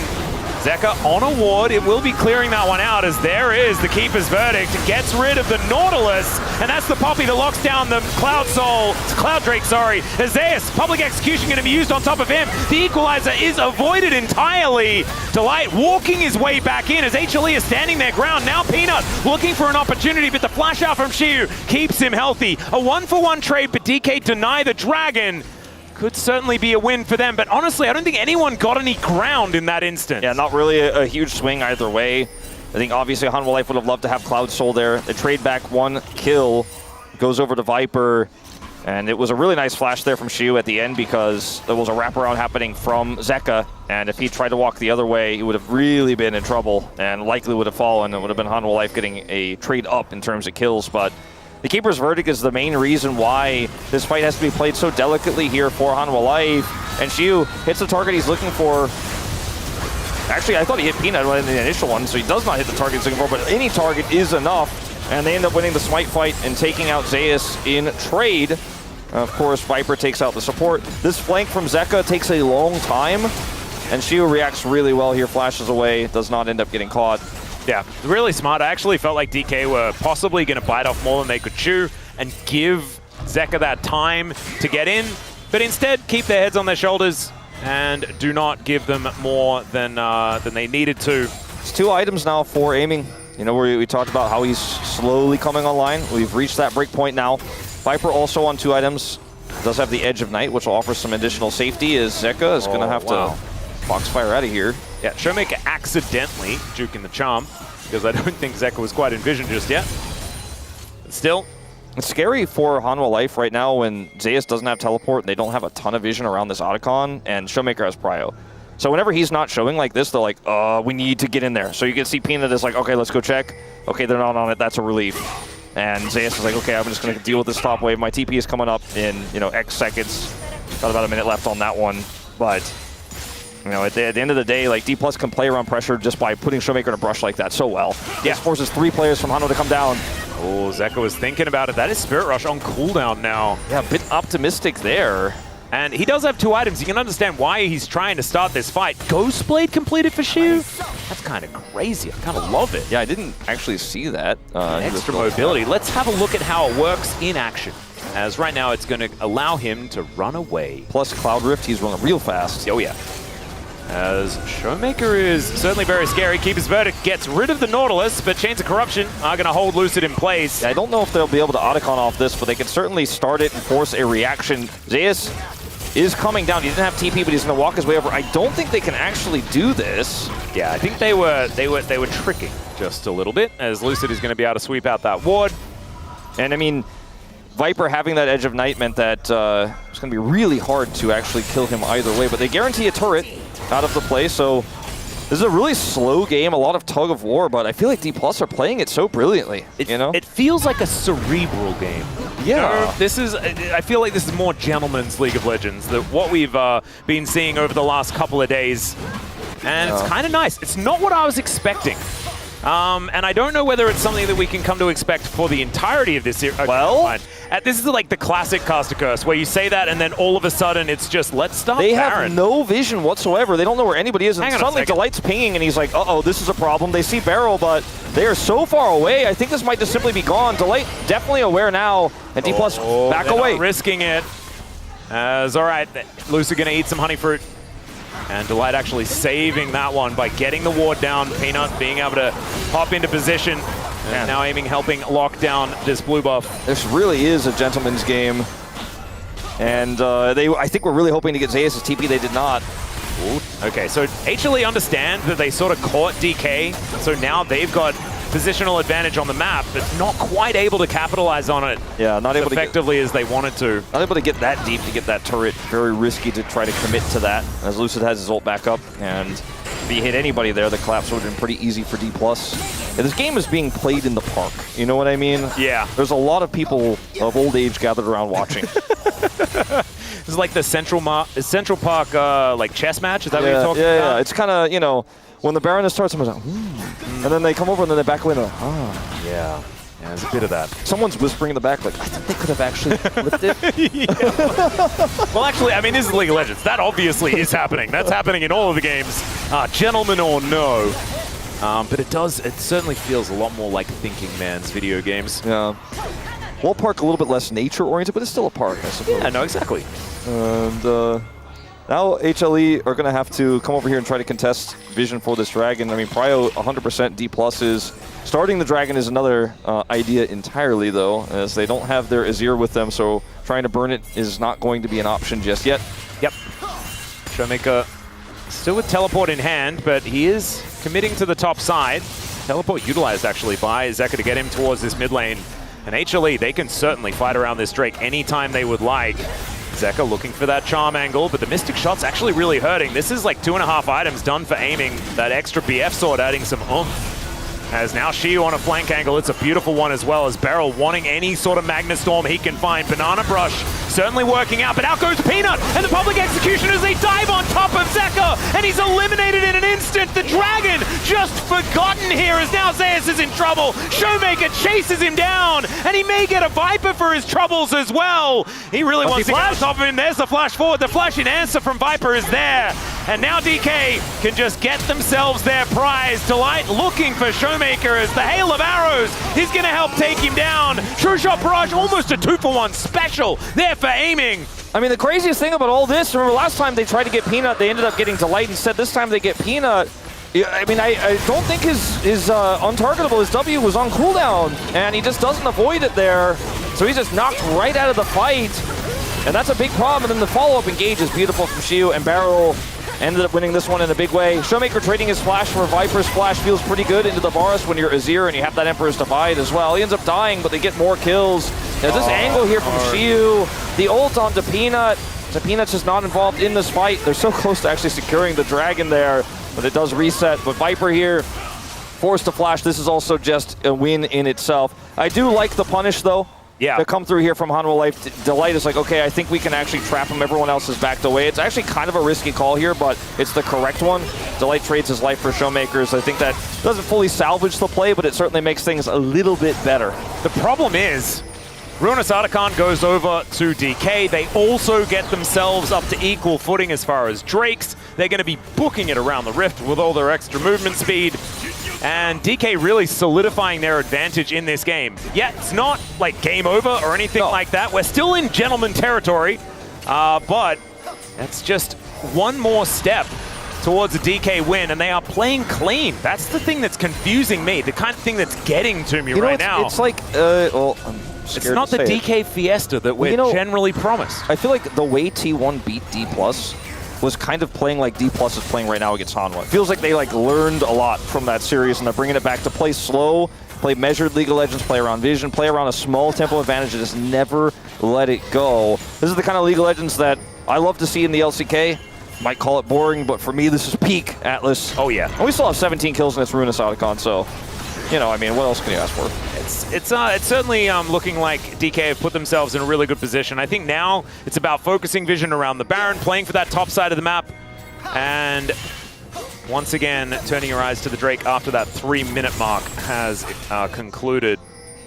Bit of split pushing being done by Shiu. It's kind of a breath of fresh air to see an Mbessa having a good game here today. Yeah. Kind of feeling a bit muted in the other matchups that we've seen her in so far. I think the observers are highlighting that Peanut has a pretty huge farm lead, and he has for this whole game, and he's sitting on nearly 3 items. He's trying to be carried in a Fury, but he has more farm than Zeus. But you know what? You don't need money to do is hit Keeper's Verdict onto people, and Lucid has been way more valuable in these team fights as a result. That money doesn't buy you wins in team fights, unfortunately, in itself. And this is what Peanut has taught us, you know? It's what he's taught the LCK, is that you can be a poor man's jungler. Yeah, exactly. Play tank, press button good, doesn't matter about items. You know, that's kind of how it goes. I don't know why I had to say that in Caveman, but, you know, maybe the point still stands.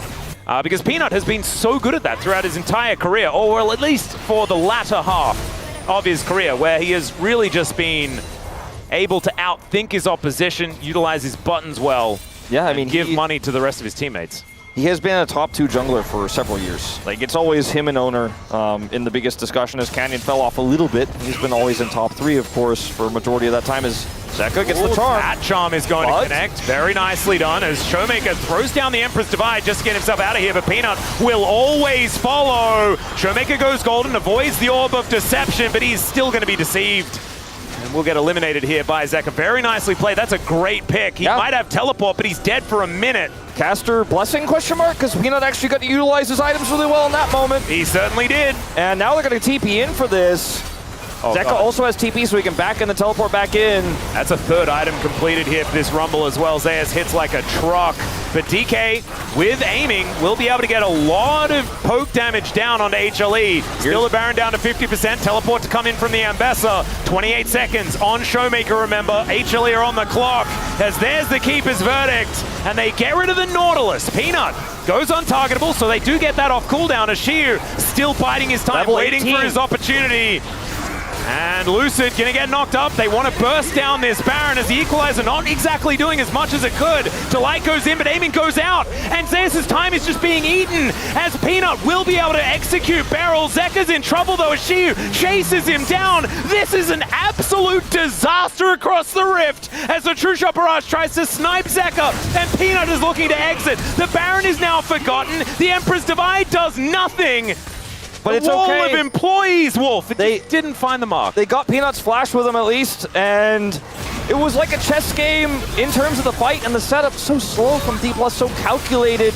And even though it was not the ideal setup for Lucid's Keeper's verdict, it pushed Delight away, and then the fight was split in two. And Aiming, at this point in time, on 3 items, is happy to go toe-to-toe. With a Rumble, he outranges. So look at how this fight breaks out on the top side. Shiyu's flank is phenomenal, right? And you end up being able to threaten Viper here. Equalizer, very low value. And then when we do see Aiming kite away, there's just nothing that Zeus could do. He can actually keep pushing through. They don't have a numbers advantage, but they play the fight so much better. And the fact that Hanwha are both trying to hold the Baron and win the fight really backfires here. True Shot Barrage doesn't take Zek out, but I don't think they care. And even though this doesn't land, it gets Peanut's flash. Yeah, good flash from Peanut to get him out of the way of that one. And consolation prize for HLE was Soul Point. So they did manage to get the Cloud Drake that did just spawn. But Peanut, he may be in trouble. Oh, almost an interruption before he gets over the wall, but instead it's just after.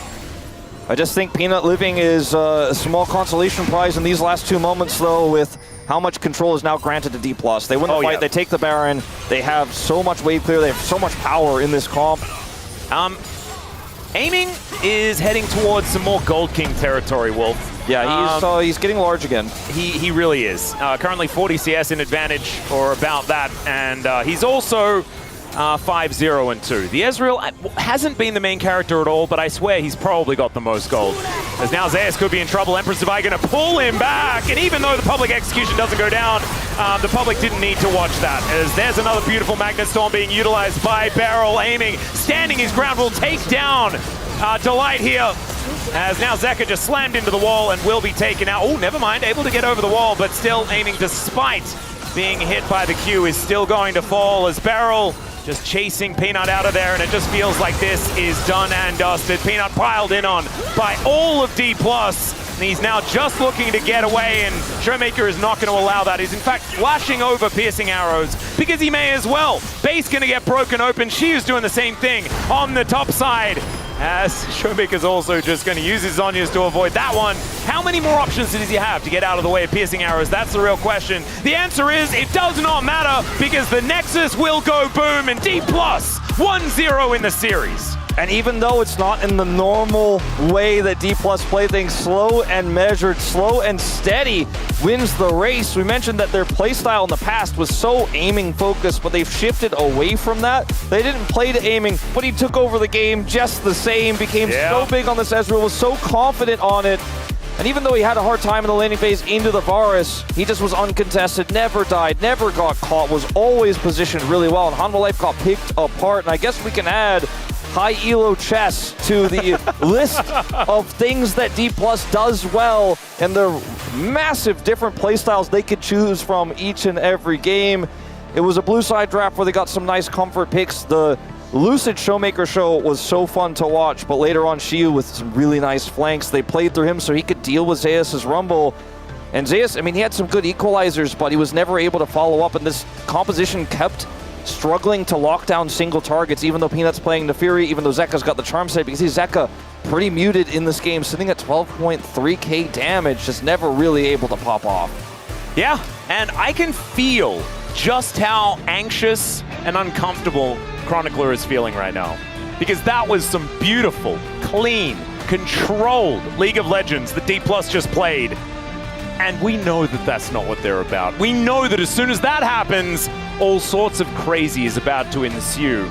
Now it's time for us to take a short break. When we get back, we're going to hear from Chronicler and what he actually feels, and then we'll have game number 2 prepared. We'll see you soon.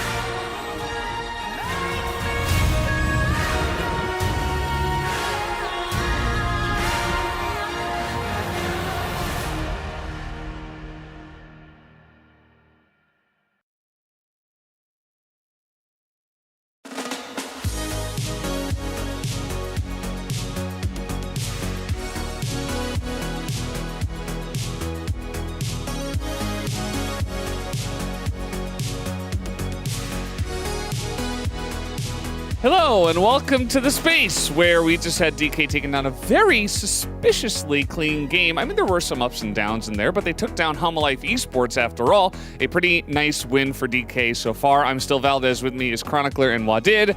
Chronicler, how are you feeling about this one?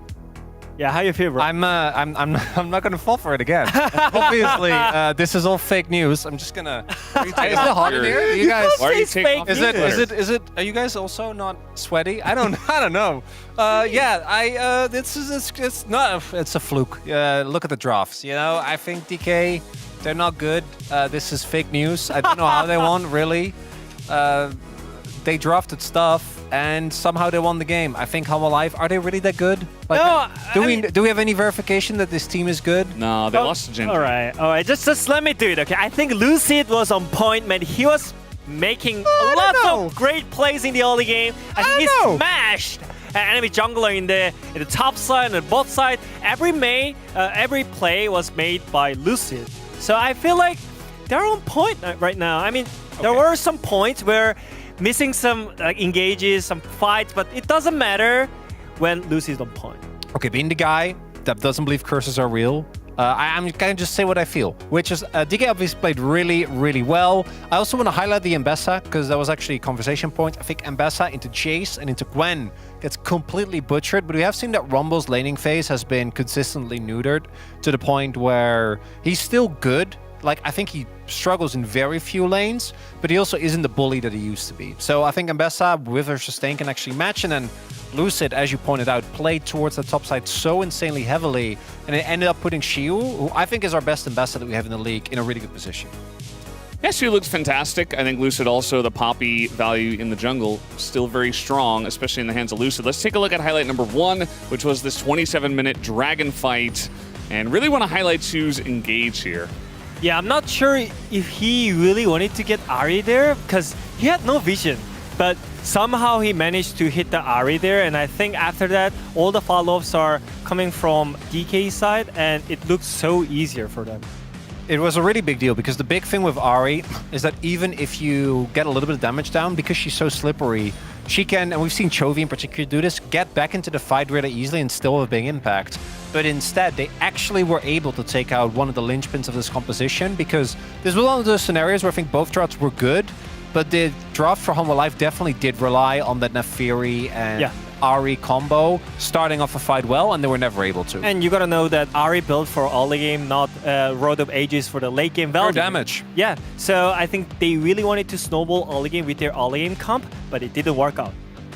It did not work out at all. DK took a nice lead, and they won some big team fights, including this one, highlight number 2, which was the Baron fight. They had already lost Showmaker. This is a 4v5 that DK win relatively cleanly. And this is really where, if you're a DK fan, all your alarm bells go off, because they play this way too cleanly. They play patiently. We have multiple areas of entry. It starts off with with Nautilus also taking out the fight, right? We have Shiu with a really, really nice move and gets backline access. Takes out Viper immediately. Peanuts flashes forced, and then this turns into the objective. This turns into the Baron. It's all way too great. Yeah, right? And also, they kind of played with the Nashor as well. They knew that they were getting hit by Nashor, the HLE. So they were kind of just chilling out, even though like Beryl hits the flash with his skills. He still holds his skill shots that actually makes HLE really feeling panicked in right there. So I feel like just in general, the team fight method from DK was just way too clean. Team fighting was suspiciously clean from DK. Do we believe? I mean, you say that you don't think curses are real. No. So they're not real. 100%. But I do so also you think that after that win, you should be able to follow it up with another one. What I mean by curse, like what I say has no impact, but I do know this team very well. And what is going to happen is they're going to draft something off the wall in game number 2, just either a little bit or a lot. And then after they do that, they're going to look great early, lose mid-game, and then lose game number 3 in harrowing fashion. But you talk about the curse. It's not a curse, it's just that's who they are. You know what? It's not the same. I am the only one. It's a big distinction. I am the only one who predicted DK is gonna win. I didn't dare. Yeah? You did. So, who's gonna curse more? Which curse is stronger? Curses aren't real, and Wadit's was lifted. His bad prediction streak ended when he predicted Humble Life winning LCK Cup. I trust in DK. It's fine. It did. It's fine. DK, let's go! It's fine. Let's go! It'll be fine. Surely it'll all be fine from here on out. DK looking very strong. Humble Life, though, will move over to the blue side, and we'll see how they do there. We're done here on the space. Let's go back to Atlas and Wolf. Thank you very much, gentlemen. Really hinged space there. Really love to see everyone holding it together in such professional fashion. They were just like the chess done. play that we saw from D+. Yep. Yeah. Patient and careful and... Cool, calm, and collected. Yeah. And other such words. I also like that in this moment, Chronicler did acknowledge that he believes curses are real. He didn't say it. He didn't really say it directly, and he said it's not the same thing. I think Chronicler needs to realize that curses are just a form of superstition, which is what he is saying about D+ right now. They've never consistently enough won a game one decisively against a top team, and then led in early games in game 2 with a weird draft, and then tragically lost to then get stomped in game 3. There's just not enough precedent for that, Chronicler. I think you're being very superstitious. Says Wolf, very aggressively trying to cast a curse this series. As Wolf knows, we are destined for a 6-gamer into Pog State. That's what today is. And I refuse to accept anything else. HLE now moving over to the blue side. That should help them move us towards a 6th game on the day, as Talia and Xin Zhao both taken away first off. Vi, Gwen, and likely the Jace going to be the bans here for red side. What is this last ban? It's the only sort of point of movement that we're going to see, I think. Yeah, I do agree with you. You know, do you ban Jace here? I don't think so. You have blue side and you have Zeus. So I don't think that's the one. I think that might be the one for D+ Kia. Yeah, I think they have to ban that Lilia, one. I think makes sense. Lilia's been able to warp games in crazy ways this season and this year in general. Is it like a Skarner first pick angle then? Oftentimes we see Lilia as the response to something tanky in the jungle. Could be. It doesn't feel like a great first pick. No, I don't think so either. I think this is going to be a Jace ban. It should be. I'm trying to think of what else they'd really want to do instead, and I'm coming up empty. So was D+, so they decide to just do exactly what we expect. Kalista is up, so Kalista maybe that's the option? I was thinking maybe Sejuani could be a little bit safer than the... yeah, Mordekaiser. Okay. Yeah, this is sort of like the tier list choice. Yeah. Ashe is available, though, and Sejuani is available. I feel like if you go with Sejuani Ashe, you feel pretty good here. Or just Ashe Renata. Ashe Renata also, and then get Sejuani on 3, because Sejuani doesn't necessarily work with Hanwha's comp. Or... Oh, yeah, the Renekton actually really is the next best top laner. It's one of the best blindables, for sure. But blinding against Zeus is always a scary prospect. Okay, well, the Nidalee going to be locked in first. I think it's still going to be Renekton. I mean, Renekton, Nidalee, it's a tale as old as time. Yeah, and Renekton usually gets you a lot of prio in the top lane in most cases, so that makes a lot of sense. Showmaker also knows just how well Renekton Nidalee does into Peanut. I'm just He's worried really about good at that. What comes into the bottom lane to this Kalista, because it is Viper's Kalista, and even though Kalista hasn't been living up to her ban rate when she is played on those rare occasions, she's strong, and a lot of the time those Kalista games have been on our east side teams. That's not the case here. Sejuani will go over to Peanut. Yeah, Sejuani Renata feels so powerful. Yeah, I think HLE if they lock it in. I think you can blind the Renata. I feel like with Renekton already locked in, it's good into that at least, and you feel like there's almost no lane that can beat you. But instead, they want to opt for some synergy here with the Sejuani. Oh god, that was the champion they needed to ban. Well, I mean, there were so many ways that, like, D+ Kia could have gone Sejuani Yone, they could have gone for Ashe, they could have gone Ashe Sejuani, and they went for this, and I'm not super sold on it. I'm not super sold on this either. Yeah, Showmaker was looking really excited and having a giggle and stuff like that, and I wasn't expecting the result of that to be Corki.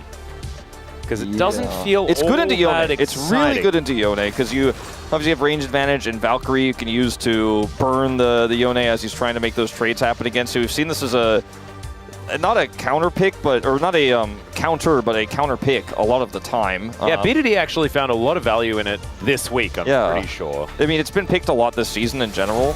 So when you go for the Yone, you lose the Renata. That one is going to go away now.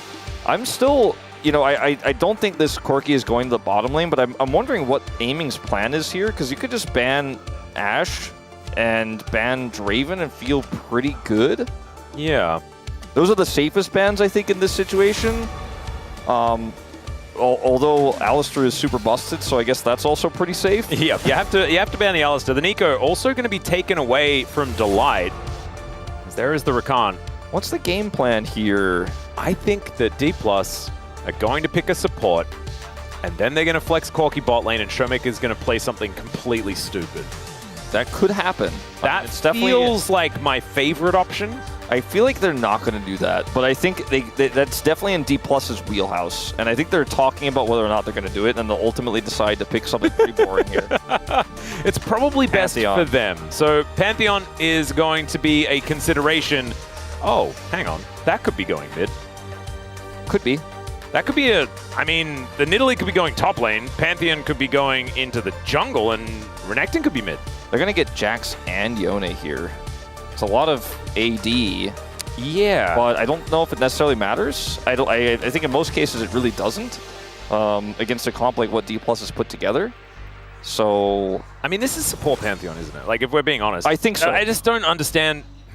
But what are they playing with it is the question. Like, that's the big question mark. Like, are we going to see something crazy like a Quagmire?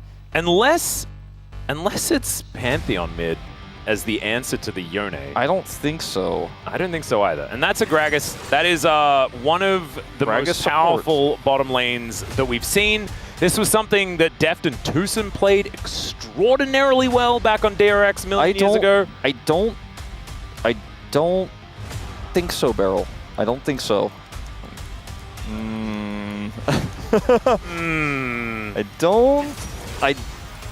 Okay, Braum is pretty good into this type of lane, can neutralize a little bit, but... I mean, that confirms the Pantheon mid. Yeah, that is Pantheon mid. Okay, so D+ need to win this game by 15.5 minutes, but or it's doesn't over. Have 2 items by then.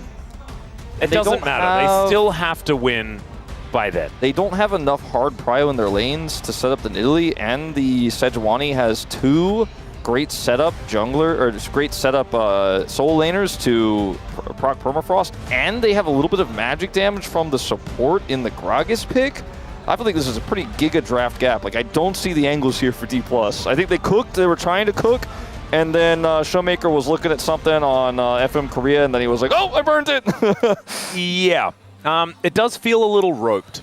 There are a few times this season where I've watched a D+ draft, though, that I thought was completely disastrous, absolutely stomp. I think I was casting with you like each and every time that happened. That was the game Shiu got a pentakill. Yeah. On the Rumble. That did happen. That did indeed happen. And they have a lot of power, especially in their solo lanes early on, right? Like, as far as priority is concerned, I think that they should be absolutely psyched about what the game is going to look like. Even on the bottom side of the map, Kalista Gragas is going to be decent amounts of power, but not, you know, the be-all and end-all. I mean, Nilly's got the Braum and Corki. 2, you know, guaranteed stun setups for spears. Yeah. Got that. There's a lot to think about and contemplate here as we dive onto the Rift for game number 2. 소환사의 협곡에 오신 것을 환영합니다.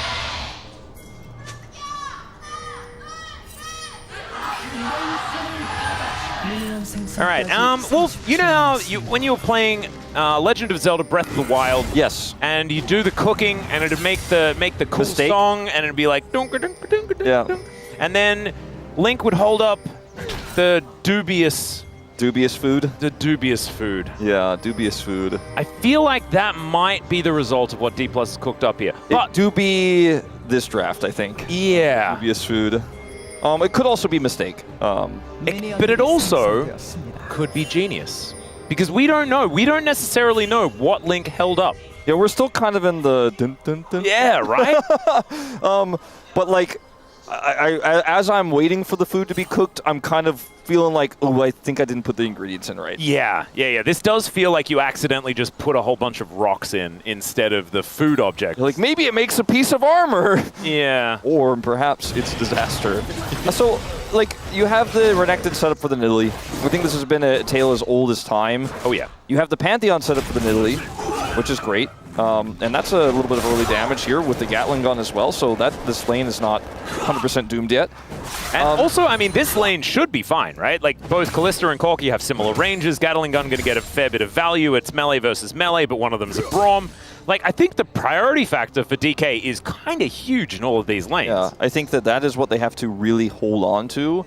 And if there's any errors made and the Nidalee can't operate properly, you know, if a 2v2 goes awry down here and, like, you know, it ends up being Viper getting 2 kills or even Delight getting a kill, you know, starts to feel disastrous. Level 2 is hit, and you do kind of win these. You don't win these as hard as you do a lot of Kalista lanes, but you do win these, I think. Man, I remember, like, I feel like Pantheon, even though now he's a little bit more skill-based, you know, you have to aim his Q, it's not just a targeted little throw a spear and all that sort of stuff. He was a very basic champion before. I think it's still kind of the same feeling as, like, I just want to win lane. Yeah. I'll just pick Pantheon. Pantheon mains everywhere are kind of clenching their fist hearing you say this, but I think they have to just accept the truth. Yeah. Okay? I mean, it has been the way forever. Yeah. I do think it's just realistically how it is. MF mains, I'm always coming for you too. Yeah. But I think MF mains, they understand. I mean, they watched all the Freak videos where he just kind of said it straight up. Like, that's just what this champion's supposed to be about. All right, Chu getting engaged on here, but the Counter-Strike not quite going to work out. Dices his way back in, gets a nice little Ruthless Predator there for a lot of extra damage. The Fury management actually gorgeous. Yeah, that was perfect to get the Empowered W there. And now, actually, with Zeus this far up in the lane, Lucid coming up. Yeah, Spear hits. Spear is going to connect, and does he even have it? He doesn't! As finally, there is the Counter-Strike. Lucid looks for the auto. Wow! Spear is so close! I'm surprised Lucid didn't just flash for that. Oh, Viper. Coming on over here, does have Bang skin there as well. Shout out to Jisa. Yeah, that's what he meant by that. That ended up being a really nice passage of play, though, from Xiu to get the Empowered W, get that extra damage and trading in. Lucid comes over at the perfect time. Not able to get the kill, but they get the flash. And they will get a little bit of tempo here. You know, I say that, but Zeus is able to just straight up teleport bottom first. Tries to even actually stop aiming's back, but is unsuccessful. Doesn't actually quite find him there. And it actually would have been really important. As you can see, aiming was able to shove an entire wave in. This is what HLE have to sort of pay for by moving Viper up there. Actually, kind of. Oh my God, Wolf! It's your boy. Yeah, that's him. Fly. Against Showmaker, and he lost. Yeah. Interesting. That is interesting. I don't know if it's any foreshadowing, but we finally found him, at least, in the history books. Yeah, we found him in 2021. Good old Fly. Yeah, last time I talked to somebody who said they had, like, there was like Fly sighting, they were like, I can't really tell you. I'm like, what is that? Where is he? I think I might have been there. I remember someone talking about seeing Fly and then not having any real payoff for them announcing. Yeah, no, he's doing, I know what he's doing, but I'm not going to tell you. I'm like, what? Yeah. Okay. Maybe they just wanted to seem like they knew because it's such a cool thing to know. You know, as, oh dear, Corki has... Is this a surprise right now, though? I feel like this is not a shock. That number is so big in red. It's also, I think, because it's on a very high sample size that it is so big. Well, let's see whether aiming can be the exception to the rule or something. They did get control of the top side here, which is pretty nice for D+, and have a small CS lead over Kalista now. And they don't need to be winning extraordinarily hard right now, but they need to make sure that almost every objective goes to them, that they're able to start pushing Peanut out of his jungle, disrupting what they want to do this game. I think that they got through the hardest part of the laning phase. Now they can really start putting the pressure on with the Corki. Level 6 for Showmaker isn't going to be very useful in this isolated 1v1, but over here, potentially... Yeah, speaking of isolated, it's Delight that's in a little bit of trouble. They turn their attention to Peanut, who sidesteps some of these spears.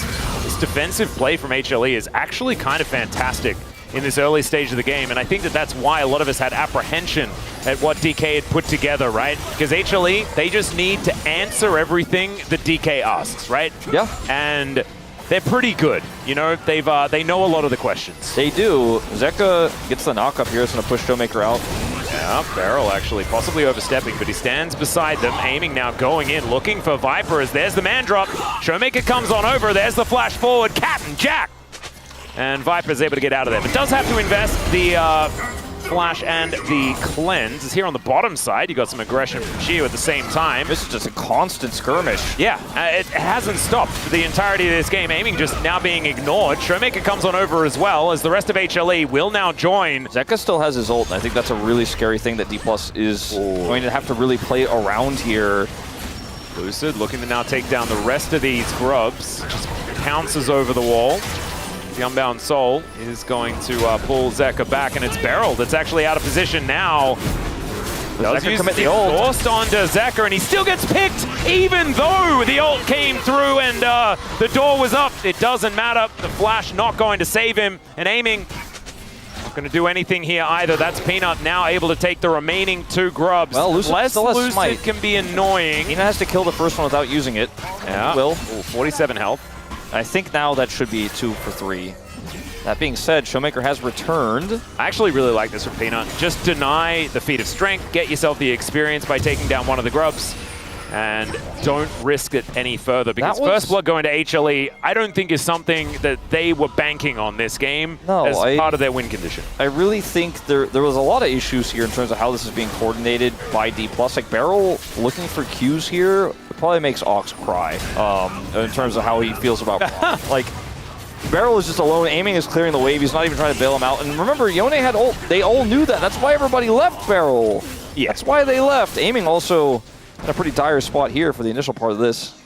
Does ultimately get away, doesn't have to flash or anything like that, but that's a lot of the wind out of D+'s sails. And like you said, I don't think they quite literally have to win this game by 15 minutes, but they really need to have full control for the entire game. If they lose it for just a moment, it becomes really difficult to play. And I think that moment has happened.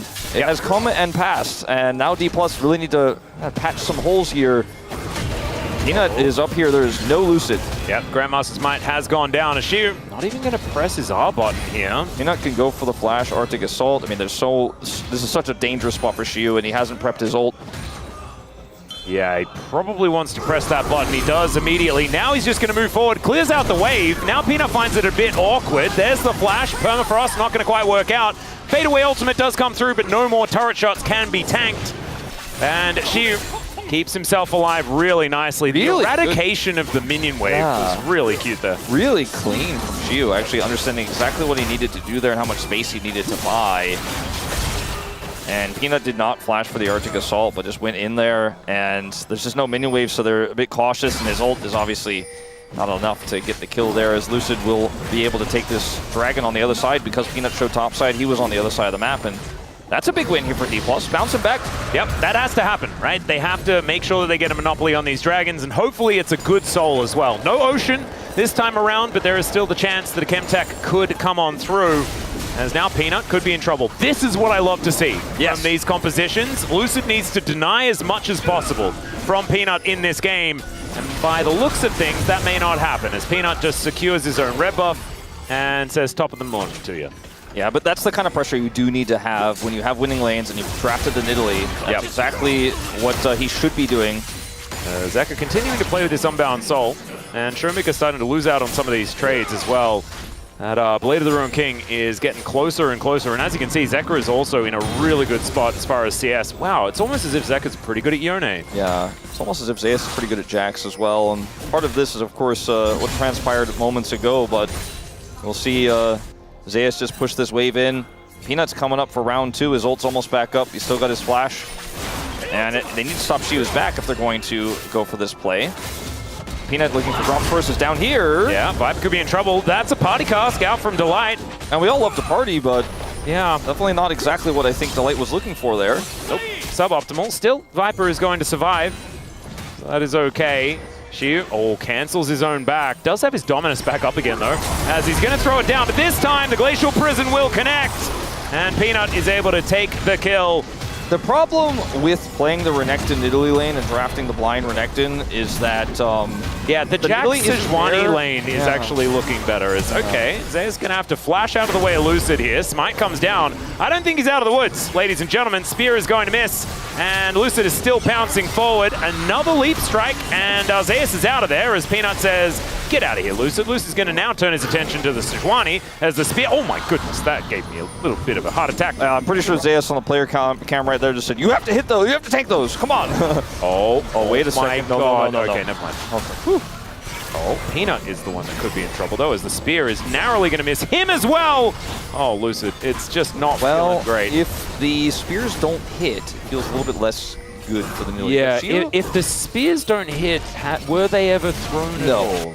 But Shio does teleport. He has teleport, and he's actually going to get some plate gold here. As he knows he has teleport disadvantage, and they're actually going to turn this into a grub play. So even though it looked initially really good for Hanwha Life Esports and Peanut there on the top side with that successful gank, it actually ends up backfiring kind of here with what D+ walk away with, as they will end up now taking 4 grubs. I don't see a contest coming through, although Delight has something to say about it. Yeah, no smite, 30 health, and Delight just body slams it. So that is going to be the feat of strength denied, and 2 grubs picked up by HLE.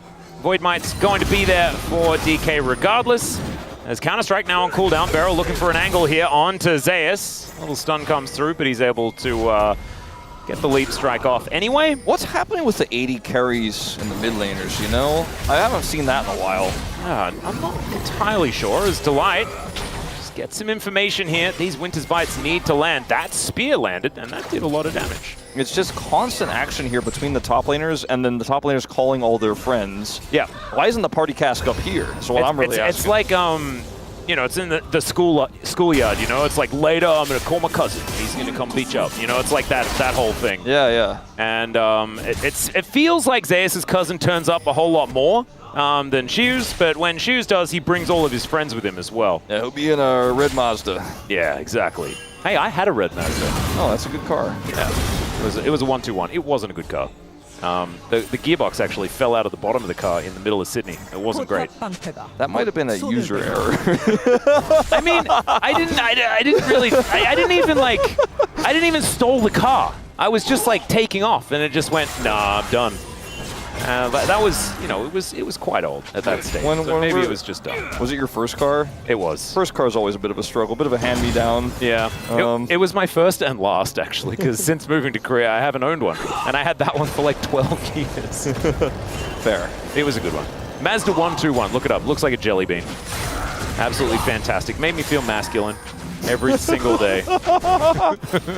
Well, I don't know if this is really where Showmaker's going to get a lot of value of this Pantheon right now in the top side. I feel like this game, it's a 650-ish gold lead here for Hanwha Life, but it feels like they've done it. You know, it feels like they've won already, even though it's like barely a lead at all. It feels like there's a feeling of Hanwha can just kind of coast now, and it's going to be okay. And Zeus, you know, he's 176 gold behind. He's not going to be a massive side lane threat yet in this game, but we have seen what he can do with the Jax. Zeus is really scary. He does have Blade of the Ruined King done. Of course, we know the spike that item is. And now Peanut just walks over and says, oh, this is what you were doing, Lucid. Let me just come over and steal that from you. There's that Pantheon TP. Yeah.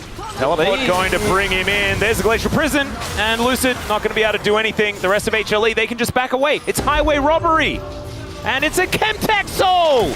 Lucid says it's a 50-50, and Peanut says you're not coming in smite range, and that's it. Yep. It's that's simple. Oh, look at DK. They are trying their very best to now push HLE away. The problem is, it's just HLE are having all the answers. This time, the smite is won by Lucid, but it's a tiny little battle. It's not much of a victory. Zeka unable to find the knock up there onto Shiu. He just gets himself out, and Zeus, just takes the top lane out of turret. Thank you for the free money. And this is not really showcasing of his skill on the champion's hold-up. Delight is a bit deep. Yeah, he is going to get the cast out. And here comes the Pantheon. Spear going to connect there as well as he looks to ult his way out, and it's not going to work. Delight now wanting to find Delight as he's on the wrong side of the map. Teleport to come through from Shiu as he heads toward that top lane. But with the concussive blows stacked up, looks like Aiming is going to be collecting himself a kill here. Honeyfruit almost actually consumed, as the Rift Herald is going to be the consolation prize, or at least attempted consolation prize from Peanut. I think they get it. I mean, there's just too much control over the top side. Lucid's coming over, though, but it's already at half health. They just got to poke that eye. And yeah. Be okay. Lucid will scout this out. He is Nidalee after all, but... You can see Peanut putting his back to it, and Lucid unable to get the spear, because, of course, big old Bristle is there in the way. I was going to say before that crazy fight broke out that I actually, we did see D+ find a decent amount of success in here on the bottom side. As Delight has a really nice cast here to actually disengage. It's actually, like, super nice. Making up for the party cask in a huge way here, pushing everybody away. But then Pantheon comes through. Zeka just cannot do anything in this situation. Almost gets out, which is actually insane. If he lives there, things look very different, feel way better.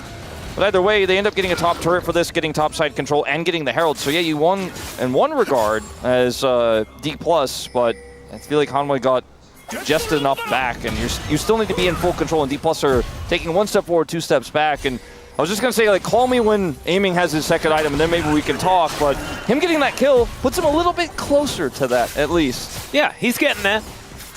He's 900 gold up. The problem is that I don't know whether this is enough of a lead to make DK feel comfortable. You and I are just mega doubters, of this draft. Yeah. Like, if you turn in late, you're probably wondering why we're talking like this. We just don't trust this draft. But here comes a charge in the mid lane. That's the Herald value that Peanut picked up topside. Not quite enough on its own to take the turret out, but the next wave will likely be enough. She continuing to try and push Zeus around here. And there is one more anything for HLE, and they will get themselves feats of strength. So an objective, a kill, whatever they'd like. Yeah, okay, trying their very best to deny it. I didn't, actually really consider the fact that that turret take was also first turret of the game. So there's even that to consider. Peanut is just running amok on this Sejuani. And Lucid is going to try and push him away from the crab. Don't know whether that is necessarily even something that Peanut cares about. I don't think he cares that much. And he still just takes it anyway. Lucid didn't have smite? Yeah. So... Oh, Lucid's on a ward. There's the Glacial Prison. Delight finds a cask, but that is actually going to help DK. As now Showmaker makes his way in. The rest of DK are collapsing. Spear going to be avoided there by Peanut really nicely. Yeah, okay. I like that emote. That was a pretty nice dodge. Delight, a bit of a cask alternator. He's between business and party. Yeah. Yeah. Keep him on the toes, I think that's the way to play. Well, I do think that this Chemtech Dragon, it being the soul, is going to deter Hanwha Life from caring about fighting into D+ when they don't have control. I think they will only take this fight if it looks like a really opportunistic one for them. Otherwise, we'll be happy to just sit Jax in the side lane and keep doing this. Yeah, Chiyu actually getting outplayed a bit in that particular trade, but he's got a kitty cat on its way up. Has another counter-strike here as there's the Dominus. Spear going to miss, but Lucid, he can just follow Leap Strike to get him over to Peanut, who's just a brick wall. Oh, no, Peanut! He just betrayed him! Rough times for the top lane here, and Hanwha Life, that's a bit of a dent in the comfort that we were saying they had. Oh, and a dent in the friendship as well, Wolf. Yeah, and now Chiyu over here with Lucid, they might look for more. There's no minion wave anymore, so they can't actually grab the turret off this one. We're pressuring Peanut here. This means Peanut is on the other side of the map to where the dragon is, and we'll see if they can keep him at bay, as we're going to see a back from Lucid. Doesn't look like this dragon's going to be done on spawn. Delight. Okay, Barrel is going to get stopped. Concussive blow is going to get stacked up here as Lucid trying to make his way in. There is the spear connecting, but they see Peanut, and they're now looking to escape. The Unbreakable does come on through, and Barrel is able to escape. Even has a Primal Surge there from his Nidalee to help him out. And Showmaker going to finish off this outer turret towards the bottom side of the map. Outer on top side as well in a bit of trouble. Question I have is, are there 80 carries in this game? Yes. Or are they really just the janitors? Here. Are they just the janitors clearing mid-wave? I mean, involved in this game. Isn't that what an 80 carry does in 2025? That's a really good point, Maybe considering the greater state of the meta is what this is about, not about the insane power a Jax has if left alone inside. So both teams are playing towards this top side non-stop, because we have seen only action up here in this lane. This is the lane. Top 10 anime betrayal. Oh my goodness. 이번에 탑민다 이번에. 야 여기 맞대. He didn't even call Peanut out. No, I mean, he probably knew that all of the commentators that were watching were going to do it. So he didn't need to worry about it. Oh, man. I don't know whether that'll happen again, but Peanut, he's been very good at dodging spears, to be perfectly honest. Yeah, and so he probably just does it by instinct. He's a Nidalee enjoyer himself. Indeed. He said it's his favorite. He does have his Nidalee card, and he's been holding onto it for quite some years. Aiming does get that transformation. Yeah, we have the transformation. We have 2 items for the Corki. They have the group up here. This is the kind of fight I was talking about Hanwha may just nope out of. They might just say, I don't think so. In any world would I ever commit to this. They're going to try to push the bottom turret. If this is a steal, by the way, it's feats of strength that come in at the same time. Here it comes. Peanut comes in! That's not going to be the steal, though. There's now Lucid just trying to get out of there. Beryl stands beside his teammates, but in goes Zeus, immediately stunned. That's actually huge. And they all get out of the counter-strike. Never mind, he flashes in! There's a brilliant ultimate from Beryl, but I don't know whether it's going to be enough. They trade 1-for-1 so far, but now the chain CC onto Showmaker. The answer onto Delight here is Aiming is free-hitting. Shiyu trying to stay alive as Zeka in a little bit of trouble. Aiming really wants to do it, and now Lucid piling in on top. Zeka, he unbound the soul, and now Aiming dealing with the both of them. Oh man, this 3-for-3 so far could be more, but instead they are just going to back away. It looks like the blue buff is going to go on over here as a spear. Oh my goodness, Zeka, you're crazy. Yeah, he picked it up. That's okay. Another spear going to come on through as DK just chasing after them. Now it's HLE with the vision advantage. I don't know if they can actually force this. They're going to try. Yeah, Gatling gun comes through as now Zeka unbinds the soul once again. These health bars are so low. Just back away. Just back away. Come on. Come on. It's fine. It's fine. It's fine. Okay. The audience almost having a heart attack as well. I don't even know which team they were fans of, because I think both teams were looking the same way at that moment in time.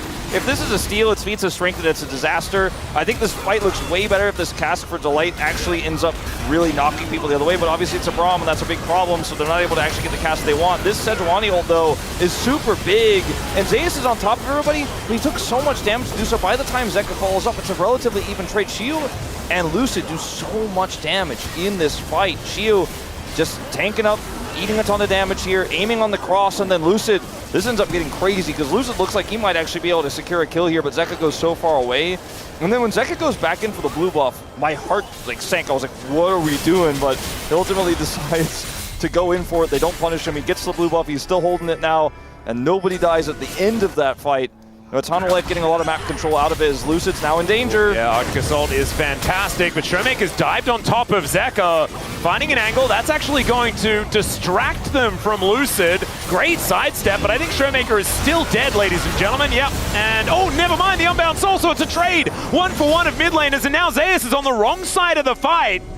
This game has gone weird. It's gone weird really fast. Where's my chess game and stuff from the last one? I don't think we're playing chess anymore, and... Okay, Zeus is like, okay, well, I'm Jax, so that's the end. Yeah. Not too worried about the good old auto attacks. There are quite a few champions that sort of counter each other here. Yeah. And of course, Jax into Braum is something that the Braum doesn't like, but Braum into Gragas is really hard for Gragas to play. Yeah, it's been tough for Delight. I don't want to blame him, but you know, he's had trouble getting the cast he's looking for, and positioning from Beryl has been really good.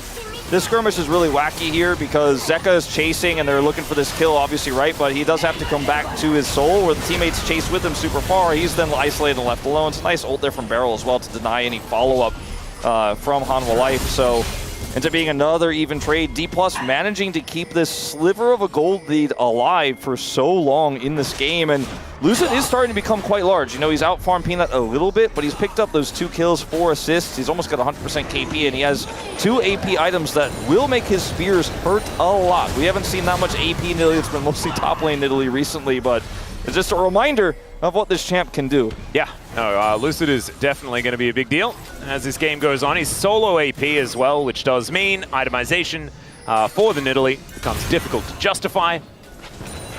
And so some of these tankier champions like Peanut, for example, just not going to be able to withstand this Nidalee, especially with the Liandry's now complete. Showmaker does have Spirit Surgeon finally done. This Pantheon is not exactly having the greatest of times, and is down 60 CS in that mid lane. has been very muted in this game, which is in part why you and I were kind of expecting it to be played support. Even though we knew it could be played mid, we were kind of asking, should it be played mid? Yeah, but also, like, can you counter Zeka's Yone with anything? And I think the answer is no. No, and I think the Corki play would have been the option I would have opted to, and I think the option maybe initially D+ was leaning towards, even though it is a flex. That's another turret down just for free, by the way, in the lull state, in the calm between objectives. Zeus just walked, or Zeka. Oh, okay. Winter's Bite doesn't have a range that's quite high enough to really do too much there. She was just trying to get himself out of there. Thankfully, the Unbound Soul has to be returned to. Yeah, Zeka pushes that advantage up there in the top side as Zeus takes out the turret bottom side. Viper is just kind of stacking up some items here, looking for his third pretty soon. 2.5 for both 80 carries. And the Corki is at the spike, right? But we haven't seen a clean, measured 5v5 fight. It's been only scrappy skirmishes thus far as a TP from Zeka. We also don't have feats of strength. No, which is kind of crazy. Yeah, HLE are now moving over towards the Dragon Pit as Peanut does find Showmaker, who flashes away. Yeah, I don't know if that's a ton of respect. D+ can get back control here of the mid lane. They're going to now go to the Dragon where Peanut's left alone.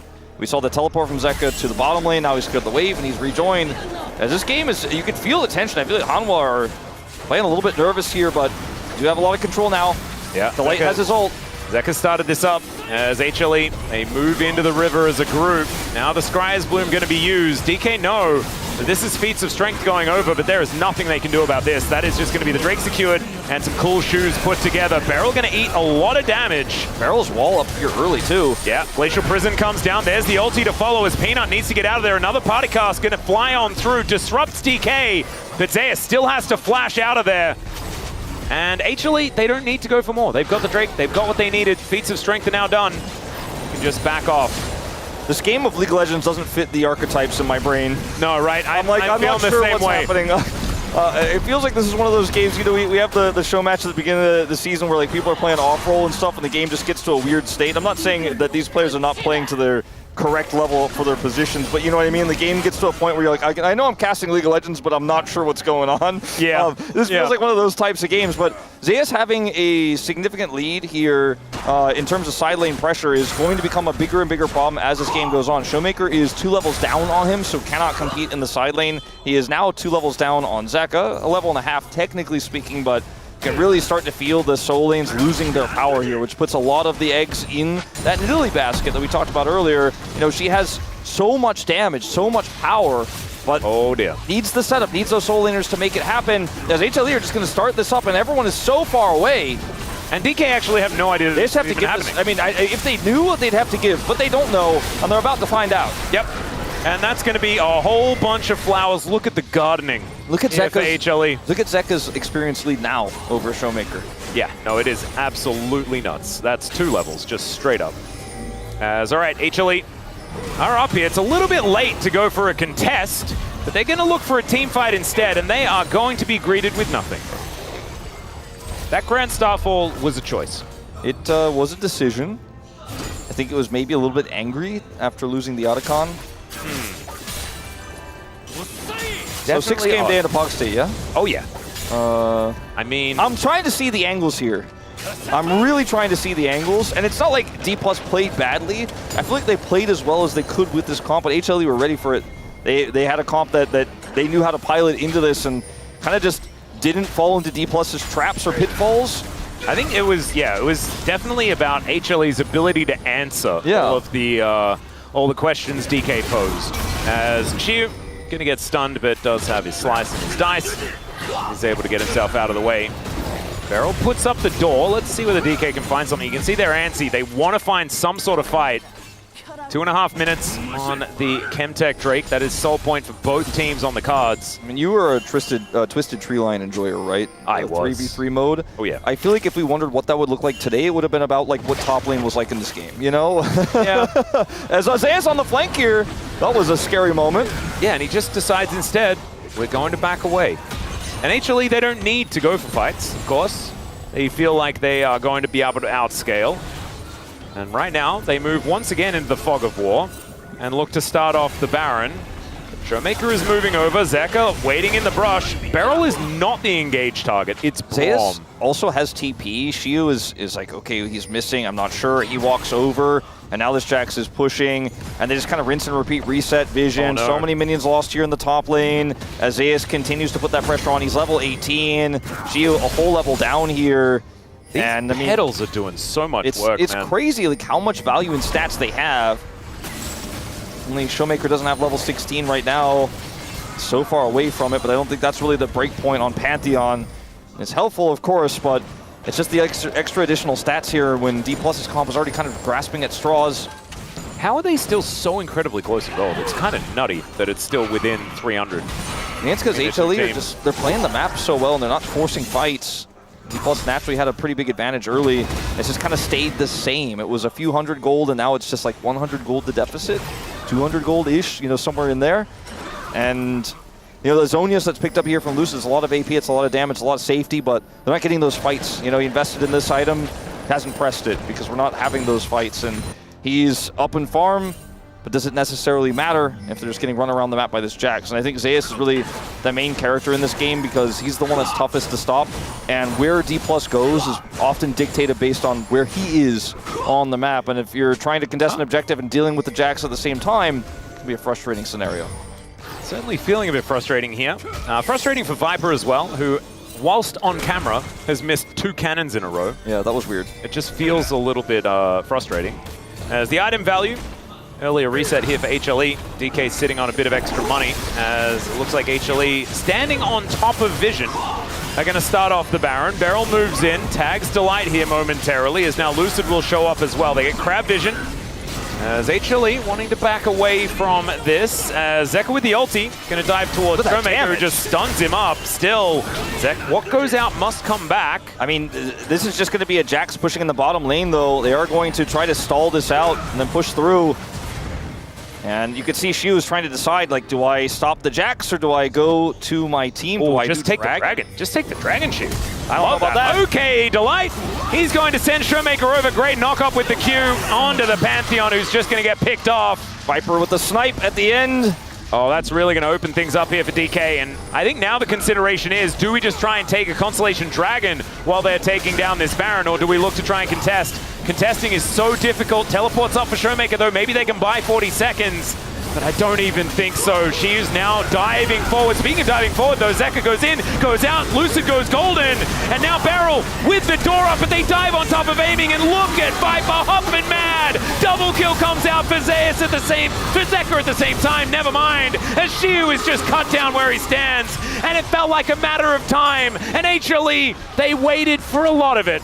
And then they just won a clean ace and are now looking to really solidify a lead. For some reason, this game did not feel like it was 34 minutes long, but it certainly was. And HLE are just with the clean ace looking to end. Showmaker does have ult. He has respawn. He's not even level 16 yet, and he is going to be the one man to try to stop it all, to try to buy time for aiming for Shiu. I don't think alone he could do it. As he goes in alone It's a wave killer attempt, and it doesn't actually work. The minions, I don't think they care. Yeah, they're not going to go down. The cannon will survive, and Beryl, he will not. As Nexus turrets on the floor, and HLE not even bothering to try and kill the Braum. They need to take down this Nexus because they've got another one they need to kill tonight if they want to win this series. Yeah, this was a fairly expensive draft here for the side of Hanwha Life Esports. Like, they used the Yone, they used the Jax, they used the Sejuani, they also put Viper on Kalista. Like, in terms of fearless picks gone for Game 3, where D+ is going to have blue side, I feel like that's certainly something you're feeling good about, D+. With the draft that you cooked up here that didn't quite work out with a little bit of low prio champions. I don't think this is quite Ox's just pick, 5 junglers and then they're cooked for the next game level of draft from D+, but I guess that's one edge you could have. I just don't think this draft was necessarily going to work against the caliber of team that is Hanwha Life, and they handled it so well. I do think, despite a wonky draft, Lucid had a phenomenal game. He was playing that top side 3v3 or 2v2, as it often was, incredibly well. He was matching Peanut's rotations. He knew that if Zeus got out of control, he was going to have a hard time. He wasn't able to stop the inevitable, but he certainly tried. And I think that, of these 5 players, Lucid and Shiu had a really nice performance considering the draft they were given, but it was just always going to be a tough one. And Hanwha Life bring us to 3. Yep. Sometimes you don't ban Yone. and Zeka reminds you, you probably should ban Yone. That is going to continue. It is time for us to go to a short break. When we get back, the space, going to break that one down, and then we'll have the 6th of the day. We'll see you soon.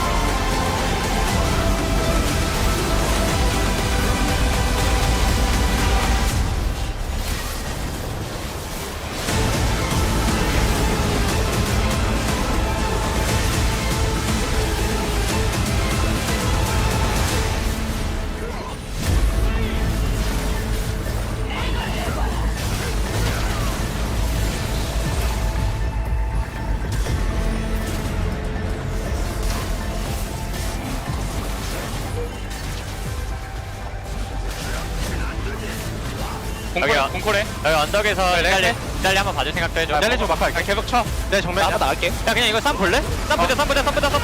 그렇게 발키리 빠져. 나 랭크 높을 랭크. 랭크 높을. 야 꼬리게 봐봐 꼬리게. 꼬리게. 달리. 야 미드 가면 끝나. 빠져 노플이야. 미드 가면 끝낸다. 빅테레. 지렸다. 빠피어 보는 거. 나이스. 안에 했어. 진짜 한 번 했네. 중요할 때 한 번. 아, 잘 들었다. 한테 높을.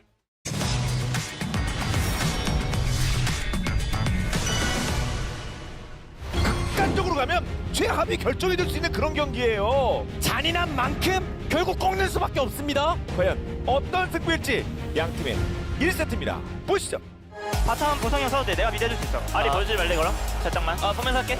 이거 내가 맞으면서 나갈게 지금부터. 달려봐도 이거. 탈리아 봐줄래? 탈리아 한번 볼 수 있다. 탈리아 볼게. 탈리아 웬만하면 잡았어 우리.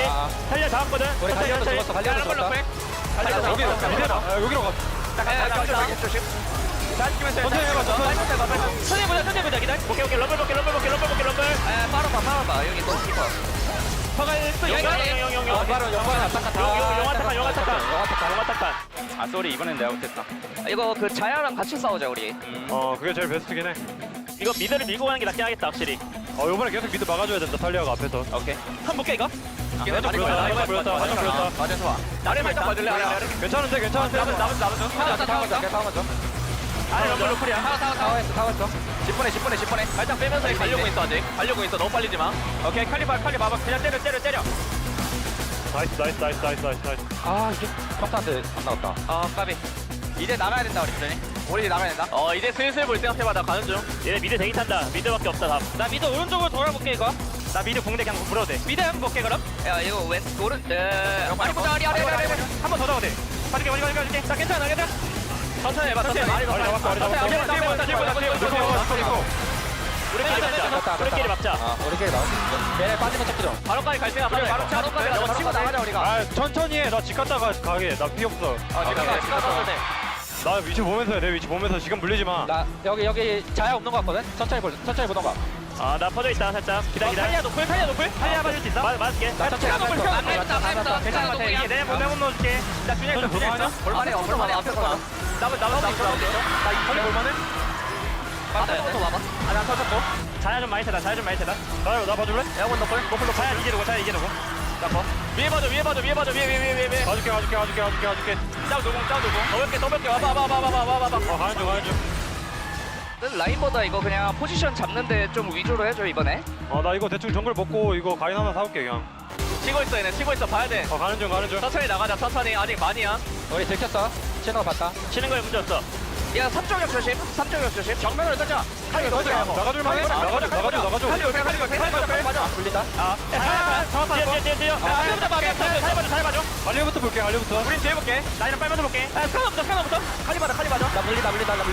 천천히 볼게. 자야 노플이야, 자야 볼게요. 갈려. 맞아, 자야 맞아. 자야 이거 매운 볼게, 기다려. 나 가인 있고 봐줘, 이거 매운 맞아줘, 이거. 내가 맞을게. 장로 가자.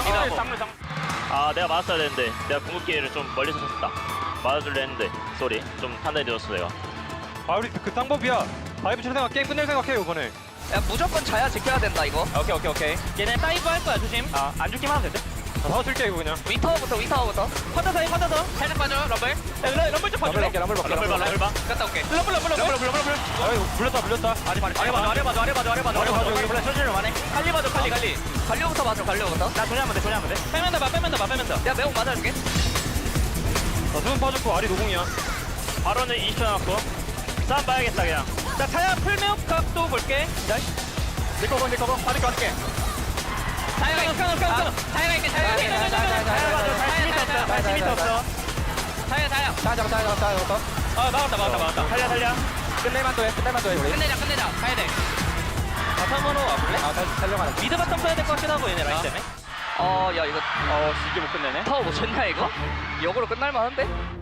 얘네 기 털렸다. 야, 집 막자. 텔포 10초. 야, 살려 있어. 오케이, 끊어서 기다려. 나 텔 5초.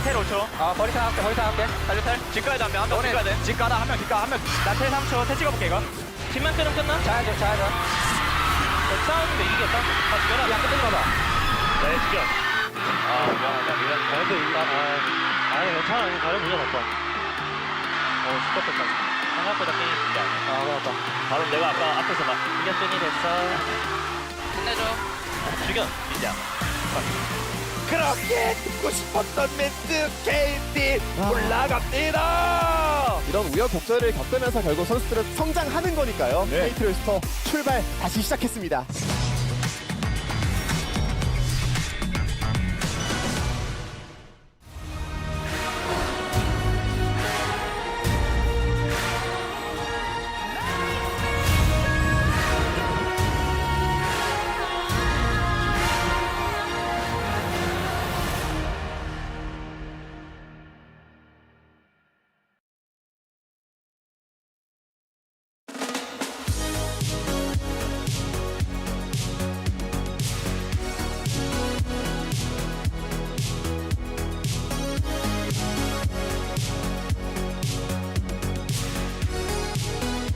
Hello and welcome back to the space. We're here after Homolife Esports was able to tie it up with a Game 2 victory over DK. It was a very close back and forth match, and Chronicler, he knew it all along that it was going to go this way. How are you feeling after Game 2? How do you know? I feel great.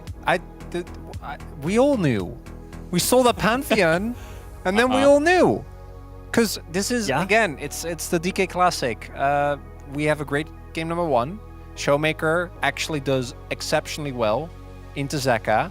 Had a winning matchup there with the Azir. Played it super well. Then game number 2, picks Pantheon and goes down 1.5k gold. I mean, I just don't get it. Like, how HLE managed to get Kalista and Yone and Sejuani at game 2, by the way. Yeah. So how is that possible? I do think that here, in the context of these two teams, this makes sense. Right. I don't think it's good. Like, I think you're going to lose the game when Zeka gets Yone, but Showmaker cannot play Yone.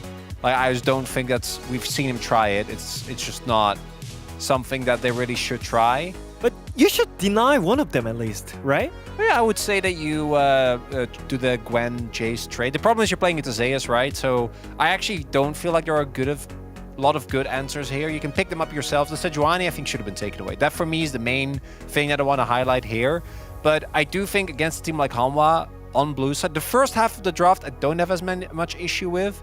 It's the second half where we pick Braum, ensuring that we have no engage, and where we also pick Pantheon mid for Showmaker in a matchup that doesn't actually win and he just falls behind with and doesn't do anything all game. So yeah, when you think about it, you have great setup for Nidalee. You have target CCs like Pantheon and Renekton, but you are short range. And HLE, they're known as a great team to make a space and like create the distance in the team fights. So I feel like they just had some tools, but not enough. Especially as you mentioned, Braum is not a key for them.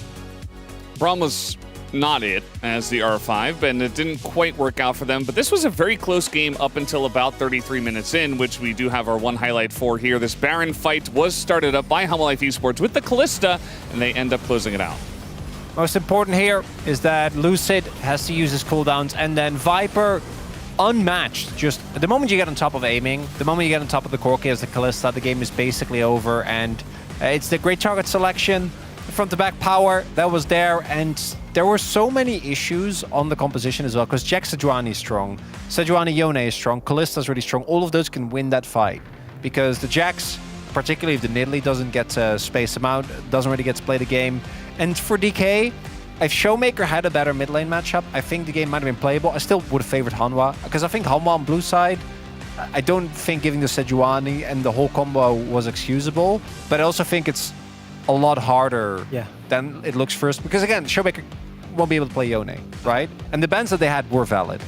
Yeah, and also even though the team comp was hard to execute, I still think they have created a lot of chances with the Nidalee, but some spears are missing, and that's why you normally don't pick Nidalee, because you can miss the spear even though you're really far ahead in jungle. If you cannot land that skill, then that champion cannot work that well. And I think we saw so many times Zeus live up with the 1 HP Jax. He cannot die with the Jax, so I feel like we just saw the reason why Nidalee is not picked over Sejuani or Vi, those kind of tanky, targeted junglers in the LCK right now.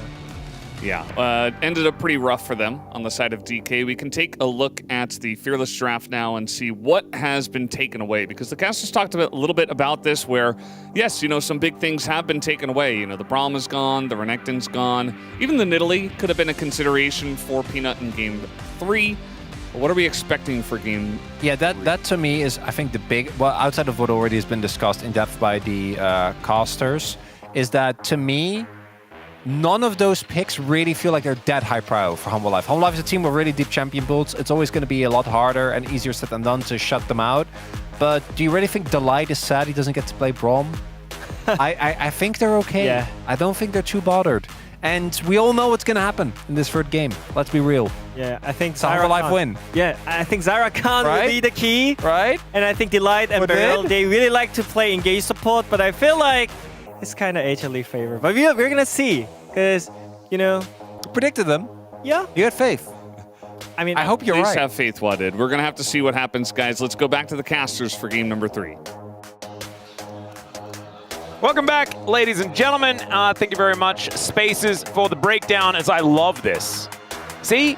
This way you have the hand there permanently, and it can be either Zeka or Zeus every time. But like, it's Zeka's nickname is super... You just don't move people's nicknames around, you know? No, I know, but it is a very There funny seems reference. to be a trend amongst fan signs and nickname makers. I feel like in my South Korea, where we just kind of just keep moving nicknames around. Everyone can't be the general, okay? That was Umpty's. It was Teddy's as well for a time. You did see the day where like Zeus was getting interviewed. Yeah, I did see the thing. I did see the thing where good though. Yeah, it is getting a bit meta. You're exactly right. It is just getting a little bit meta. Like Zeka's probably like, that's mine, by the way. You can say good things about him, but that's mine. And I get that it's funny to do it the other way, but please, like, I just want to keep my thing. Imagine if we all just tried to pretend like caster curses weren't real to try to be like Chronic. I know, that'd be so awkward and weird and cringe and stuff. Okay, let's talk about this draft, because Gwen. Things are thinned out a lot, but I think as Hanwha Life, do you just ban Gwen Jace again? Likely you do. You might feel comfortable leaving the Jace to a lot of other weaker... Oh, okay, maybe we don't. Huh. Well, they're going to ban the Gwen eventually, but the Lilia is going to be removed. This does mean that DK... It's a pick your poison type situation for HLE if the Gwen or Jace are not banned here. Otherwise, they will have to just ban whatever isn't banned. So instead, it will be the Jace. Interesting. And that just means a little bit more of an honest game three. When you ban Lilia here, D+ can be like, well, now you don't have that volatile Jace into the Gwen, like, and I can pick Gwen, so you have to ban Gwen. Like, it means Hanwha, I think, has to ban Gwen. Oh, yeah. In this third spot. Like, it's no longer even a concept where you're like, oh, maybe I could play Gwen into the Jace. Like, we'll see. Or vice versa. You don't ever want to play anything that isn't Jace into Gwen. We've already learned this. And so I'm glad that Hanwha's on the same page. Let's see what this first pick is going to be. Yeah, I'm wondering, much taken away. Wondering what the priority is here. Maybe a Taliyah? That is the champion that's kind of looking at the top of the tier list to me. I do agree. I just don't see... It's also very safe. Oh my Misfortune. God. That is not what I was expecting as a first pick, but aiming has been very good at it. I'm trying to figure out the rationale here as... I mean, Varus is gone. There's other picks you can pick into this Misfortune that outrange her, and you can have a good lane. Even though Misfortune kind of wins a lot of lanes, not all of them. Usually you pick it after a few more picks have been given away. I think Taliyah still feels very good here for Hanwha Life. Alistar going up the tier list here as we're just going to grab that one. As Alistar Taliyah is straight out of the tier list. Yeah, it is, and I don't hate it. No. I feel like Misfortune alone, without Rel or any setup necessarily, is not quite in the same tier as these other champions that Hanwha Life got. And you don't have Rel, you don't have Yone. And what's going to be the setup here? The thing that's really rough as well is the fact that you also don't really want to pick Rakan. Rakan would be a very strong one alongside this Misfortune. And Poppy is gone. Okay, Lucid. That's a Viego, some Paper Man. Okay, we're just going Leona here. Beryl, I mean Beryl has... he has a skin that he never uses on this champion. He has a lot of proficiency on the champion, that is for sure. Looking for a Kai'Sa pick here, potentially, to follow up on Weaver's Wall engages. The Xayah is safer. Not Doesn't super feel psyched great, about though. the... Yeah, no, I don't. I mean, this is a really weird situation where so many of the big prio picks actually got left up in this draft outside of Jason Gwen. Feels like everything else you'd ever want is Fearless Band. And teams usually don't have to deal with like everything being Fearless Band, so they're like, wait a second. Yeah. What do now? Because, you know, the LCK doesn't play Fearless like the other regions do. They kind of play a few different comp archetypes, which are kind of broken up now by the Fearless Bands. So you end up with like a third pick Gnar. You have like 3 high-tier champions here. The best support in the meta, the best remaining mid laner, and the safest blind pick top lane. That's what we're putting together here as Hanwha Life. And I look at the other side and I'm like, okay, you got some high-tier champions, but they don't really work together very well, and they're lower tier than what Hanwha has. So I think Hanwha's feeling pretty good right now. Yeah, I wonder what Showmaker goes towards here in this mid lane. That's the biggest question mark for me. And where do they get some extra tankiness? I think that like a Scion priority is certainly understandable here if she wants to take that one. Doesn't feel very good into a Gnar though. And so maybe Showmaker now has to play some sort of weird tank in mid lane. Is it a Galio angle? We saw that doesn't exactly go so well into the Taliyah earlier Galio, on today. I love if you cover the Taliyah. I love the Galio here. But yeah, I don't feel as good about it. Maybe Aurora could be some sort of setup here in this draft for Showmaker, since you can just drop the ultimate down, create some zoning, and you kind of make a circle, a bubble for the MF. Oh my god, it's a TF comp. That's what they're going to do. I mean, that could be. They just play for side lane. They try and get Lucid picks so that he can get these resets to start things off and play for 1-3-1. Maybe that's what they're going to do. Maybe. I mean, I thought about that earlier. I also thought about what happens if Xiu plays Gangplank, but that's not really in his wheelhouse. At least he hasn't really proven that this is a pick that he likes to play into Gnar. It gives you a ton of zoning as well as really great late game scaling damage. And cross-map certainly pretty powerful here. Is the Jhin going to be locked away for Viper? I wonder if he is ready to do that. Like, are they going to trust him? Or are we just going to play Vex? Aha! Oh, look at him. He's grinning. I'm vexed, Atlas. I'm somewhat vexed as well. Instead, we're... It is the TF! No, it's gotta be. It's such a weird Waters day today. The Victor also fits, and I'm kind of amazed that we haven't even thought about it. I think the Victor doesn't offer a lot of agency here in this comp. Like, I wanted something that gives you a little bit more setup, a little bit more oomph, like the TF would have done. and they end up playing the Scion here into the Gnar. Does not feel good. It's Zeus' Gnar. It's a great front line, but you're not running a traditional AD carry. It's really going to be for the Victor more than anything else. And this Wukong has already proven to be both great for disengage as well as engage. And when you have this Jhin to follow up from super far away, when you have 3 amazing engage tools, arguably 4 here, when the Mega Gnar is up, I think Hanwha Life got everything they wanted. This feels like a draft canyon to me. Draft kingdom, as you guys used to often say. Yeah, it's feeling pretty good. But I don't know. I think it's a lot more winnable than game 2. For D+. Let's just put it that way. I will agree with you on that, yeah. I think that there's certain avenues that you can take. I think Lucid's Viego has been fantastic. And also Aiming's Misfortune, incredible. Yeah. Right? And Showmaker on Victor, as long as we could trust that he's not going to get caught, I mean, there is a lot of late game power in this pick and setup for it. And you get a single kill, the Viego starts getting resets, absolutely can work. And we have to remember as well, this is the 5th time in a row HLE and DK have gone to maximum games. Be that best of 5s, best of 3s, whenever this team meets, they go the distance. So light your phone up. Oh yeah, we are getting that value. If you're in the grocery store, don't be afraid. Light your phone up, wave it around. No one will see, but you will know, and so will we. And we love you for it. These are the drafts. Some power here for D+, but it doesn't exactly scream innovation or anything like that. This feels like a robust, strong draft that I'm surprised Hanwha was able to put together, but I'm very impressed. Yep, high tier list as well. Let's dive onto the Rift Series. Let's see whether it works. Game 3.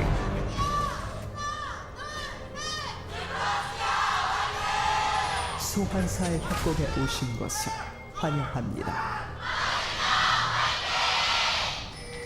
All right. Fans of Full Voices here at LoL Park. In fact, we have had a full house all day long today. Certainly been some fantastic games. Yeah, this is the 6th of the day. We hit max value. We really did, and I don't feel exhausted, you know? I feel like... Yeah, I'm kind of exhilarated. We had so many crazy storylines. Bro took out T1, and you're looking at now D+ getting a crazy lead. Phenomenal game 1 from them in this series, in their second series, but then game 2 cooked a little bit, fell apart. Game 3 here looked like it might be in the D+ archetype. When we were casting LCK Cup, D+ was first place for a lot of that tournament, and we consider them to be the best drafting team. They had the most creative picks, and they came up with so many really strong drafts. I feel like I kind of want to move the lever back to not best drafting, not necessarily good drafting, but creative drafting team.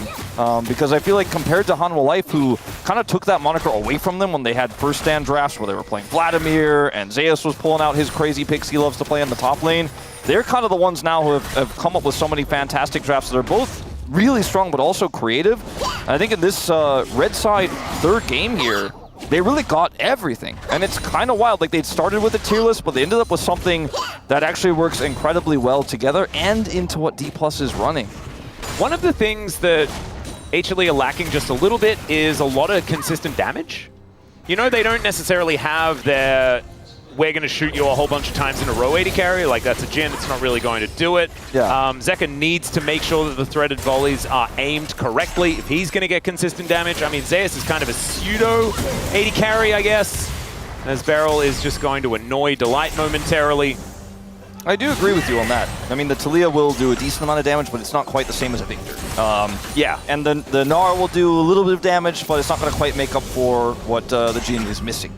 I think it's really about just having incredible setup and not only single target pick, but also multi-target in terms of what the Wukong can offer, what the Gnar can offer. Sometimes you will just steamroll the enemy quite literally with your CC.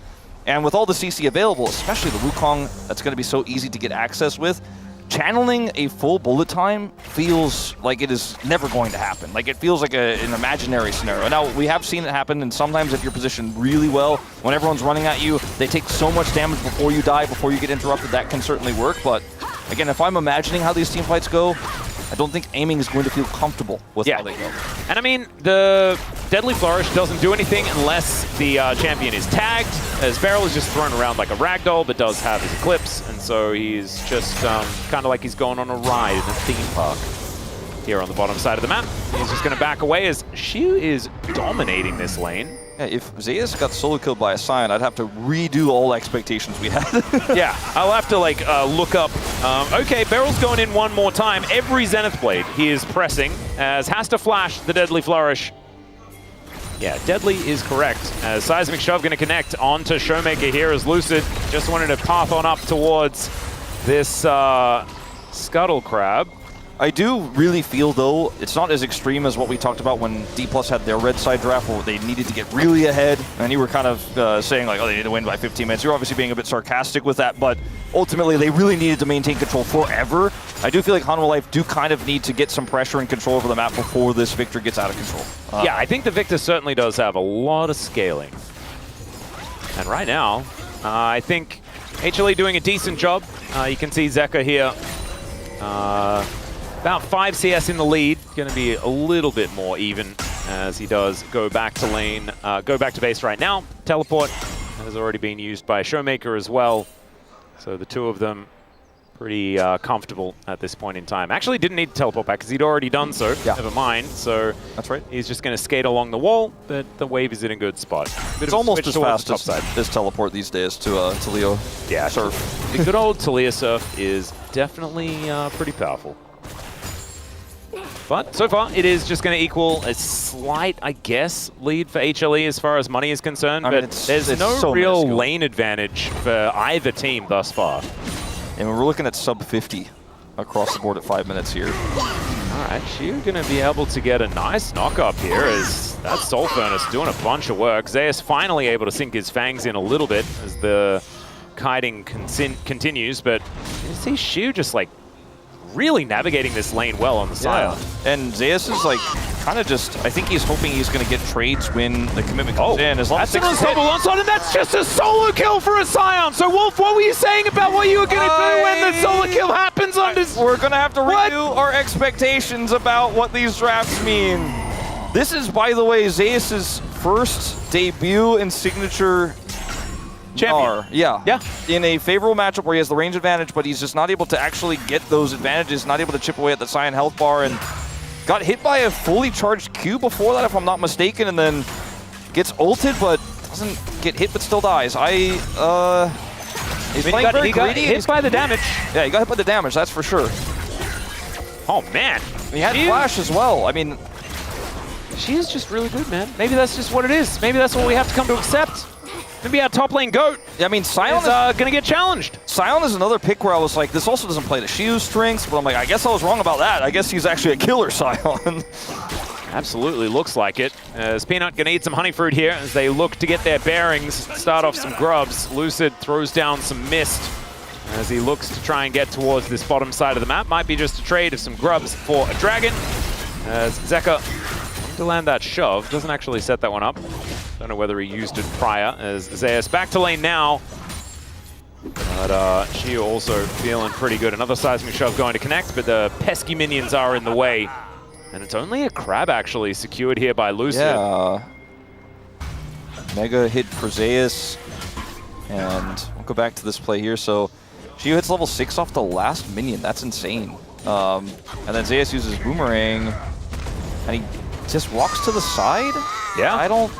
That's just Soul Furnace and Ultimate and an auto attack, and that was enough damage. Beautifully played. Beryl actually able to eat a lot of the engage there with the Eclipse. HLE not going to be able to do too much there, and Shiu, as he gets more and more points into this queue, is just cutting down this mini-Gnar. Yeah, he gets the slows and just continues to put the pressure on. Every time he's got Q back available, he's like, all right, looking for a channel. Another one here. This time Zeus gets away. Yep, able to walk that one off. Still probably really wants boots. Does Zeus? Yeah, that's now help. Oh, is this the answering solo kill? Is that like what we're going to get? Ult is back up for Shiu. Yeah, we have the Mega Gnar up and available here for Zeus as well, as Shiu gets himself another ulti. Finds some damage. The Gnar comes through, not going to get the stun. Throws the boulder down. Cannon! Oh, misses the cannon. There's the wallop to secure it there, and Shiu just watches. Says, all right, well played, sir. I wonder what happens if Shiu actually hits that ultimate. I don't think he really can. Like, it's not like he could have willed that to happen. It's not like he missed, it was dodged. Yeah. But still, very confident in this matchup here with the Scion. It's actually just really fun to watch this. I just kind of want to like keep the camera on the bottom side of the map. I was actually about to mention it before. Glad that we're on the same page as Even the control ward secured investment back. yeah, from Zeus, just to make sure, like, I am locked in. I am not going to die again. Don't you worry. And I'm going to be honest, I was a little bit worried. Viper and Delight moving in for the 2v2. That's a flash for the engage. Aiming is down extraordinarily low, already on mana, and just gets flung back into some rocks, trips over and dies. Well, that's a big win, a point on the board here for Hanwha Life. And they're also well invested. They're playing both sides of the map, which is kind of crazy. Peanut is on the dragon right now.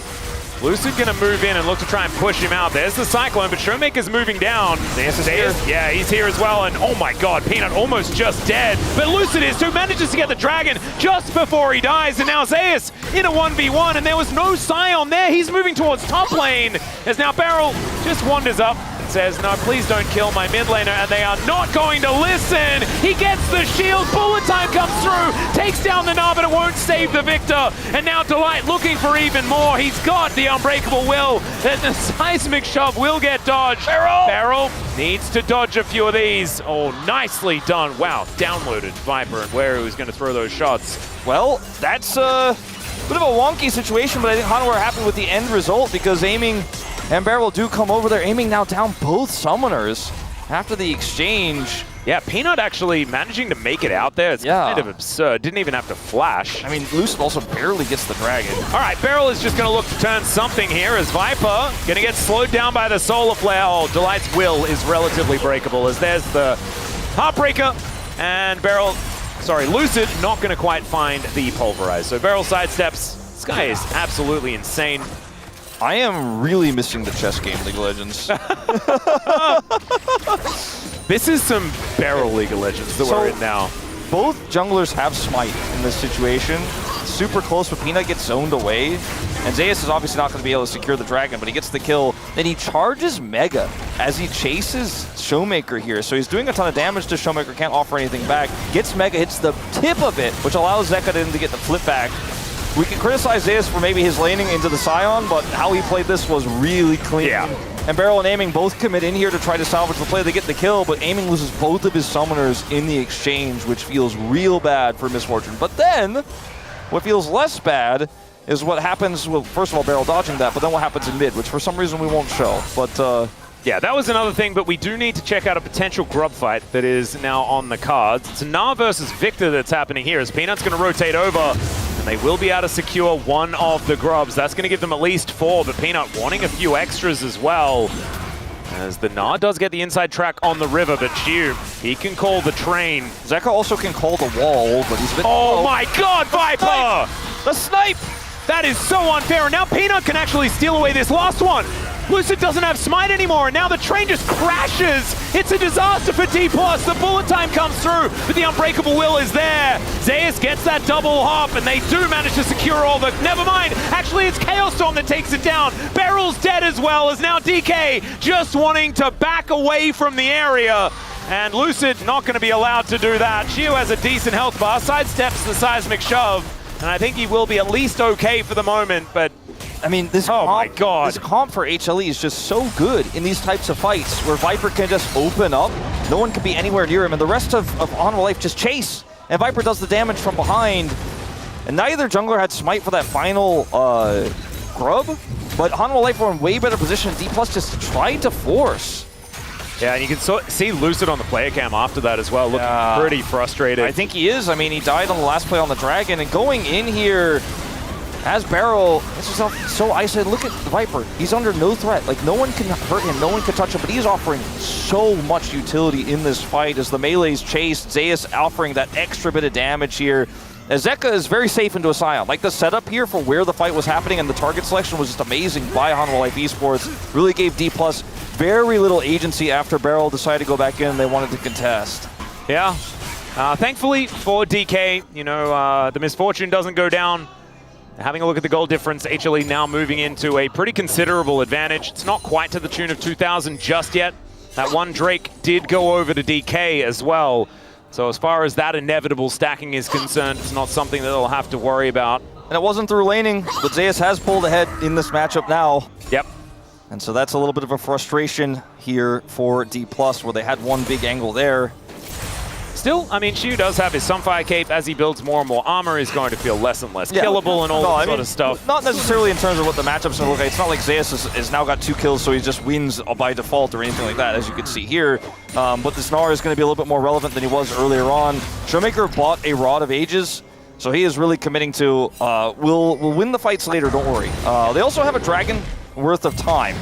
And that is Lucid Sacrifice going to pay off in big dividends for the scaling here for D+. Well, it's a good question. As Q comes through from Shu, and the Hyper gets stacked up, but it looks like he's going to be okay for the moment. Peanut hunting Beryl, as he will get the Q that he was looking for. Now Peanut looking to try and challenge for this Brambleback.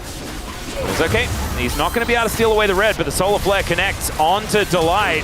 He's got the Unbreakable Will. He presses it a little bit late as now Showmaker from over the wall does throw down the Gravity Well. And in fact, Showmaker can't get in there. He doesn't need to, though. Aiming's there. He's able to take down Peanut. Over the wall goes Lucid, and he does manage to get the kill onto the cow, but he's taken down immediately. That's a bit of a gap close from Zeka, but still, Showmaker taking so much damage. He just walks it off. He doesn't even have to flash because Viper's got to reload and he's got to get the hell out of there. Aiming! Yeah, has to flash. There's a very large chunk of rock being thrown at him. Sure why Aiming was chasing there into 2 people and the rest of his team had disengaged, but I think tension is high in this series, Atlas. Oh, yeah. We're going into full skill check, hands check mode here. And it's getting late as well. These players somewhat fatigued at this end of the day. Yeah, it is getting later for sure. All right, Viper able to shove this wave forward, Aiming looking to collect it. He does have his Bloodthirster completed, so the Misfortune certainly feeling a lot better. And now the Infernal Drake looking to be started up. Thankfully going to be moving on in. Yeah, they really have a lot of control here. And Zeus spacing well now, starting to put the pressure on this turret. They're winning both in this top lane solo in the 1v1, but are also getting the only spawned objective on the map in HLE. They don't have to worry about any cross maps. This got a little bit messy, but you can see again the power of Peanut on this Wukong with the follow-up damage here with the Jhin. Like, they're able to just kind of go, all right, we got this front line, Alistair presses R, Peanut goes deep, and then the Viper damage layers on top. But this is a really nice and clean follow-up here from the side of D+. Aiming, channeling the final edge of that damage is going to be able to get killed. Delight goes down, and then Aiming, for some reason, he didn't see Zeka go into the banana. He did. He saw Zeka go into the banana brush. And so then he just flashed. Don't know. Scientists are still trying to figure that one out. Yeah. What did he mean by this? Yeah. Difficult one to ascertain. He just wants to let him know he can win fights without his flash. And speaking of fights, we got one on our hands here. The spawn of the Herald is complete. Yep. Zeus trying to get out of there. Solar Flare going to slow him down, but it looks like the Rift Herald will be the target here for DK. Peanut a little bit distracted by Beryl, so Lucid will be able to secure this. And Shu off to the side. There's a Weaver's Wall. But that is not going to really net them too much, apart from maybe a Scion, as Viper not going to get knocked up, but they do a lot of damage here to this theoretical tank on D+'s side. D+ just need to evacuate here. Oh god, Aiming taking a lot there, and doesn't have his flash available to get him out of that one. Yeah. I think he would have held it there, but it was scary to think about what could have happened, especially with all the other follow-up engage they have. They're just going to clear this wave. Yeah, Bullet Time going to help out for that one. The gravity field kind of annoying, still. Because all of Hanwha were on the bottom side, or most of Hanwha were on the bottom side doing that Dragon, D+ had the Prio, as that was a nice try by Viper to deny the back. They had the Prio on the Herald, so we came to the Herald fight a little bit late, but D+ did have control there. They were able to secure it and back away. See if that ends up being a high value pick for them, you know, where they can drop it. Right now they don't have a lot of control anywhere, so it is going to be challenging to find value out of it. And Strong Shoes going over to HLE there as well, being able to secure the first turret of the game. That one falling down on the top side of the map. Oh, they didn't get the eye. Oh, they didn't? Yeah. I'm not crazy, right? No! D+ did secure the Herald. They just don't, I don't see any eyes anywhere. I don't think they dropped any Heralds. Oh, Shelly. I completely missed that, in fact. Yeah, Shelly unfortunately just going to have to stay home today. That's all right. We have seen her a few times. It's been it's a 6-gamer, so it's been a few Shellys. Yeah, we can skip this one. It's fine. Yeah, it's only 5 out of 6. The Shelly count, normally we get 6 out of 6. I hope one day we can bring back Double Herald. Yeah. I'm just kidding. That was ridiculous. All right. Viper and Delight here in the mid lane. Just clearing out wave after wave. Gold lead is not really anything. Yeah, I mean it's something, but it's not enough to feel like this game is decided one way or the other. And it's enough of a lead for Hanwha to feel like, okay, you're in control, but it's not enough of a deficit here for D+ where you're feeling like this victory isn't actually going to be extremely relevant later on. So it's still a pretty even game. But this Taliyah having 3 kills feels really nice. The fact that that's going to be one of your big sources of engage and damage and pick with the Wukong is great. Viper sitting on a slight gold deficit, but he's got 2 items. He's actually ahead on held items at the moment because of it. He's got the ones he wants. Yeah. Zeker and Zeus leading as far as damage done is concerned. And this Taliyah with 1.3 thousand gold in the lead. The large reason why they're doing so well is Weave as well looking to try and interrupt the bullet time, but unfortunately it doesn't quite do enough there as they use the Void Mites to help try and tank up this turret. Doesn't quite work. So buying bullet time now on cooldown. Yeah, buying the turret a little bit of extra life there. Oh, Zeus with movement speed, man. They're free shoes, but it certainly works. It's now Peanut gonna get zapped a little bit by the death rate. Zeus throwing down an ulti just to put the pressure on. Yeah. Earlier we were mentioning shoes, we couldn't buy them. Yeah. It's been a long day. It is. It certainly is. They really want to kill this turret, and this time aiming doesn't have ult, so I think they might get it. Well, it'll take a little bit longer. Deadly Flourish onto Barrel, so they'll need another wave. Slight K-Ram and near K-Ram, not quite all, but most in mid at the moment. And finally they will get out this exchange and take the turret, which is not a surprise. Arakan also up and available towards the bottom side. And HLE with a lot of control now that the entire outer ring of turrets has been eradicated. Or at least the top side. Yeah. Bottom outer not quite gone just yet. Lucid moving on over towards his the goal, I camp. think, for D+ here, because it's an Ocean Soul as well, is to kind of just chill. You don't have map control. There's a lot of deep vision for Hanwha Life. Just don't mess around with that. Don't try to force any fights. Don't try to go for a crazy barrel play. This is not the time barrel. Just play defensively, sit back, let that Victor farm. And the more money that Showmaker gets, I think the better your chances of winning this game are. And fighting over this dragon right now is really risky. You don't have any control over this area. And I think that D+, they're trying to figure out, like, what do we do for cross map? Because there isn't a great angle with this Scion here. But I don't think you necessarily want to force this fight either. So you kind of just have to sit back and surrender this dragon. I don't think you want to surrender both Dragon and Otacon. No, that is definitely that's not allowed. But I don't think you want to force a fight just yet. Oh, look at Zeus. He is going to transform. So they will have to be a little bit careful there. As you can see, Shiu wanting to set up for some sort of attempted flank. This dragon is definitely going to HLE. This is one of those attendances mandatory. Like D+ have to be there to make sure they can't double objective. But they don't want to, they're not really going to try hard the class. Yeah, I actually think this was exactly what they needed to do. They had other things to study at the time. So go to class, study the other subject that you're really struggling with. Do your homework, your math homework in chem. Yeah. Sometimes it's just about attendance. You know, just got to hit those attendance numbers and you're still going to pass. It's fine. C's get degrees. Because for HLE, I think with the Taliyah they have, they're like, let's clear vision and force them to walk into this choke point and we'll get a flip back and we'll set up the Wukong ult and then we'll win the fight. But D+ aren't going to take the bait.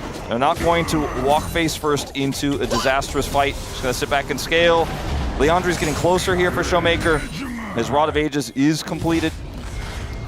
Zeus, he does have his Black Cleaver, so now he can actually duel this Scion and do maybe some damage. It's okay, that's a pole flashes. The immediate thumbs up. There's a Cyclone as well as aiming. He's got a Bloodthirst, so he just needs to keep auto-attacking, and Peanut is going to get taken down.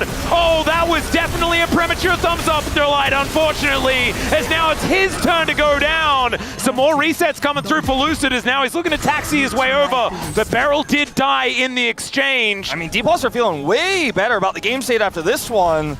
I mean, it's still the turret going down, though. The turret does go down, but hold up here, that cleaver, and the miss. Oh, no, this time Shiu is not going to be able to find it, but aiming is going to turn up. Aiming has ult, too. Zeus, he's got Mega. Shiu, he's scary. He flashes, and the flash immediate response as double up going to connect. Boulder will be there as well, and now Lucid, like you say, is going to turn up as well. It takes a lot to try and take this guy down, but take him down they will. And Zeker decides, yes, perhaps I will get off the wall a little early. Yeah, so many resources had to be committed to killing him, though, that they're not going to be able to get a turret off of this or anything like that. As it always hurts to watch a Leona try to kill minions or anything like that. So clear waves is what I'm really trying to get at. But that ended up being another set of gold picked up here for D+. You know, they kill Zeus. He's really big. He's really ahead. It took a lot of resources to do so, but there's buying time in this game. Bottom turret not as significant, I think, as other turrets in League of Legends. So losing that one and getting a kill on your misfortune feels pretty nice.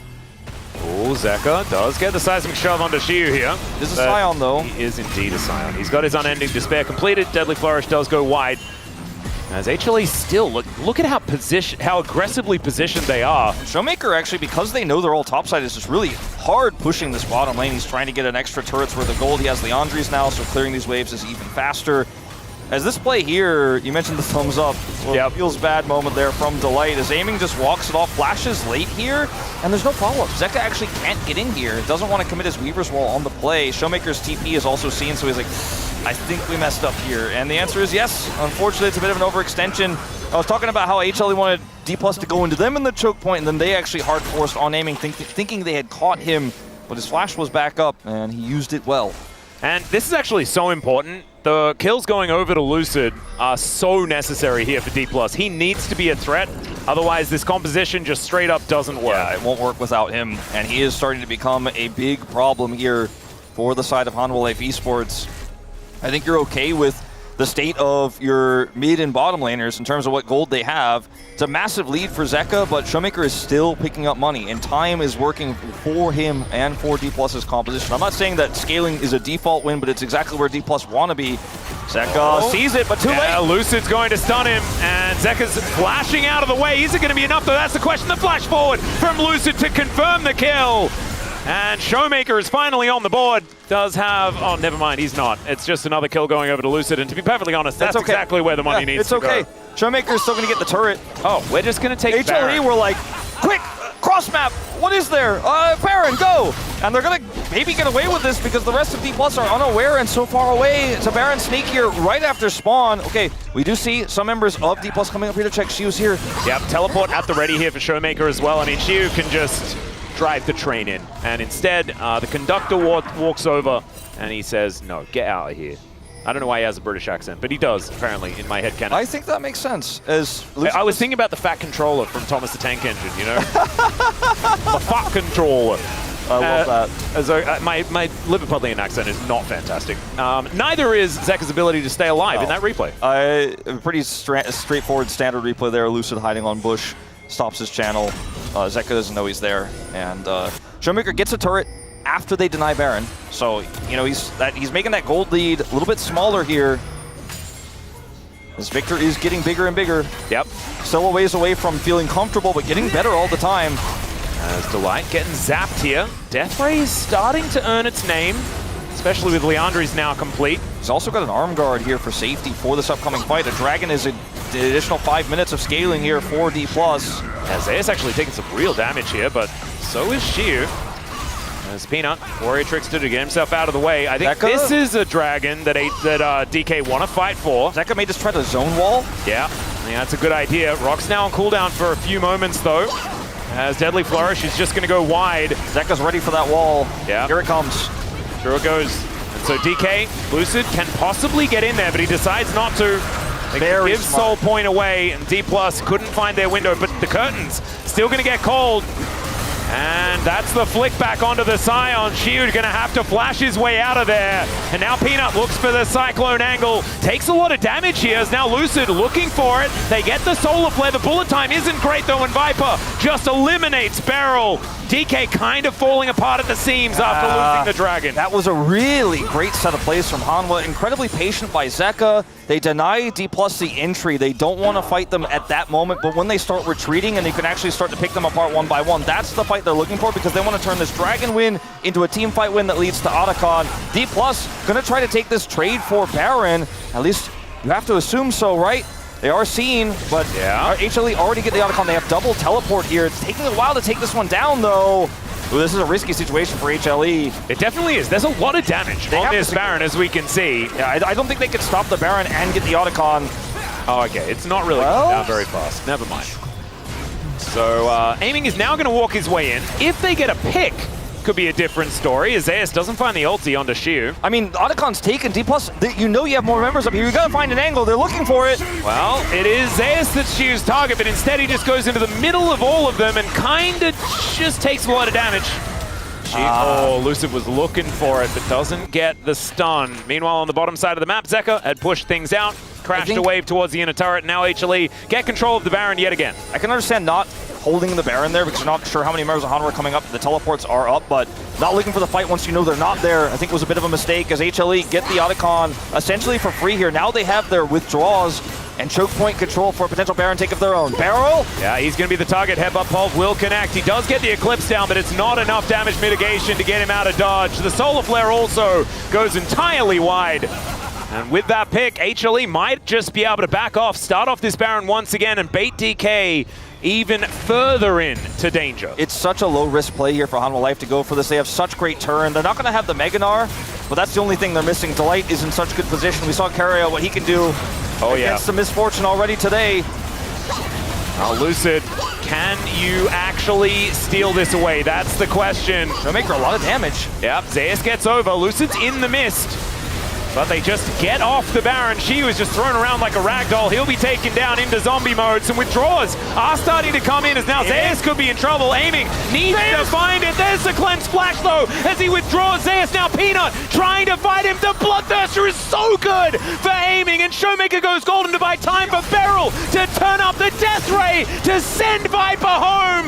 No Baron for HLE, and DK is still fighting. Aiming feeling pretty good about that first pick Misfortune right now. Great kiting there with the Bloodthirster, regenning up, even though Zeus had the perfect angle there on the Narbar. As the fight starts off with Showmaker doing a ton of damage with this Chaos Storm here. And then Sion gets isolated. From here, it looks pretty doomed for D+, but things get a little bit split as Delight gets withdrawn. Zeus gets low, ends up taking one out with him, but when he goes for this play here onto Aiming, Aiming is able to flash away from Peanut, take out the Gnar, and then kite away from this Wukong, getting the lifesteal just enough. Now HLE are back on the Baron. Yep, and they are trying to burst it down this time around. Delight might just get destroyed, but the train has headed into the pit now. Can Lucid get it? The answer's no. Peanut locks down the Baron. Aiming now 1 versus 3 again, but I don't like his odds this time around. The Gnar is massive as well from Zeus, and into the backline goes Peanut. He finds Showmaker. Shiu, he's pretty big, but unfortunately, he's not going to be able to take out HLE. This time, it's an ace, and this time HLE may have put themselves in a position to win this series. I mean, it's not going to be the end of the game right now, but it certainly feels like it is. HLE win the fight, get the Baron, and Lucid was so close to so many resets in that pit. They went in, they full sent it, but they full sent it into a Talia Wukong composition. And Peanut didn't even use his ult, and it's an easy cleanup here for Hanwha Life. Now 6,000 gold ahead, and that lead is just going to get bigger. I think this mid inhibitor is not going to be live for much longer. Zeka's also getting this top side and the wave prepped. They don't commit further into the base, but they are in such good position in this game. And HLE on this position, it's really hard to actually force this fight, but D+ feel like if they lose Baron, the game is out of their hands, so they do full send. Barrel goes in, Aiming is on this side angle here. But unfortunately, the Deadly Flourish, so good. Zeus too in this angle with 3. And it's just such a good angle for this this Viper Jhin. He obviously does go down, but he did so much work in the interim. And it's just a well-oiled fight here from HLE. They played it so beautifully. I don't think he could have played it really much better. And the Super Soldier is doing exactly what we expect of him. 4, 1, and 7 on this Talia. The setups for HLE to make sure that these shoves are deadly has been working so well as Beryl is going to try and stop Delight. Oh my god, the bullet time is massive! They get themselves the Ocean Soul though! And now Showmaker gets getting closed in on. There's a beautiful scoop once again onto Aiming. 1-2 and the Misfortune goes down. Beryl has nothing to offer. Showmaker is just walking away because he knows there's nothing he can do. This comp is so good front to back, and I think this may be the beginning of the end of this game. Hanwha Life Esports, a hard-fought series. Showmaker the only one who could try to clear. He doesn't have ult. And he's going for the champ stop the wave, and he's down. Oh my god, that was so much damage. The flick once again from Zeka is gorgeous. The Talia play today, just in general, has been phenomenal. First closer, And then Zeka here in this game finding every flick he needed to in the team fights that he needed to find them in. Such great front-to-back play from Hanwha Life. And when D+ went in and looked for their angle and couldn't actually find the bullet time elims they were looking for, their comp really kind of falls apart because they don't have peel. Wukong is chasing you. You've got the Talia chasing you. She's fast and she's got those shoves. She's got a Weaver's Wall. The Gnar re-engages from Zeus as well. We're super good in the game despite having a pretty weak laning phase. He is happy with his performance. I think maybe a little bit sheepish about that solo death, but I think we'll allow it when you consider how much value he got in those late game team fights. Yeah, you can see he's just feeling a little bit more sheepish after dying there in lane, but it ultimately didn't matter. And more credit to Zeus as well for having it not affect the way he played in any way, shape, or form. The way they just played around this chain CC that they had available. Viper as well, just quietly successful here today on the Varus and the Jhin. It's a lot more utility for his picks, but it works. It's the kind of game where every single player had a part to play, and it felt really good to watch if you're a Hanwha fan because they played their parts correctly. But there were a few shaky moments. There were a few good calls from D+, but Hanwha Life had a comp that I thought was much better, but it was much harder, and you still were able to make it work. They still were able to maintain control, even though Showmaker was getting bigger and bigger, and it started to feel like maybe they were on a bit of a clock. They never let control go back to D+, never fully. And even after getting those resets, even after the wipe, even after Aiming's incredible play with the kiting, they still lose control of the Baron. They still lose the Baron. Yeah, okay, well, we're not going to talk about that anymore. Yeah, that was still a cool thing that we needed to take notice of, but ultimately everything after that moment was just all HLE. And look at this, every time it is just a bit of CC to set up for a flick, bit of CC for a flick. And this one, that was relatively even for D+, but immediately afterwards, everything else was just HLE grouped up together, playing around curtain calls, playing around these picks. And as soon as they broke open the fights, they were able to then single out opposition and take them down. It was a game that I think D+ made some incredibly good judgment calls in. Aiming as well, like his misfortune, he's still allowed to play this champion. Yeah, I just guess never first pick it again. Well, I guess you're right. I mean, I was like, well, he played really well, but yeah. Maybe first pick the Talia next time. It did give some problems in the draft, and did give the Talia over. But D+ knowing when to avoid fights, when they had to fight, when they were forced to fight. It wasn't D+ taking bad fights on purpose. It was Hanwha forcing them into these awkward situations, having incredible front to back like this. Zeus with the 3-man here. Clean stuff on both sides. I feel like D+, this was not the tragic one-sided stomp in Game 3 that was promised. It was not the stomp that I was worried about after seeing the draft. Like, they really held their own, and what was a second incredible BO3 today. We had 6 great games. I mean, Game 2 of the series, that one's the outlier. Yeah, 5 great games and one that was funny. And Aiming this time, look at that. Pulverized, quite literally. And Viper able to take down the Zombie Scion as well. Actually, no, it just leaves him alone. There's nothing that she can really do about the whole situation, as they knew that this team fight was over. You can see not even looking that stressed. I thought maybe HLE would be like feeling it just a little bit here, but Peanuts just casually having a bit of a drink. Maybe they're a bit sleepy, but otherwise feeling in a pretty high spirits as they take down the Nexus here in game number 3. And HLE will move to still solid second place here with still that one loss against Gen G kind of haunting them. Yeah, it really makes you wonder what this series could have looked like with the draft for D+ in Game 2 being a little bit different, but at the end of the day, I thought it was a very entertaining series. I thought it was very fun. I like it when Hanwha gets pushed to the brink. They usually like those odds as well. They usually like to win the final game of the series, their first and last. Sure, that streak was broken, but it's a pretty high percentage win rate on those. And Viper will actually pick up the POM. I'm kind of into this vote. I'm okay with it for sure. Yeah, he sort of slipped my mind just a little bit here. The Callista game was pretty clean. He didn't die. Yep, helped lock down a whole bunch of objectives as well throughout that game. So I'm okay with a bit of the old Viper vote. Yeah, that's kind of cool. And actually, it just feels like everyone is just kind of good. As we are going to have a super soldier on the space. I voted for him too, so it won't be weird. Hey, there we go. You should actually pop in and say, by the way, I thought you should have got it. And then Zeka would say, but I like Viper, and he's allowed to get one too. I imagine that's what you sort of have to say if you're on that team. Yeah, I mean, I think... Depending on who you are, maybe. I think everybody earns votes. You know, I feel like you could have voted for almost anybody. I like Zeka, though. I liked his Talia in the last game. Me too.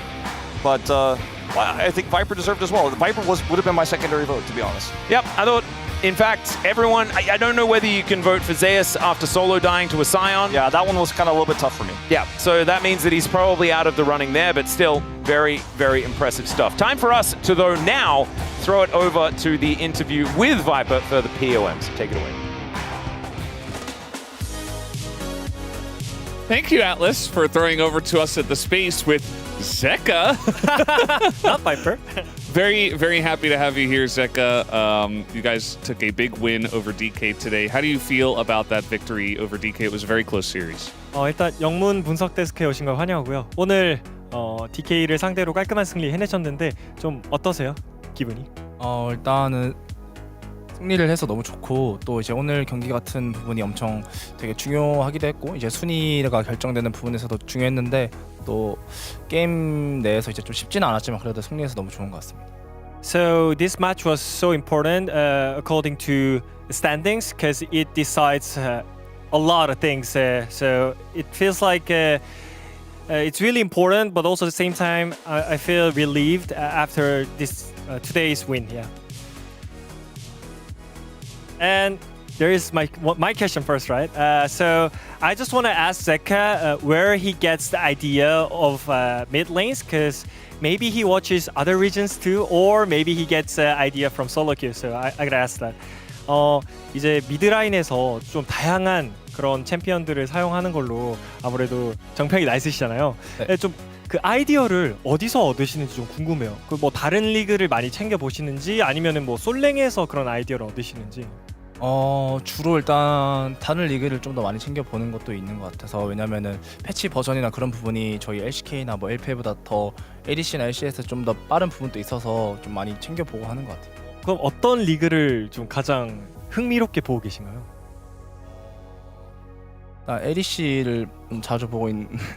아 그래요? 좀 다른 뱀픽도 많이 나오고 챔피언들도 많이 나오고. 오 알겠습니다. So for me, I just watch other regions a lot because they bring different ideas. Also because of different patch, they always play on live patch faster than LCK. So I watch a lot of other regions, but mainly LEC. I watch LEC. So yeah, that's Zeka's idea. Yeah. It's a very fun region. Also, it's a great time zone for us here in Korea. Zeka, I was wondering, when you won your first world title, you were very well known for your melee mid picks like Sylas, Akali, etc. But since then, you've significantly widened your champion pool. We feel like you almost have a champion ocean at this point. How are you able to achieve this over the course of time since Worlds? 뭐 롤드컵 이후에도 이제 뭐 아까도 말씀드렸지만 챔피언 폭에 대한 그런 이야기를 안 할 수가 없어요. 그래서 좀 그런 계속해서 뭐 다양한 챔피언들을 할 수 있게 되는 그런 비법이 뭔가요? 어떤 식으로 좀 연습을 하시는지? 일단은 막 다른 비법이 있다보다는 아무래도 지금 대회나 뱀픽적인 부분이 피어리스 뱀픽이다 보니까 어쩔 수 없이 이제 많은 선수들이 다양한 챔피언들을 연습해야 되고 또 대회에서 기용해야 되다 보니까 자연스럽게 많은 것들을 이제 연습하는 과정에서 많은 것들 시도해보고 솔랭에서도 많이 해보고 대회도 많이 챙겨보는 것 같습니다. So I don't think it's special for me because it's fairly strapped. So you have to play a lot of different champions. So I'm just trying a lot of different champions in solo queue. So I mean you gotta do it because since it's fairly strapped. Zeka, you're known to be a big fan of working out. Do you have a specific lift you do before LCK days? And what's your favorite muscle group to train between all the big ones? 이제 제카 선수 운동을 열심히 하시는 걸로도 유명하잖아요. 그래서 LCK 전날에는 어떤 운동을 하시는지 좀 궁금하고 가장 좋아하는 그런 운동 파트가 있다면 뭐 레그데이라든가 뭐 상체데이라든가. 사실 원래 이제 옛날에는 운동을 그래도 했는데 올해는 그렇게 많이는 하지 않고 그냥 가끔씩 하는데 그래도 좀 제일 좋아하는 이제 부위가 있으면 가슴 운동하는 게 좀 제일 재밌는 것 같습니다. So I'm not really working out this year. I mean, last year I was doing often, but not really this year. But my favorite part is chest.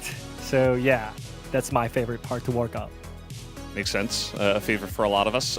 So Zeka, if you were to vote for the POM, who would you vote for and what comment would you give? POM을 본인이 선정할 수 있다면 오늘 POM을 누구에게 주고 싶고 또 코멘트 한마디 남겨줄 수 있다면 일단 오늘 피너 선수가 좀 솔리드하게 굉장히 잘해준 것 같아서 네 주고 싶네요. 본인이 이제 피너 선수에게 한마디 남기고 싶다면 잘한 것 같습니다. Alright, I gotta give to Peanut. I think he was solid today, so I gotta say Peanut and well played. He's just machine, you know. Well, Zeka, finally, any last words to your fans in English? 이제 이 방송을 보고 있을 글로벌 팬분들께 혹시 한마디 해주실 수 있다면 영어로도 괜찮습니다. Thank you for watching HK. Oh, nice. Thank you so much. All right, thank you so much, Zeka. It was a pleasure to have you here on the space, and good luck for the rest of your matches here at the LCK. So guys, that was Zeka. Always a pleasure to have all the players here on the space, and we're going to take a look now at the POM votes and see where they did go. Zeka would probably like to know that a lot of us did vote for him, so he didn't vote for himself. There was a top vote from Soup. I don't know about that, but we were also a little bit surprised to see so much Viper voting on our side. But I think looking back, the Jhin was actually a really big part of that final game as well. Like looking back at it, a lot of the setups were amazing, but we were really, kind of enamored with Zaka's play. Think he just played really well. Just mega gap showmaker. I think that third matchup in particular, we've seen both Chovy and Faker have performances on the Victor to kind of shut down the Talia where she doesn't really get to play the game past the early laning phase, and Zeka just took that matchup, and that's for me because I definitely definitely did not see it coming. I did not see it coming at all. Had no idea. I had no idea that DK was going to lose again. Didn't specifically call it this exact thing would happen. I am shocked and appalled that DK would do. I'm sorry. You predicted him. I feel worse for you. Yeah, but you know what? That's not true. I feel worse for myself. It's really sad to say that, but it was mid gap. I was kind of disappointed on game 2, especially because I feel like he kind of gave up the mid matchup that he can took. So I felt like it was kind of huge mid matchup, and also, I mean, if you have Zeka in the mid lane, it's so easy. You know, it's like AI. You know, if you don't know anything, then you just ask AI to solve it, and it's Zeka. He can play whatever the champion. You always talk about the melee matchup, but he can also play the range champions too. So in the last game, his Talia was on point. So I mean, he's like an AI. As I mentioned, he's just a league machine. You don't need AI when you have this machine on your team. And he was mechanical. Like, he didn't really miss. He was extremely consistent. That's what you'd expect out of your machine on your team. We could take a look at some of the other comments as well, because yeah, I am very curious about some of the comments for Viper. I think that call of the Jhin was definitely a good one. I do think that Zeka was a bit more consistent over the 3 games. But I mean, that's we're with you. That's why we. I think the entire. That's why I'm curious about the comments, you know, to see what they thought about Viper. Global side voted with him. Yeah, the only one I truly do not get is the Zeus one. I love Zeus, but that one did not make a lot of sense. Dying to Sion. I mean, normally, like, Korean side always gets a nice joke. You know, I'm really trying to get a comment, but it's really hard. They're really good on it, but I'm like, every time whenever I have to do the comment, it's so much pressure. So it's just so hard. Give me some advice. It is a lot of pressure. You've been doing great. I'm very proud of you. Right. Actually, I really liked your comment this time for Zeka. That was actually very clever, and it makes a lot of sense because he is like a machine. Let's take a look at our best ceremony from this week of the LCK, because we are here on this long Sunday night, and we have had quite a many ceremony. Let's take a look at Kingin. Ooh. He hammered? Or oh, that's an Italy. Top. Yeah. He played Italy top, that's why. He did. Okay, Chovy, new ceremony, new signature pose. Oh my god, I like the smile. I think the Chovy one is hard to beat because it's Chovy and then the little I like the smile at the end, man. It's so cute. Yeah. This one's good too. I like hype. There we go. Also has a big smile on his face. I'm gonna go. Proud. Yeah. Crowd favorite is Bro. I'm leaning Chovy. Yeah, Me too. You know what? I accidentally Chovy ranked them up. And I said Chovy is the first place, but hey, we don't rank them up, right? But they're all great ceremonies. Well, you did. Unprompted. And we were all like, we did. It's okay. You don't have to. You don't have to rank them. It's fine. You don't want to. Let's take a look at the standings now to see where Home Life Esports is. I think that Zeka very cognizant of the fact that they really needed this win over DK, because if it went the opposite way, then we look at two teams that are 6-2 rather than a 7-1 and a 5-3 team. So Home Life Esports have really separated themselves now from the rest of the squads. And this feels true to the LCK at the moment, right? We have Genji, Hanwha Life, who are clearly in a league of their own. And Hanwha Life, I think, will be a better match for Genji than they were in week 1. That matchup is going to be incredible. Then we have DK and Nongshim, which I think are actually on the same level. I do think DK will maybe punch up a little more, but they also don't actually win, right? Which I think is what makes the big game difference. So maybe you can say two S tiers and 6 A tiers and maybe 2 B tiers? I don't know about 6. Right? I would. I can say 6. I would hesitate. You say 6 A tiers? Yeah. I would say. So you're saying that Bro's on the same level as DK? Who knows? Bro won today. I think he won, by the way. I think we do know. I'm not with you, Wooded. I'm not on this one. I'm sorry. I don't know all right. about that. But I would say also that Genji is a slight level ahead of Hanwha Life. Yeah, but we fair. really need to see what that matchup looks like in round 2 when Hanwha Life is, awake this time. Let's take a look at next week's schedule, as we do have some big hype matchups, including the very famous rematch of Genji versus DK. That is Saturday Showdown. I think that's the most obvious one. Anything that stands out to you guys? For me especially, I wanna. Can I actually trust DNF once more? Do you think? What do you? Okay. What do you think? Wooded? I don't know, man. Like whenever I try to really trust on them, they somehow fail. So it would be a tragically funny timeline if DNF somehow beat T1 and then lose to Bro. But they have a high chance. But it's a higher chance, you know. I mean, obviously, Bros are a really great team. But I think DNF, they will think that this might be the last chance to get a win. A single win of series. So they might put their 100%, I mean, 200% on their energy. Yeah. There's just a lot of great matchups, like Nongshim versus DK. Also, those two teams fighting for fourth. Genji versus KT, the last team to try to deny Genji a perfect round robin. You got KT versus T1, which is also an LCK team roadshow. We got 2 of those next week. That's true. It's just really hype next week. Even Hanwha Life versus Nongshim, also pretty good. It's going to be a good week, but let's take a look at challengers as well. You guys can check this out if you would like to. I am in fact challenging again. Yeah. Although my favorite team is not very good, which is DK, who are 10th, and they're not a close 10th. But the T1 Nongshim, their good talent, you know. Yeah, well, yeah, they did. The T1 Nongshim series tomorrow, I think, is actually quite a fun one. And then KT, Genji, something we're always going to be looking forward to as well. That'll be a good time.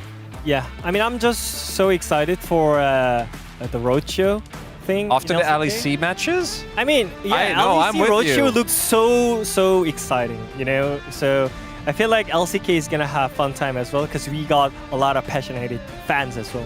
Absolutely. It's going to be packed in both of those stadiums. So make sure you guys are tuning into that next week. But that's it for us here at the LCK for this week. Thank you so much and have a great night.